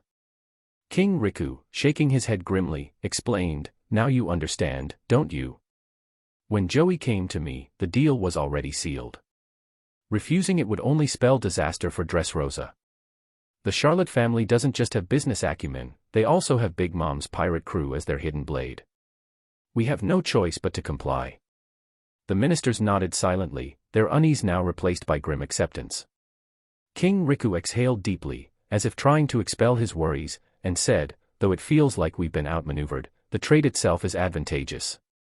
Let's consider this an opportunity to make a bold move. Summon the 11 allied kings to join us for a banquet." "Yes, Your Majesty." With that, the ministers left to carry out his orders. Left alone, King Riku narrowed his eyes thoughtfully and murmured, "Charlotte Joey, if you truly prove your worth and authority, perhaps aligning with you isn't such a bad idea. After all, many covet Dressrosa's position as a decision-making nation with 11 allies. It might be time to choose a stronger protector. Joyland, Totoland. Here we come, hand in hand. Sweet and bright, safe and free. Home for all, by the sea." As Joey's ship docked at Green Bit, Gancho, Grabar, and other Tontatas ran up singing joyfully. Joey said with a kind smile. "Gancho, Grabar, have you prepared everything? The relocation arrangements are in place." Grabar nodded enthusiastically. "Everything is ready. While this place has been our home, we believe in finding new beginnings. Wherever we go, the Tontata tribe will thrive and create another lush, green homeland, even better than Green Bit." Joey chuckled lightly. "That's the spirit. The island waiting for you will suit you perfectly." 5 days passed swiftly. By then, Daifuku arrived with a fleet of 20 massive ships, each capable of carrying 3,000 people. "Opera. Daifuku." The 2 brothers embraced warmly. Daifuku grinned and asked, "Where's Big Brother?" Opera smiled in return. "He's waiting for you. Come on." The 2 entered the ship's cabin, where Joey was seated, reading a book. "Daifuku, you're finally here," Joey said, looking up with a calm smile. "Big Brother." Daifuku beamed. "It's great to see you again. I brought all the ships you requested." Joey nodded approvingly. The Tontata tribe might be small in stature, but their numbers were considerable, over 100,000. With these 20 colossal ships, transporting them was no problem. Joey took a moment to think before giving further orders. "Daifuku, once this relocation is complete, tell Pirospiro to notify Katakuri and inform Mom. In a month and a half, she is to head to Hakanosu, the pirate island, to extract some souls." Daifuku straightened up and replied seriously, "Understood." Joey continued, 2 months from now, you and Oven are to prepare large ships and meet me at the village of the Elbaf warriors." "Got it, Big Brother." Daifuku said confidently, thumping his chest to show his resolve. The relocation began immediately. In just 1 day, the Tontata tribe was fully prepared to leave. With everything settled, Joey once again set sail. Next destination, Fishman Island, the 4th stop on his journey. Chapter 39, Joey Boy. The ship's coating was finally complete. With a deep breath, the vessel plunged beneath the waves, entering the depths of the ocean, its destination, Fishman Island. This island was extraordinary. Located 10,000 meters beneath the sea, it sat under the Red Line, the natural barrier dividing the Grand Line into its first and second halves. For those aiming to venture into the so-called New World, the second half of the Grand Line, there were only 2 routes. The first route was to cross the Red Line itself, a method facilitated by the world government. Ships would switch vessels along this path, allowing the Navy to deploy reinforcements or retreat swiftly when necessary. The second route was via Fishman Island, where a massive undersea tunnel in the Red Line enabled passage. However, the success rate for reaching Fishman Island was abysmally low, barely 20%, if not less. Although Joey, given his identity, could have opted to cross the Red Line with ease, that wasn't his purpose. His gaze was firmly set on Fishman Island. It was a critical piece in his grand plan. Fishman Island boasts a population of nearly 5 million, Joy murmured, massaging his temples. It's by far the largest non-human community. While the long-arm and long-leg tribes are significant in size, they're nowhere near this scale. As he thought about the island, the magnitude of its population stood out. If he could persuade some of them to leave with him, it would be a significant step forward. But Joey was well aware it wouldn't be easy to achieve. Still, he smiled faintly. The dangers that plague Fishman Island, they've never truly been resolved, have they? Fixing them shouldn't be too difficult. A hint of confidence played at his lips. Joey had never encountered a person without weaknesses. Whether it was Gerald, King Riku, or anyone else, everyone had something they feared, something that could be exploited. Once their vulnerabilities were in hand, controlling them became a simple matter. Truthfully, Joey never had a talent for increasing his own strength. He had a low potential. And yet, he didn't mind. His mother, brothers, and sisters had plenty of talent in that regard. As of now, only his mother had reached silver level 3. In time, his siblings would reach the silver stage as well. When that day came, Joey's own strength would rise like a rocket. His strength would be the sum of all his family members after all. And for him, mastering power wasn't as important as understanding people, their minds, their motivations, their hearts. Suddenly, the creak of the door broke his train of thought. Broy walked in, her expression soft but firm. "Brother, why are you still awake?" Joey rubbed his temples and replied, "It's fine. We'll be reaching Fishman Island soon. I'll rest after we get there." Technically, he wasn't wrong. Fishman Island, located just 10 kilometers beneath the surface, wasn't as distant as it seemed. Even with the challenges of navigating the deep sea, the journey wouldn't take more than 2 hours. Broy sighed in exasperation. "Brother, you're always in such a rush. Whatever it is, it can wait. Take things one step at a time." Joey smiled at her concern. "Don't worry. I know my limits." But there were things Joey never shared with his siblings. In less than a century, 86 years to be exact, the portal of the system that had brought him here would open again. And when that happened, the real danger would begin. A real multiverse war. It wasn't something he could ignore. Even if he didn't say it outright, his brothers and sisters weren't fools. They had all noticed how urgent and driven he had become. "Brother." Broy hesitated, her voice soft but probing. "You're hiding something from us, aren't you?" Joey paused, caught off guard. Looking at her serious expression, he eventually replied, "Broy, you don't need to worry about that. Just focus on growing stronger. When the time is right, I'll tell you everything." "How long until then?" she asked, her voice trembling slightly. Joey sighed but reassured her. "Not too far now. Once Tato Land is established, I'll explain everything. For now, it's better you don't know. The weight of it, it's too much." Broy whimpered softly, her childish pout betraying her worry. Joey chuckled and stood, ruffling her hair. "All right, no more fussing. Get some rest. Once we reach Fishman Island, you might not get another chance to relax." "Okay, brother," she murmured, her concern lingering. But just as she turned to leave, Joey's body suddenly trembled violently. He collapsed to the floor, clutching his chest as his breath came in sharp gasps. "Brother."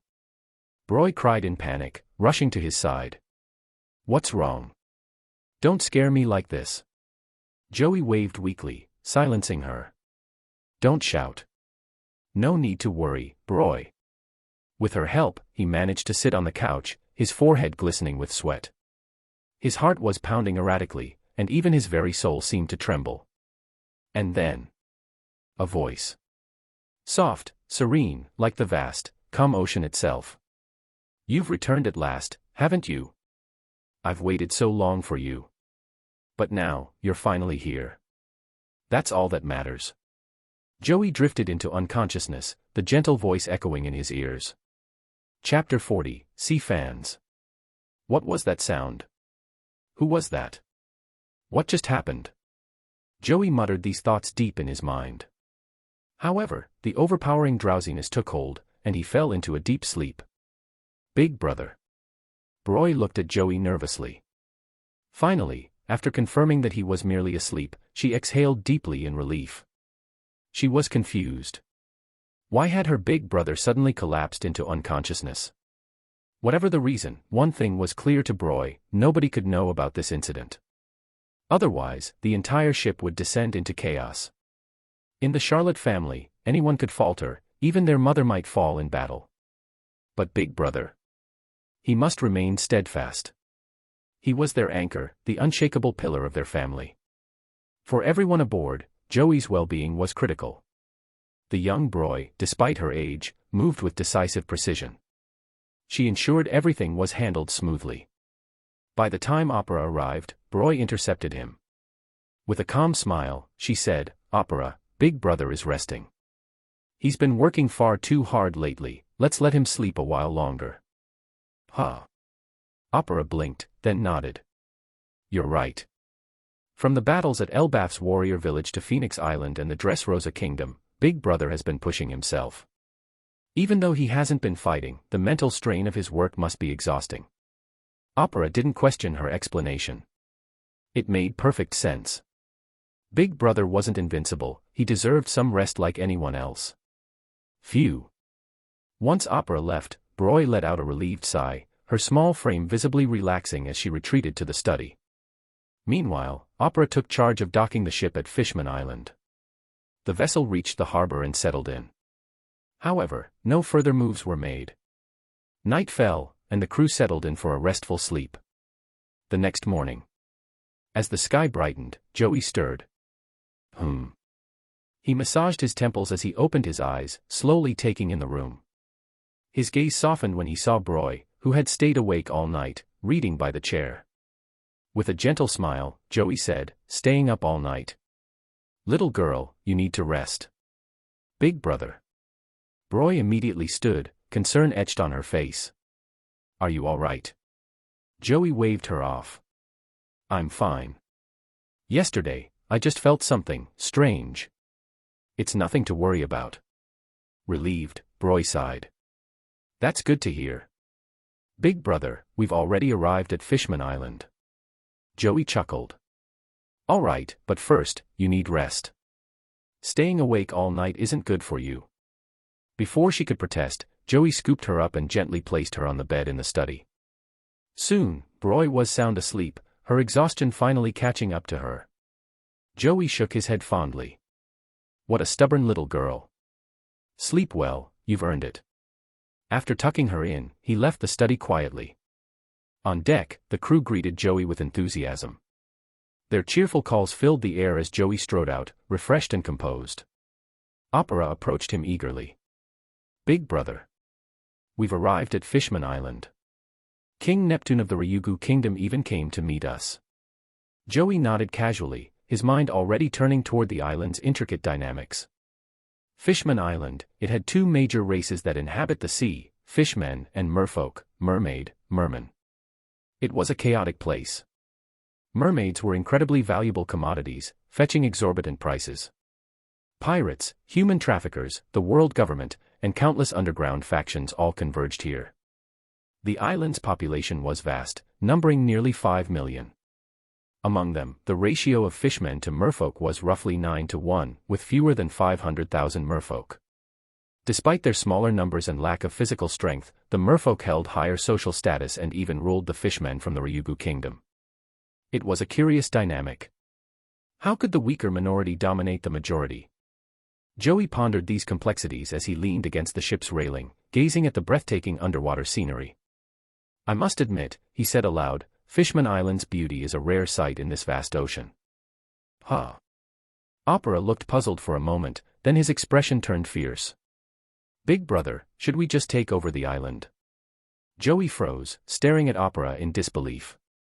Smack. He gave Opera a firm slap on the head. "Big Brother." Opera clutched his head, looking aggrieved. Joey glared at him. "How many times have I told you? We are not pirates. We're future rulers of a nation.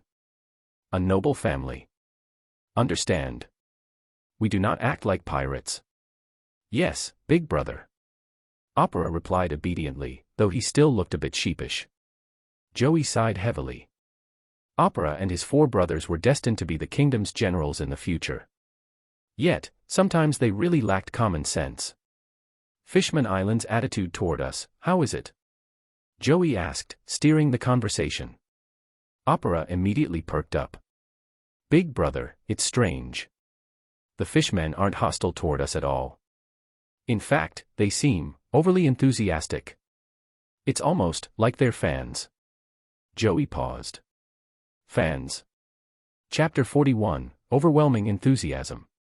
To be honest, Joey didn't initially understand the term fans that Opera often used. But now Joey understood perfectly. Sir. This way. Please, this way. Would you like some fruit, my lord? Would you like some water, sir? Mr. Sir. As Joey and Opera made their way toward the Ryugu kingdom, they were practically smothered with attention. At first, it seemed manageable, but things soon escalated. Before they knew it, they were ushered into a carriage that had been prepared for them.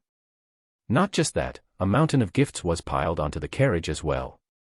This whole scenario, it was so bizarre that it left Joey bewildered. Finally, they arrived at the gates of the royal palace. Stepping off the carriage, Opera let out a long sigh. Big brother, do you get what I mean now?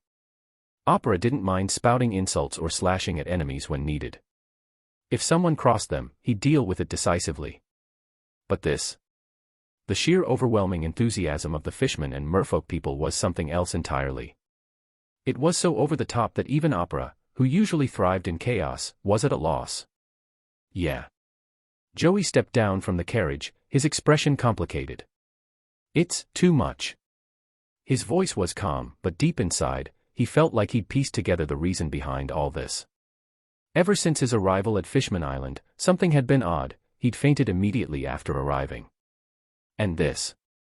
Why was that? Why were the fishmen, who were known to harbor resentment toward humans, showing such genuine warmth? This wasn't fake enthusiasm. It came from their very souls, deeply ingrained in their beings, as if it was a natural instinct to treat him with such reverence. I think I'm starting to understand. But still. This is fascinating. Joey mused for a moment before shaking off his thoughts. Let's go, Opera. Got it, big brother. Opera replied quickly, falling in step behind Joey as they entered the palace. The Ryugu palace was luxurious and extravagant beyond words. It wasn't just wealth, it exuded a sense of nobility and grandeur. From the sheer opulence of the surroundings, it was evident that the fishmen were truly wealthy. There was no denying it. In terms of riches, the fishmen were among the wealthiest in the world. Being located in the deep sea, they had access to countless treasures and rare resources. If it weren't for the constant turmoil and problems plaguing Fishman Island, 30 years of stability would have easily made it the richest nation in the world.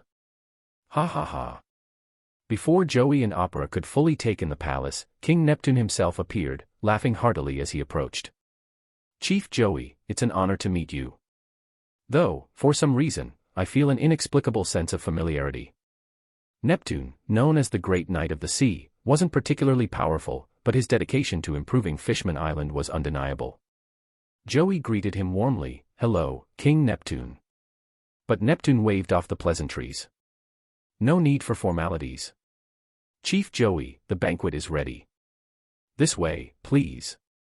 Without hesitation, Neptune grabbed Joey's hand and led him further into the palace. Opera watched this scene in silence, feeling an odd mix of disbelief and unease. How could he put it? Neptune's enthusiasm was unsettlingly intense. Regardless, Opera quickened his pace, making sure to stay close to his brother. He wouldn't allow anything to happen to him, not on his watch. Inside the banquet hall, Joey, Opera, and Neptune were joined by several key figures: the left minister, the right minister, Neptune's wife Queen Otoheim, and even a crimson-skinned teenage fishman. It was Fisher Tiger. To put it simply, every major figure of Fishman Island and the Ryugu Kingdom was present. Neptune, the left and right ministers, they were the pillars of the royal government. As for Otoheim and Fisher Tiger, they were the spiritual leaders of the entire island. Otoheim, revered by all, was a beacon of hope. Fisher Tiger, on the other hand, had brought order to the once chaotic fishman people. If these two hadn't met their tragic fates, Fishman Island would undoubtedly have become a powerful nation by the time of the original story. For a country to truly thrive, it needed united leadership and shared ideals, and Otoheim and Tiger embodied both. Joey scanned the room, taking note of everyone present. Neptune raised his glass and said loudly, "A toast to Chief Joey and Mr. Opera's arrival. Cheers. Cheers. Cheers." Everyone raised their glasses and drank. As they set their glasses down, Tiger didn't hold back. "Chief Joey, I assume your visit has a purpose. Let's hear it." Joey smiled. "Since Mr. Tiger has brought it up, I'll get straight to the point. The Charlotte family wishes to cooperate with you. My mother's dream is to create a utopia where all races can live together in harmony, Tato Land." He paused, letting the words sink in before continuing. "So, I propose a deal with the Ryugu Kingdom. We'd like to arrange for some fishmen and merfolk to immigrate to a safe island where they can live under the sun, free and equal." Joey could feel the collective intake of breath from everyone in the room. Their emotions were raw and unrestrained. This wasn't just excitement, it was the embodiment of a lifelong yearning. Joey realized he had underestimated just how deeply the people of Ryugu Kingdom longed for life under the sun and equal treatment. To them, Joey's proposal wasn't just a simple offer, it was the dream they had been striving toward for generations. Neptune didn't hesitate for a second before agreeing. At this moment, Otoheim's gentle voice broke the silence. "Chief Joey, your proposal is indeed exciting, but, since this is a deal, what will we gain in return?" Joey noticed her voice trembling slightly, a reflection of how much this meant to her. A smile tugged at his lips. He already knew the deal was as good as sealed. Chapter 42, The Fifth Stop. The ship set sail once again. Joey and his crew departed from Fishman Island. To be honest, the entire transaction had gone far too smoothly. King Neptune had made a bold declaration. He had promised to select over 1 million fishmen and 100,000 merfolk to participate. So amazing. To put it plainly, Joey was utterly shocked by the sheer magnitude of it all, nearly losing his composure. Fortunately, years of discipline and experience helped him maintain his calm demeanor.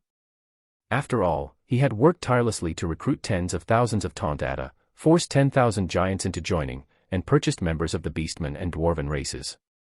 Altogether, he had barely scraped together 40,000 people. And yet Neptune, with a single statement, had pledged 1.1 million citizens. Honestly speaking, Joey held these non-human races in even higher regard. They were invaluable as future warriors.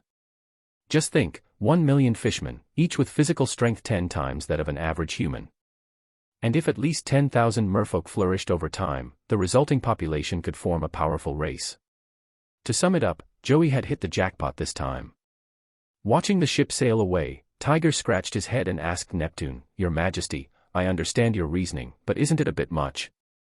Just the protection of the Big Mom pirates doesn't seem enough to warrant such a massive contribution, does it?" He. The Minister of the Left chuckled. "Tiger, merely having strength isn't enough, you also need knowledge. This arrangement, regardless of the outcome, the Ryugu Kingdom can't lose. If it succeeds, Fishman Island might one day openly move to the surface world." The Minister of the Right nodded in agreement. "And if it fails? Well, if the Charlotte family collapses, we'll have lost nothing in the process." "I see," Tiger murmured with newfound understanding. Neptune added, "All right, let's not dwell on it anymore. Tiger, begin selecting 1 million fishmen. Otoheim, you'll handle the selection of 100,000 merfolk. Make it voluntary." "Understood." "All right." Both Otoheim and Tiger nodded. Meanwhile, Neptune squinted slightly, recalling the private conversation he'd had with Joey. He mused silently, the World Summit. 2 years from now. "Chief Joey, don't let me down. If you can truly achieve what you claim, I won't hesitate to place all my bets on you." Shaking his head, Neptune put the matter aside. Time would reveal the truth. Elsewhere, aboard the ship. As the vessel continued its journey, breaking through the waters toward the surface world, Broy blinked in disbelief. "Opera NII, you're joking, right?" Her expression was one of utter incredulity, as though her brother was playing a prank. "Since when were transactions this easy?" 1,000,000 fishmen and 100,000 merfolk. Fishmen, with physical prowess 10 times that of humans. And the merfolk. Even more extraordinary, each of them stunningly beautiful. And they just handed them over. Opera rolled his eyes. Why would I lie? Honestly, I feel like I'm the one being tricked. When did such things become so simple? No matter how he looked at it, Opera was utterly baffled. Inside the ship's study, Joey was meticulously documenting intelligence reports. Before him was a large map, dotted with countless islands. Squinting at the map, Joey made careful notes. This sea region. Joey murmured thoughtfully, 50 islands are far too many, there's no need for that many. Some need to be eliminated, and their locations reorganized. With that, he began sketching and planning. Joey was genuinely engrossed in his work. Soon enough, he had finished most of the adjustments. Leaning back, he exhaled deeply. Phew. By the time he was done, he had reduced the area to 36 islands, centered around a single black dot on the map. Rubbing his temples, he mused, this will have to do for now. Given my current resources, I can only afford to develop part of it. Joey set the project aside for the moment and shifted his focus to the next step of his plans. In his mind, he had mapped out a route starting from Elbaf, then to Dressrosa, Fishman Island, and finally Alabasta. However, the discovery of the Phoenix fruit had necessitated a detour to Phoenix Island. Looking at the world map, Joey smiled faintly and declared, the next target is Alabasta. BRRR. The family emblem communicator suddenly buzzed. Joey answered, Pirospero, what is it? Perispero's voice came through the line, big bro. The Tontatas have been settled on that island. I've also brought in a team of craftsmen to begin construction. Following your instructions, we're using the Tontatas' produced greenery to create a forest city, with separate underground and above-ground sections. Hearing this report, Joey smiled. Pirospero, your handling of these matters has been excellent. He. Pirospero chuckled. Big bro, don't flatter me too much. Oh, by the way, I've received some news.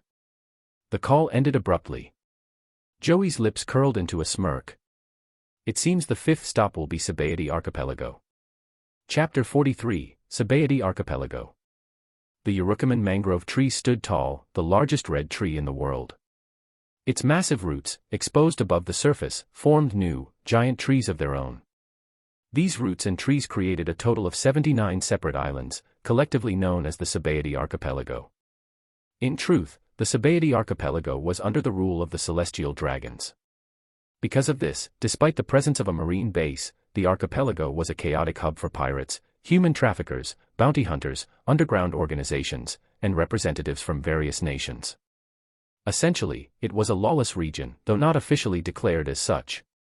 The Marines, supposedly protectors of justice, were, at their core, nothing more than loyal dogs to the celestial dragons. They dared not offend their masters by interfering too much on the archipelago. Moreover, one of the two main routes to the New World passed through here. Pirates needed to coat their ships at Sabaody before heading to Fishman Island and ultimately crossing into the New World. This made Sabaody the busiest intersection of the Grand Line, bustling with trade and activity on an almost unimaginable scale. However, it wasn't the only trade hub. On the other side of the New World stood Hakanosu, the island that served as the birthplace of the Rocks pirates. It had transformed from chaos into a realm of organized control under the Rocks pirates, eventually becoming the largest trading center in the New World. Tap. Tap. Tap. The sound of footsteps echoed as a group made their way through the lively streets of the archipelago. The atmosphere was electric, with people everywhere enjoying the crowded excitement. Among the group, the younger girls, Custard, Angel, and Brûlée, were thoroughly enjoying themselves, captivated by the festive energy of Sabaody. Of course, there was no need to worry. Cadenza and Cabaletta were keeping a watchful eye on them, ensuring no one dared make any foolish moves. Meanwhile, Broy, though tempted to join in the fun, pretended to act mature, putting on a facade of seriousness. Her brothers, Opera, Counter, and Gala, couldn't help but chuckle at her efforts.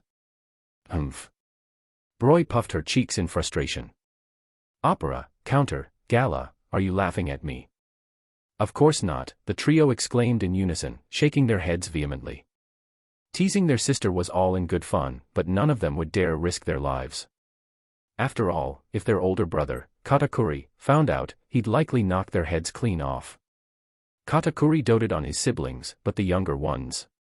Even more, they were absolutely untouchable. Joey, watching his siblings interact, chuckled softly. All right. Settle down. Broy, if you want to go play, just go. It's no big deal. Counter, Gala, you two follow and keep an eye on the girls. Got it, the brothers said in unison. Broy's frustration instantly turned to Joey. She jumped up to give Joey a big kiss on the cheek before running off to join her friends. At the end of the day, she was still just a child at heart. Counter and Gala quickly followed after, leaving Opera scratching his head as he turned to Joey.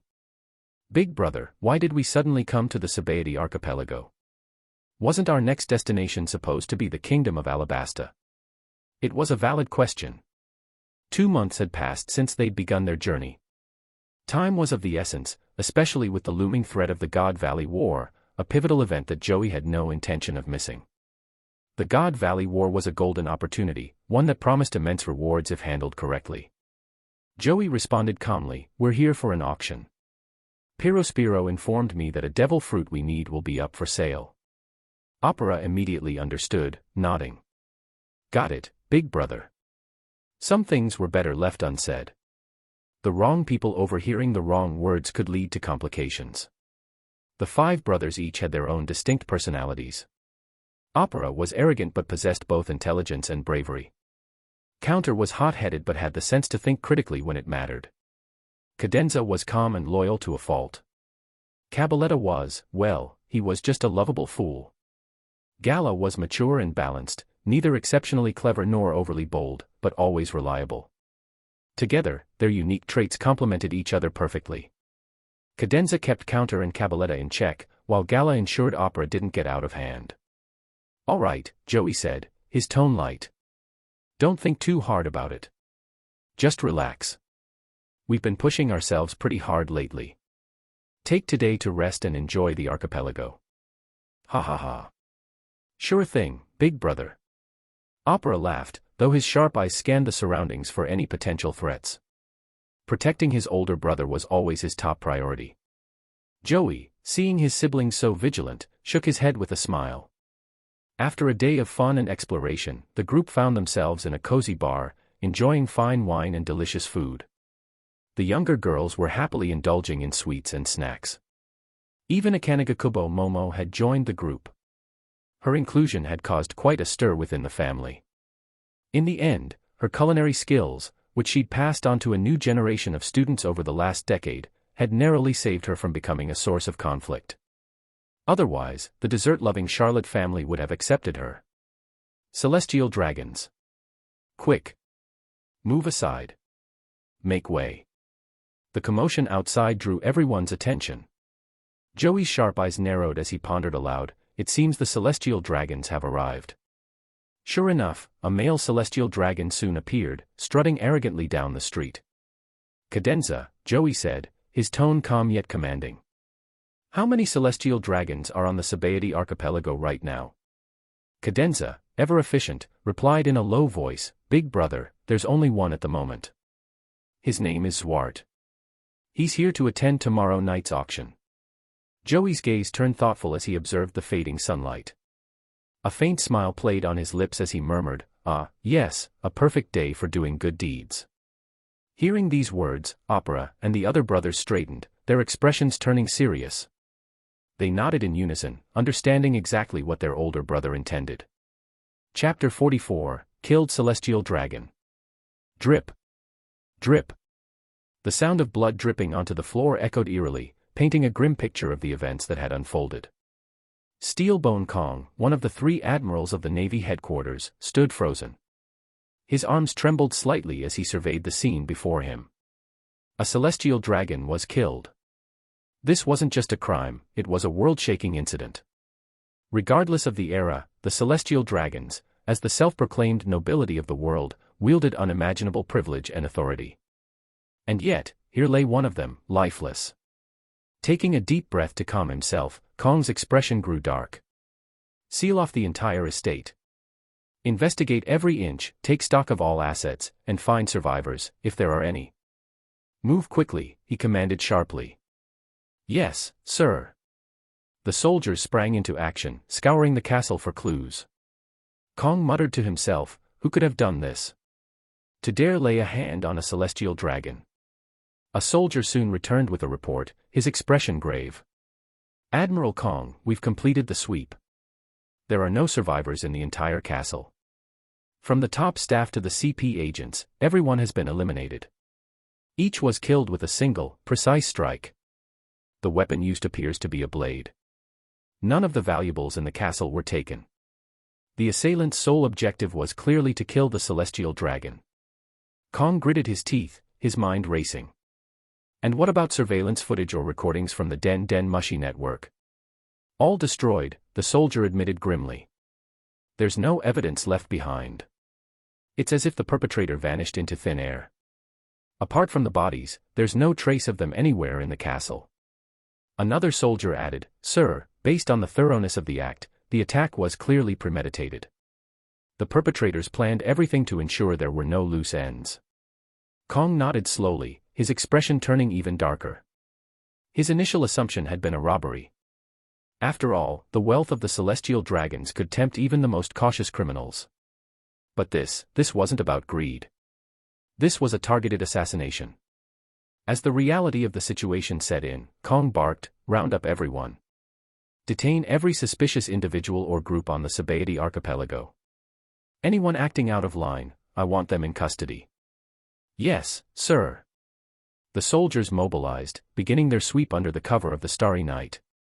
Kong retreated to his office, poring over the reports in frustration. His thoughts churned until a name came to mind. Charlotte Joey. He narrowed his eyes. The head of the Charlotte family had arrived at the Sabaody archipelago earlier that day.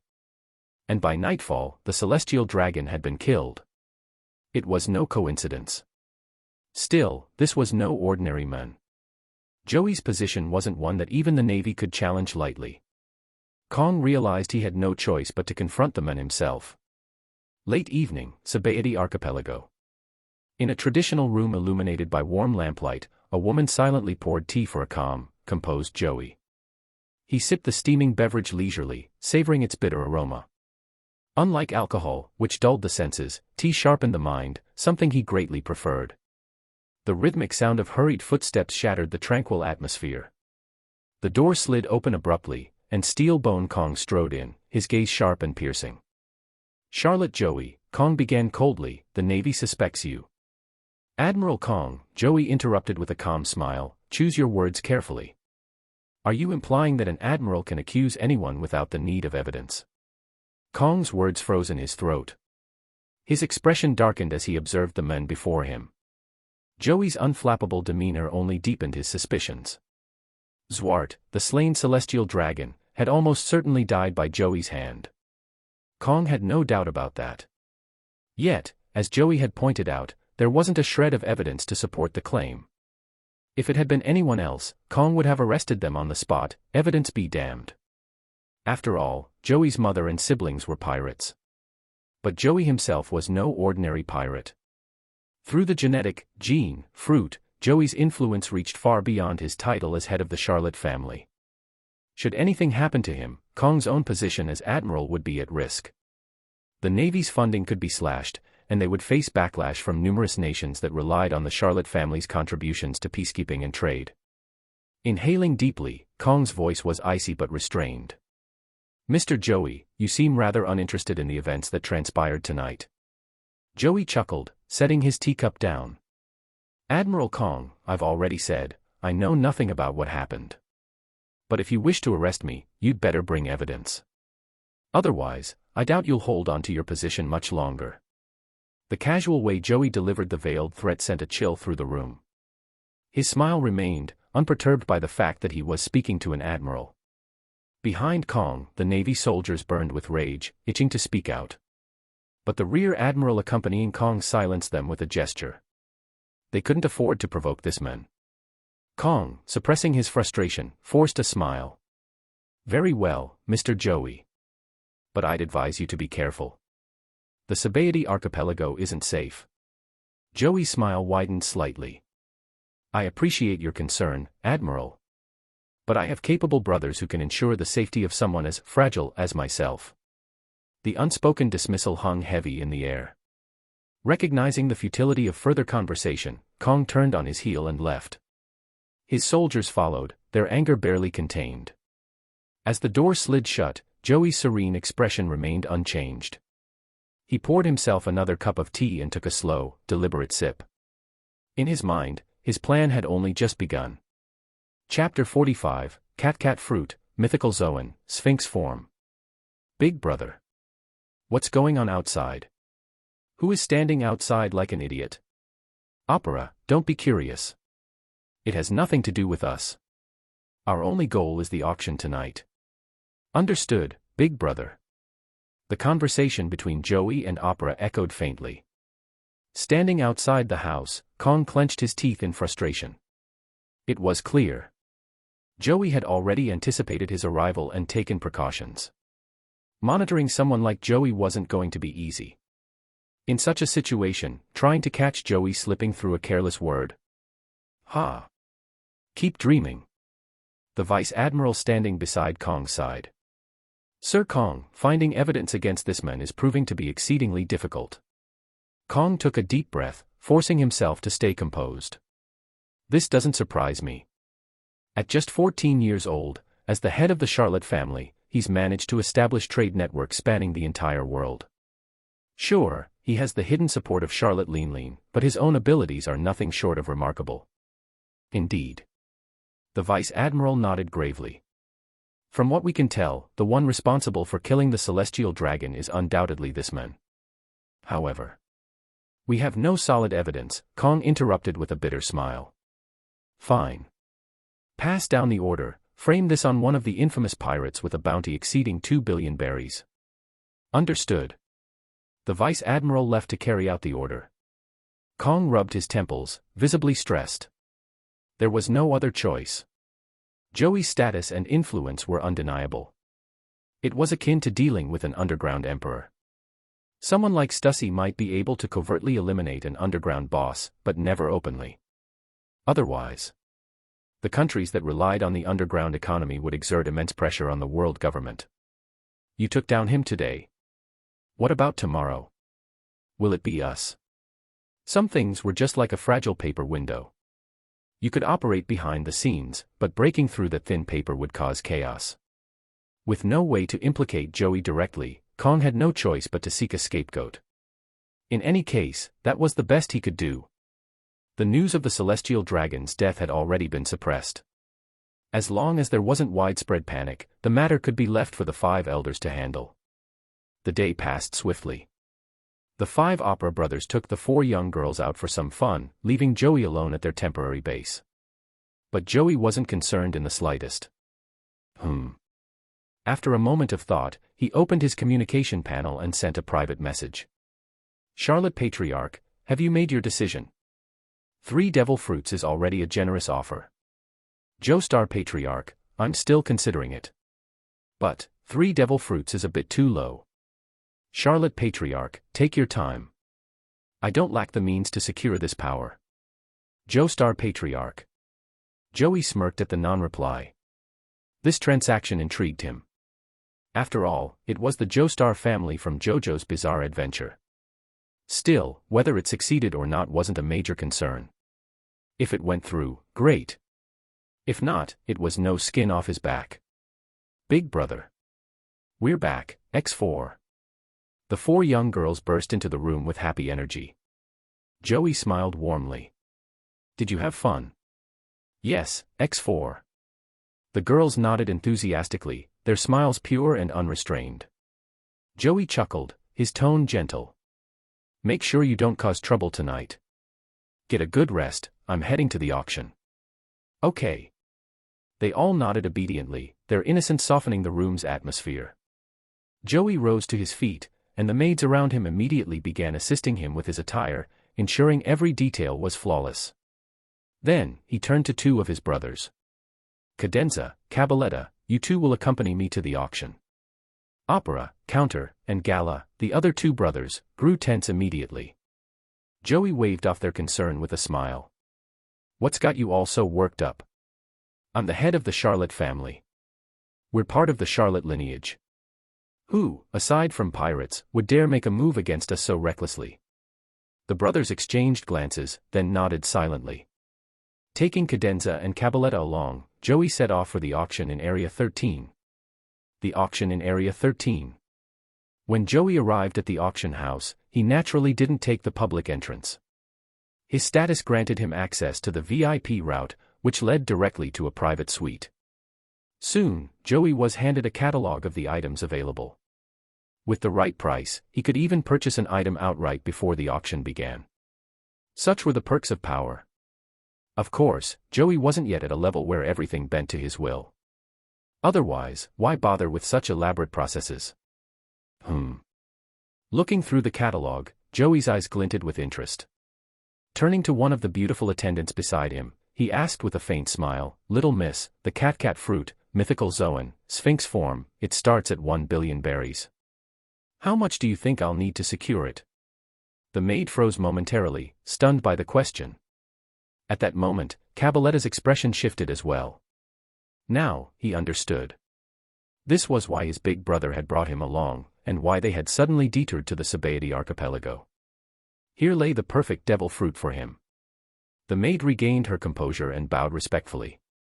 "Patriarch Joey, that decision is beyond me. I'll need to consult with our manager." "Go ahead," Joey replied with a nod. "Yes, sir." The maid left to deliver the message, while other attendants immediately approached, ensuring everything was arranged for Joey's comfort. They even began skillfully massaging him. Big brother. Once they were alone, Cabaletta leaned in excitedly, unable to contain his anticipation. Joey glanced at him and chuckled. "Look at you, acting like a kitten eyeing its first bowl of milk. Calm yourself, you impulsive brat." "Ha ha ha." Cabaletta scratched the back of his head sheepishly, but his grin revealed just how much his brother's words had thrilled him. Chapter 46, The Sixth Stop, The Kingdom of Alabasta. Soon, a knock sounded at the door, and the auction house manager stepped inside. Bowing slightly with a polite smile, the manager said, "Lord Joey, are you planning to purchase the Sphinx Zoan Devil Fruit?" Joey smiled and replied, "Of course. Name your price. If it's reasonable, I'll take it right now. Frankly, I'm not too interested in the other items." The manager chuckled softly. As expected of Lord Joey. "Very well, the price will be 5 billion berries. On the black market, the op fruit goes for that amount, and the rarity of a mythical zoan is comparable." Joey nodded without hesitation. "That works. Send someone to Whole Cake Island to retrieve the payment." "Certainly." The manager clapped his hands, and a guard entered carrying a treasure chest. Placing it before Joey, the guard opened the chest to reveal its contents. Joey glanced at it and then called out, "Cabaletta." Cabaletta's grin stretched wide. "I'm on it, big brother." He stepped forward and, without the slightest hesitation, began devouring the whole devil fruit. Its infamous, disgusting taste didn't faze him in the slightest. The manager's eye twitched at the sight. What a savage. Watching someone gulp down the disgusting devil fruit as if it were nothing was an experience he wasn't sure how to process. Roar. A deep growl erupted from Cabaletta as the transformation began. His head retained its original human shape but now bore markings reminiscent of ancient Egyptian adornments. A/N, anyone visited Egypt? His body, however, underwent a dramatic change, growing rapidly until he towered at a height of 5 meters. Thankfully, the room had been specially designed to accommodate such transformations. Cabaletta's body morphed into the shape of a monstrous lion with a powerful, radiant aura. His glowing eyes carried a fierce intensity that sent chills down spines. The same as the Great Sphinx of Giza. Gradually, however, he suppressed his raging energy, calming himself and looked at Joey. He grinned, sharp teeth flashing. "Big brother." Joey smirked. "Cabaletta, don't scare the manager anymore." "Got it, big brother." Cabaletta replied as he shifted back into his human form, rolling his shoulders and stretching his newly enhanced body. Even without fully testing the fruit's abilities, the transformation had already resulted in significant physical improvements. Cabaletta's overall strength skyrocketed from bronze level 3 to bronze level 6 in an instant. Now, all four brothers, Opera, Counter, Gala, and Cabaletta, stood at the same power level. Only Cadenza remained without a devil fruit. However, Joey had already made arrangements for Cadenza. The fruit meant for him had been located in the North Blue. Coincidentally, that was their next destination. Getting what he wanted, Joey said, "It's time for us to leave." The manager bowed respectfully. "Safe travels, Lord Joey." The entire auction process had taken less than 30 minutes, and Joey departed with exactly what he wanted. This was the privilege of power. The next day, the group's ship departed the Sabaody archipelago. "Cabaletta," Joey said sternly, "get a proper grasp of your new devil fruit powers. I don't want to see you in battle unable to use even a fraction of your full strength." "Ha ha ha." Cabaletta scratched his head awkwardly, embarrassed but understanding. "Got it, big brother. Don't worry, I'll figure it out." Joey turned to Cadenza and said, "Cadenza, keep an eye on this troublemaker." Cadenza saluted, his expression serious. "Don't worry, big brother. Leave it to me." Satisfied, Joey nodded. Among his 5 younger brothers, Cabaletta was the only one with a short temper and a tendency to slack off. Without proper discipline, he could easily become lazy.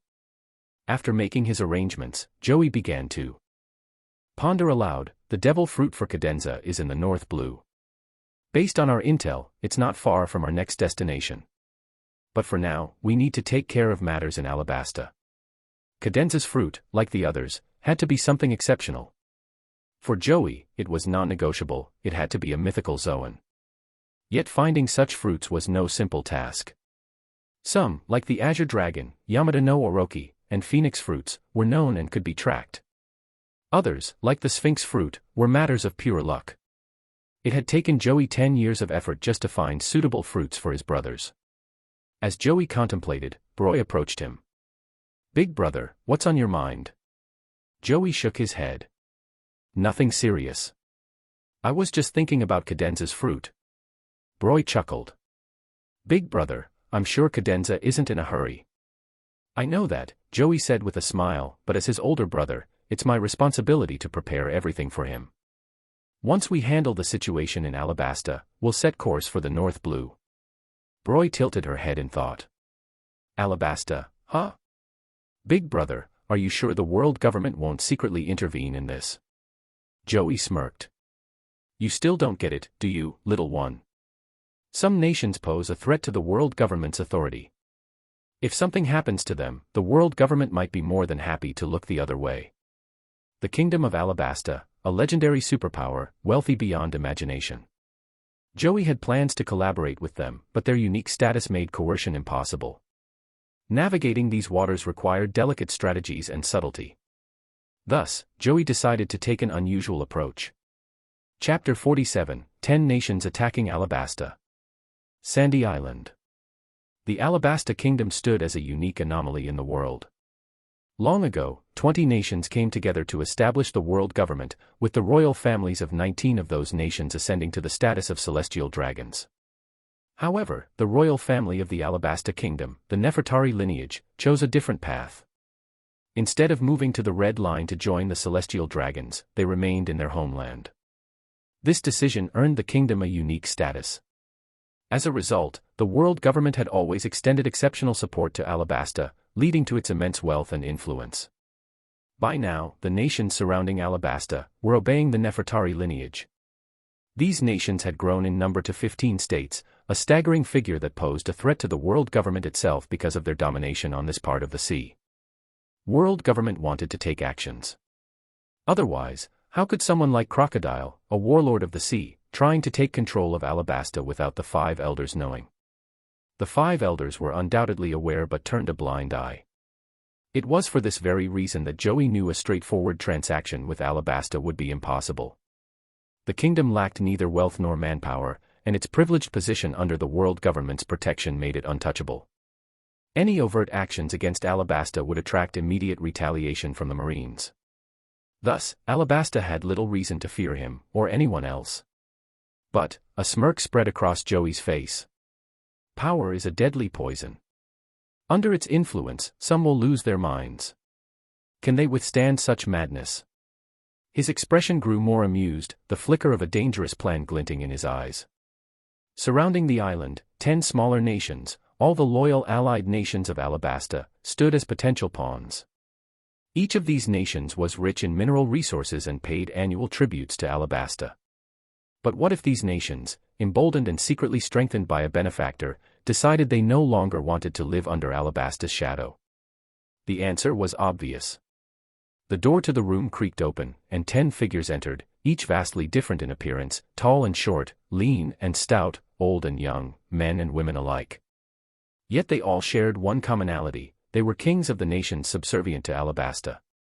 The old king is nearing his end, and his successor is just a boy, a disgraceful one at that. I've heard the brat disbanded the kingdom's elite 300,000-strong army, sending them to assist civilians across the land. Such a fool has no right to govern Alabasta. It's time to act. Agreed. Thus, war was ignited. With someone pulling the strings behind the scenes, the 10 kings' ambitions burst into flames. Following the old king's death, the once mighty Alabasta military had been reduced. The elite 300,000 soldiers were disbanded, leaving only 600,000 regular troops. Meanwhile, the 10 allied nations assembled an army of 1 million and launched a full-scale invasion. Charge! For wealth! For glory! For future! The sounds of war erupted as the invaders descended upon Alabasta. In just 3 days, the kingdom found itself losing ground at an alarming pace. Not only was the numerical difference overwhelming, but the sheer audacity of 10 nations launching simultaneous attacks had caught Alabasta entirely unprepared. Alabasta's royal palace, Alubarna. In the grand throne room, King Nefertari Cobra sat in silence, his young face marred with frustration and uncertainty. Around him, dozens of ministers anxiously deliberated. "Your Majesty," one of them pleaded, "you must issue a royal decree to recall the 300,000 elite troops. Without them, we stand no chance." Another minister laughed bitterly. "It's already too late. The invaders have specifically targeted the 5 cities where those troops were stationed. Positioned near the borders, those cities have already fallen." A heavy silence filled the room. If what he said was true, summoning the elite troops back was no longer an option. Without them, Alabasta's remaining forces, merely 600,000 strong, could not hold back the invaders. Massaging his temples, Cobra asked, "Have we managed to send word for help?" Captain Igaram of the Royal Guard shook his head. "Your Majesty, all routes to the sea have been blocked. The enemy's million-strong army has cut off every possible escape path." And there was one more thing Cobra hadn't said aloud. Even the help requests from Den Den Mushi lines weren't getting any response. The world government had no intention of intervening in a situation like this. As long as the conflict didn't develop openly, they'd look the other way, unwilling to help. After all, the 5 elders wouldn't allow Alabasta to be completely destroyed, but they also wouldn't let it remain this strong. Damn it! The ministers erupted into furious curses. They were elite players in the dirty game of politics and could easily see through the situation. The world government had effectively abandoned them. Ha! Cobra sighed heavily. He had never imagined that his policies of compassion and reform, aimed at fostering peace, would result in this betrayal from their loyal allied nations. "Your Majesty," another minister interjected, "even if we can't send for help, the allied nations who remain loyal to us might hesitate to come to our aid. Without action from the world government, they'll have their own positions to consider." Power, as always, was an ever-shifting force. Under its influence, alliances and loyalties held no permanence. When Alabasta was at its peak, its allies sang its praises. But now, as it faltered, those same allies hesitated, calculating their own interests. This was the true face of power, a force as terrifying as it was merciless. Chapter 48, To have a choice, you need to have power. Listening to the endless arguments of his ministers, Cobra raised his hand and said, "Enough. Leave me for now. I will think about how to handle this." "Yes, Your Majesty." The ministers exchanged uneasy glances, but in the end, they obeyed and exited the room. As they left, Igaram, the captain of the royal guard, hesitated before speaking. Your Majesty. Cobra interrupted, Igaram, you should leave as well. I need some time alone to think. Understood. Igaram, though reluctant, complied. Having grown up alongside Cobra, he understood the king's heart better than anyone. Cobra was a ruler who loved his people as his own children. But precisely because of his compassion, this crisis weighed on him unbearably. His kindness had inadvertently created this predicament, and now he was trapped. The kingdom of Alabasta was besieged, their cries for aid unheard. Alone in his chamber, Cobra's thoughts churned with regret and frustration. Suddenly, the shrill ringing of a den mushi broke the silence. Buru buru. Cobra's head snapped up. What's this? His eyes fell on a den mushi he hadn't used in years, one connected to the underworld. He had once considered it unnecessary, believing his reign wouldn't require dealings with such forces. Yet here it was, buzzing insistently. After a moment of hesitation, Cobra picked it up and answered. Heh heh heh. A faint chuckle echoed through the line, followed by a calm yet chilling voice. King Cobra, I see you've decided to answer. Cobra's face darkened. Who are you? What do you want? The voice belonged to someone Cobra couldn't immediately identify. This den mushi was connected to numerous underworld factions, making it impossible to pinpoint who was speaking. The mysterious voice continued with a faint smile, who I am doesn't matter right now. What matters is this, do you want to save Alabasta? I can help you. Tonight, come alone to the Scarlet Ruins. If you want your kingdom to survive without becoming a puppet, this is your only chance. Buru. The line went dead. Cobra stared at the den mushi in silence, his mind a whirlwind of thoughts. Scarlet Ruins. Once a bustling city, now nothing but ruins, swallowed by the unforgiving sands of the desert. It lay west of Alubarna, the capital, abandoned long ago. Meanwhile, at the ruins, a figure stood amidst the crumbling buildings. Joey, hands clasped behind his back, gazed out at the desolate landscape. Behind him, Broy asked cautiously, Big brother, are you certain Cobra will come? Joey replied warmly, Broy, whether a king is benevolent or ambitious, do you think they'd willingly let their kingdom become a puppet? Broy nodded slowly, beginning to understand.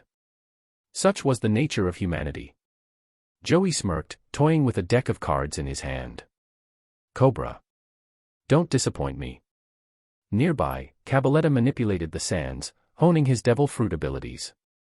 The powers of mythical Zoan fruits were uniquely complex. For instance, the azure dragon fruit could breathe fire, summon fierce winds, unleash thunderous roars, and even generate flame clouds. The phoenix fruit, in contrast, was simpler, granting near immortality by rendering attacks ineffective, though its widespread usage drained stamina significantly. The Yamato no Orochi fruit allowed for regeneration akin to resurrection, unless all 8 heads were severed at once, the user could recover indefinitely. Then there was the Sphinx fruit. Its abilities were peculiar, it could control sand but not create it, a limitation that was frustrating at times. Joey observed Cabaletta's training thoughtfully, musing to himself, if I can acquire the Suna no Mi, sand fruit, it would perfectly complement Cabaletta's abilities. Lost in his thoughts, Joey waited. As the night deepened and the ruins grew colder, the sound of hurried footsteps echoed through the silence. Huff. Huff. Breathing heavily, King Cobra arrived at the ruins. Spotting the faint light emanating from the remains of a castle, he quickened his pace. The doors creaked open. Cobra froze, staring in shock at the men before him. The head of the Charlotte family? Joey smiled calmly. Yes, that's me. But who I am doesn't matter, King Cobra. What matters is that I can help you. Cobra's heart tightened. Help. That single word was both a lifeline and a heavy burden. Joey continued, his smile never wavering. You need my help, don't you?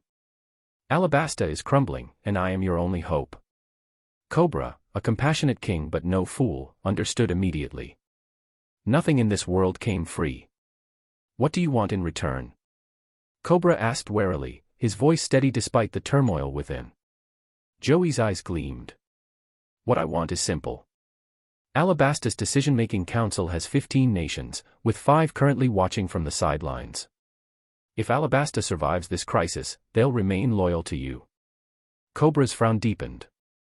And what is it you truly want? Joey's tone turned firm. 2 years from now, I will establish Tato Land, a kingdom of many nations.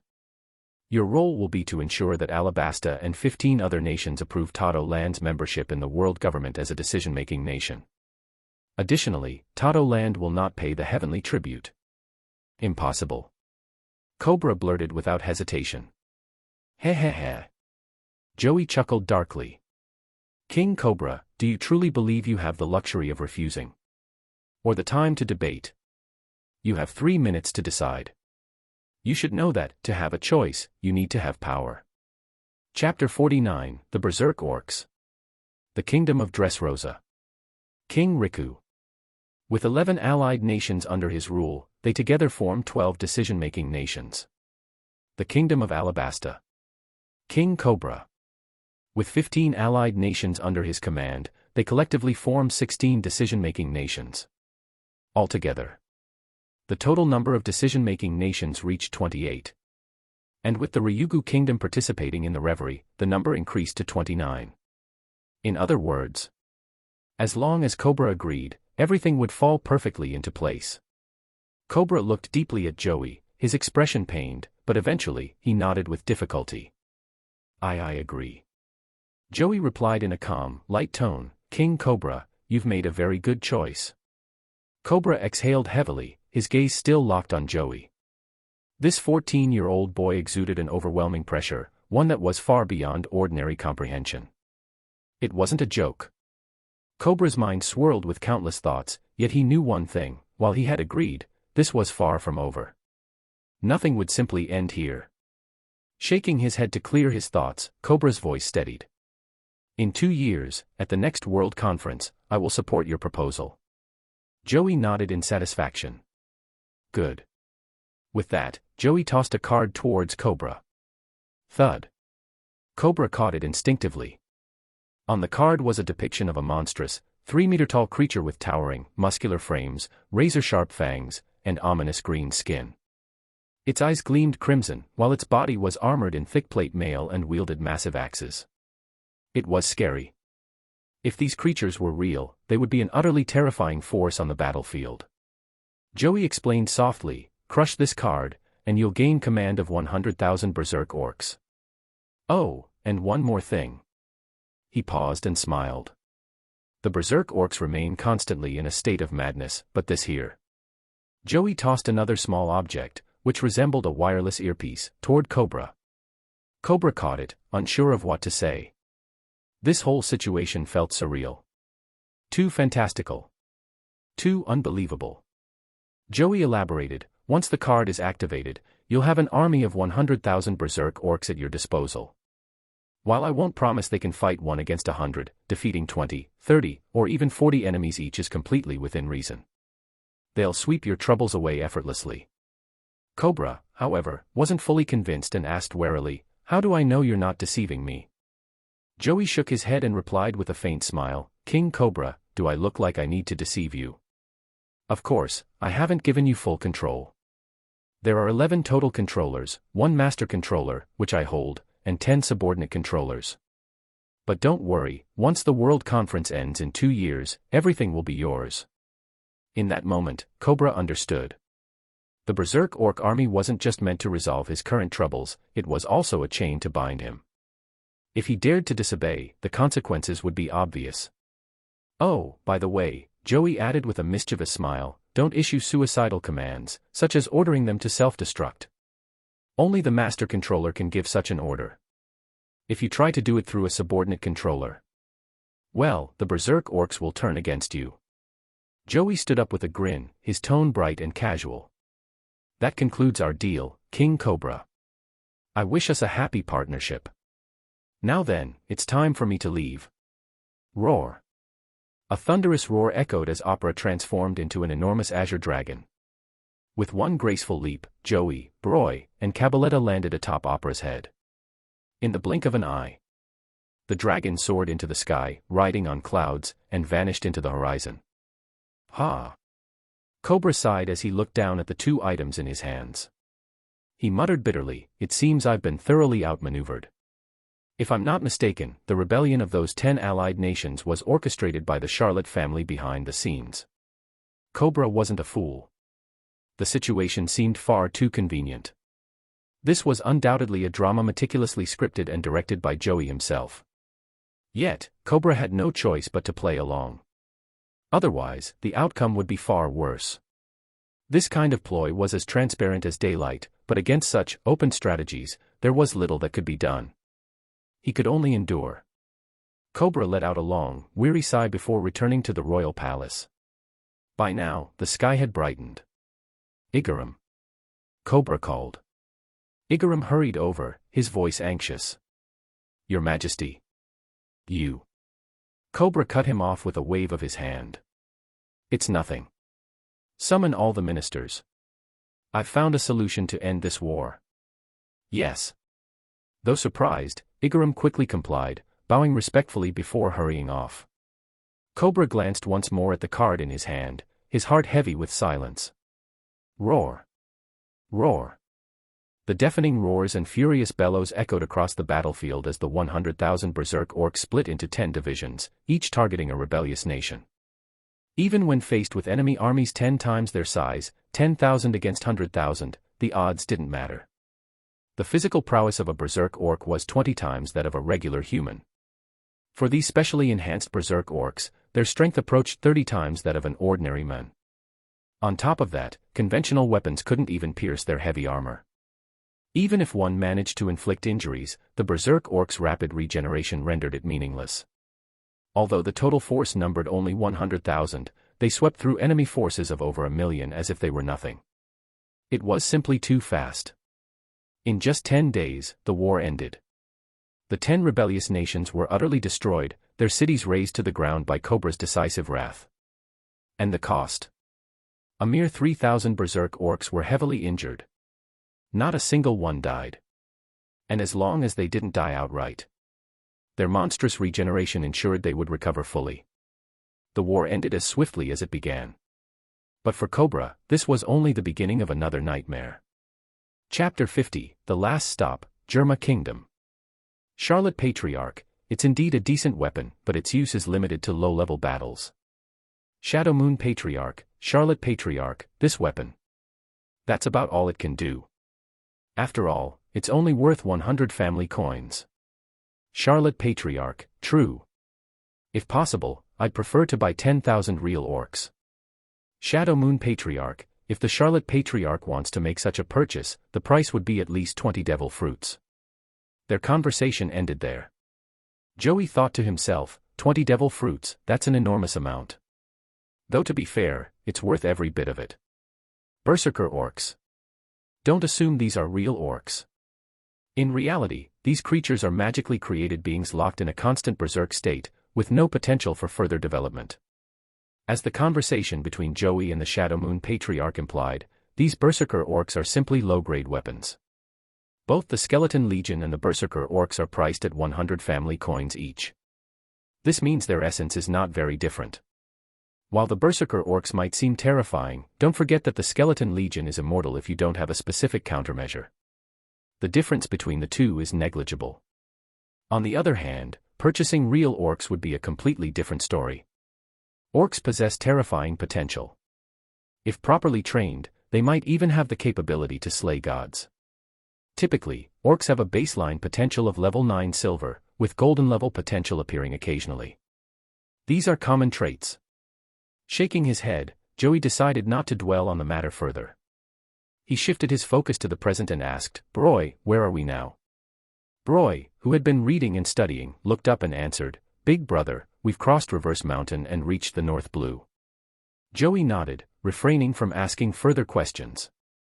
The atmosphere returned to silence. Joey and Broy both continued reading quietly.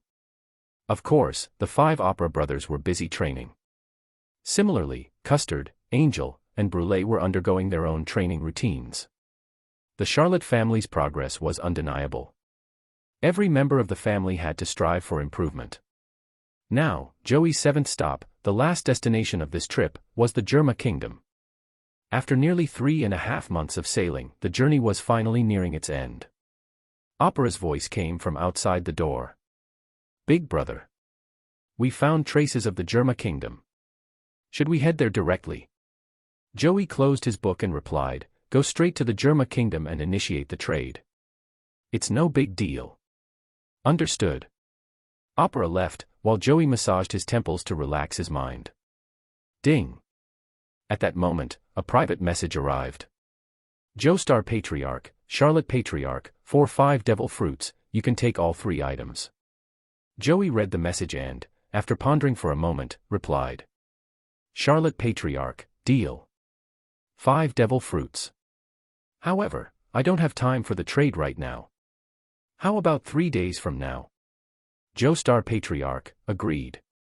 A smirk appeared on Joey's face as he muttered, "Finally, the deal is set. I can't wait to see the results. With my mental strength, what kind of abilities will this bring forth?" Hehehe. Chuckling softly, Joey's expression became one of anticipation and excitement. Truth be told, among all the available abilities, this was the one he most desired. Broy asked adorably, "Big brother. What's the matter?" Joey shook his head. "It's nothing. It's nothing." Smiling gently, Joey said warmly, "Let's go meet the king of Germa Kingdom." "Okay." Broy followed Joey as he stood up. The 2 siblings left the room together. Accompanied by Broy and Opera, Joey disembarked on the island. This was a small island. Looking closely, the island had been transformed into a full-scale military base. Germa Kingdom. Germa 66. Vinsmoke family. All these names referred to the same entity. In essence, this entire nation was a technologically advanced one, and the only country in the world without fixed land. For most, it felt like a legend. But it wasn't a legend. It was very much real, although only the underground world knew much about it. Even without land, the royal family of the Germa Kingdom, the Vinsmoke family, held significant power. They could even participate in the reverie and influence bounty modifications. Just like the world government's 170 allied nations, among the 50 decision-making nations, only a handful truly stood out as powerful. Of these, barely 10 nations could be considered top-tier. Apart from Dressrosa and Alabasta, which had a large number of subordinate allies, the rest were just great powers. The Germa Kingdom was one of them. Initially, Joey's sole intention was to develop the Charlotte family into a powerful entity. That alone would have been enough, everything else seemed meaningless. However, his mother's dream was to create a utopia where all races could coexist peacefully. Since this was her wish, Joey naturally felt compelled to help make it a reality. But building a nation wasn't something Joey could take lightly. If he were to establish one, it would have to be terrifyingly powerful, uniquely special, and hold an unshakable position. This was Joey's resolve. To him, the items he traded, valued at a mere 200 family coins or 20 achievement points, weren't anything particularly valuable. They hardly mattered. Moreover, with the idea of building a nation now firmly in mind, Joey's ambitions had grown even more grandiose. Yo. I've finished reposting this book and will be updating almost daily from now on. The only thing missing is your comments and reviews. Since I sadly can't import the old ones or something, I'd really appreciate it if you could add your review again. And if you're new here, please also leave a fresh review so I can pin it for others to know what's good, and what's bad, about this story. Sorry for any inconvenience. Also, you can read over 80 advanced chapters and support me at patreon.com/_coreal. Thanks for all your patience and understanding so far. From my life as a coreal, believe me, the web novel community is truly the best. Red Heart.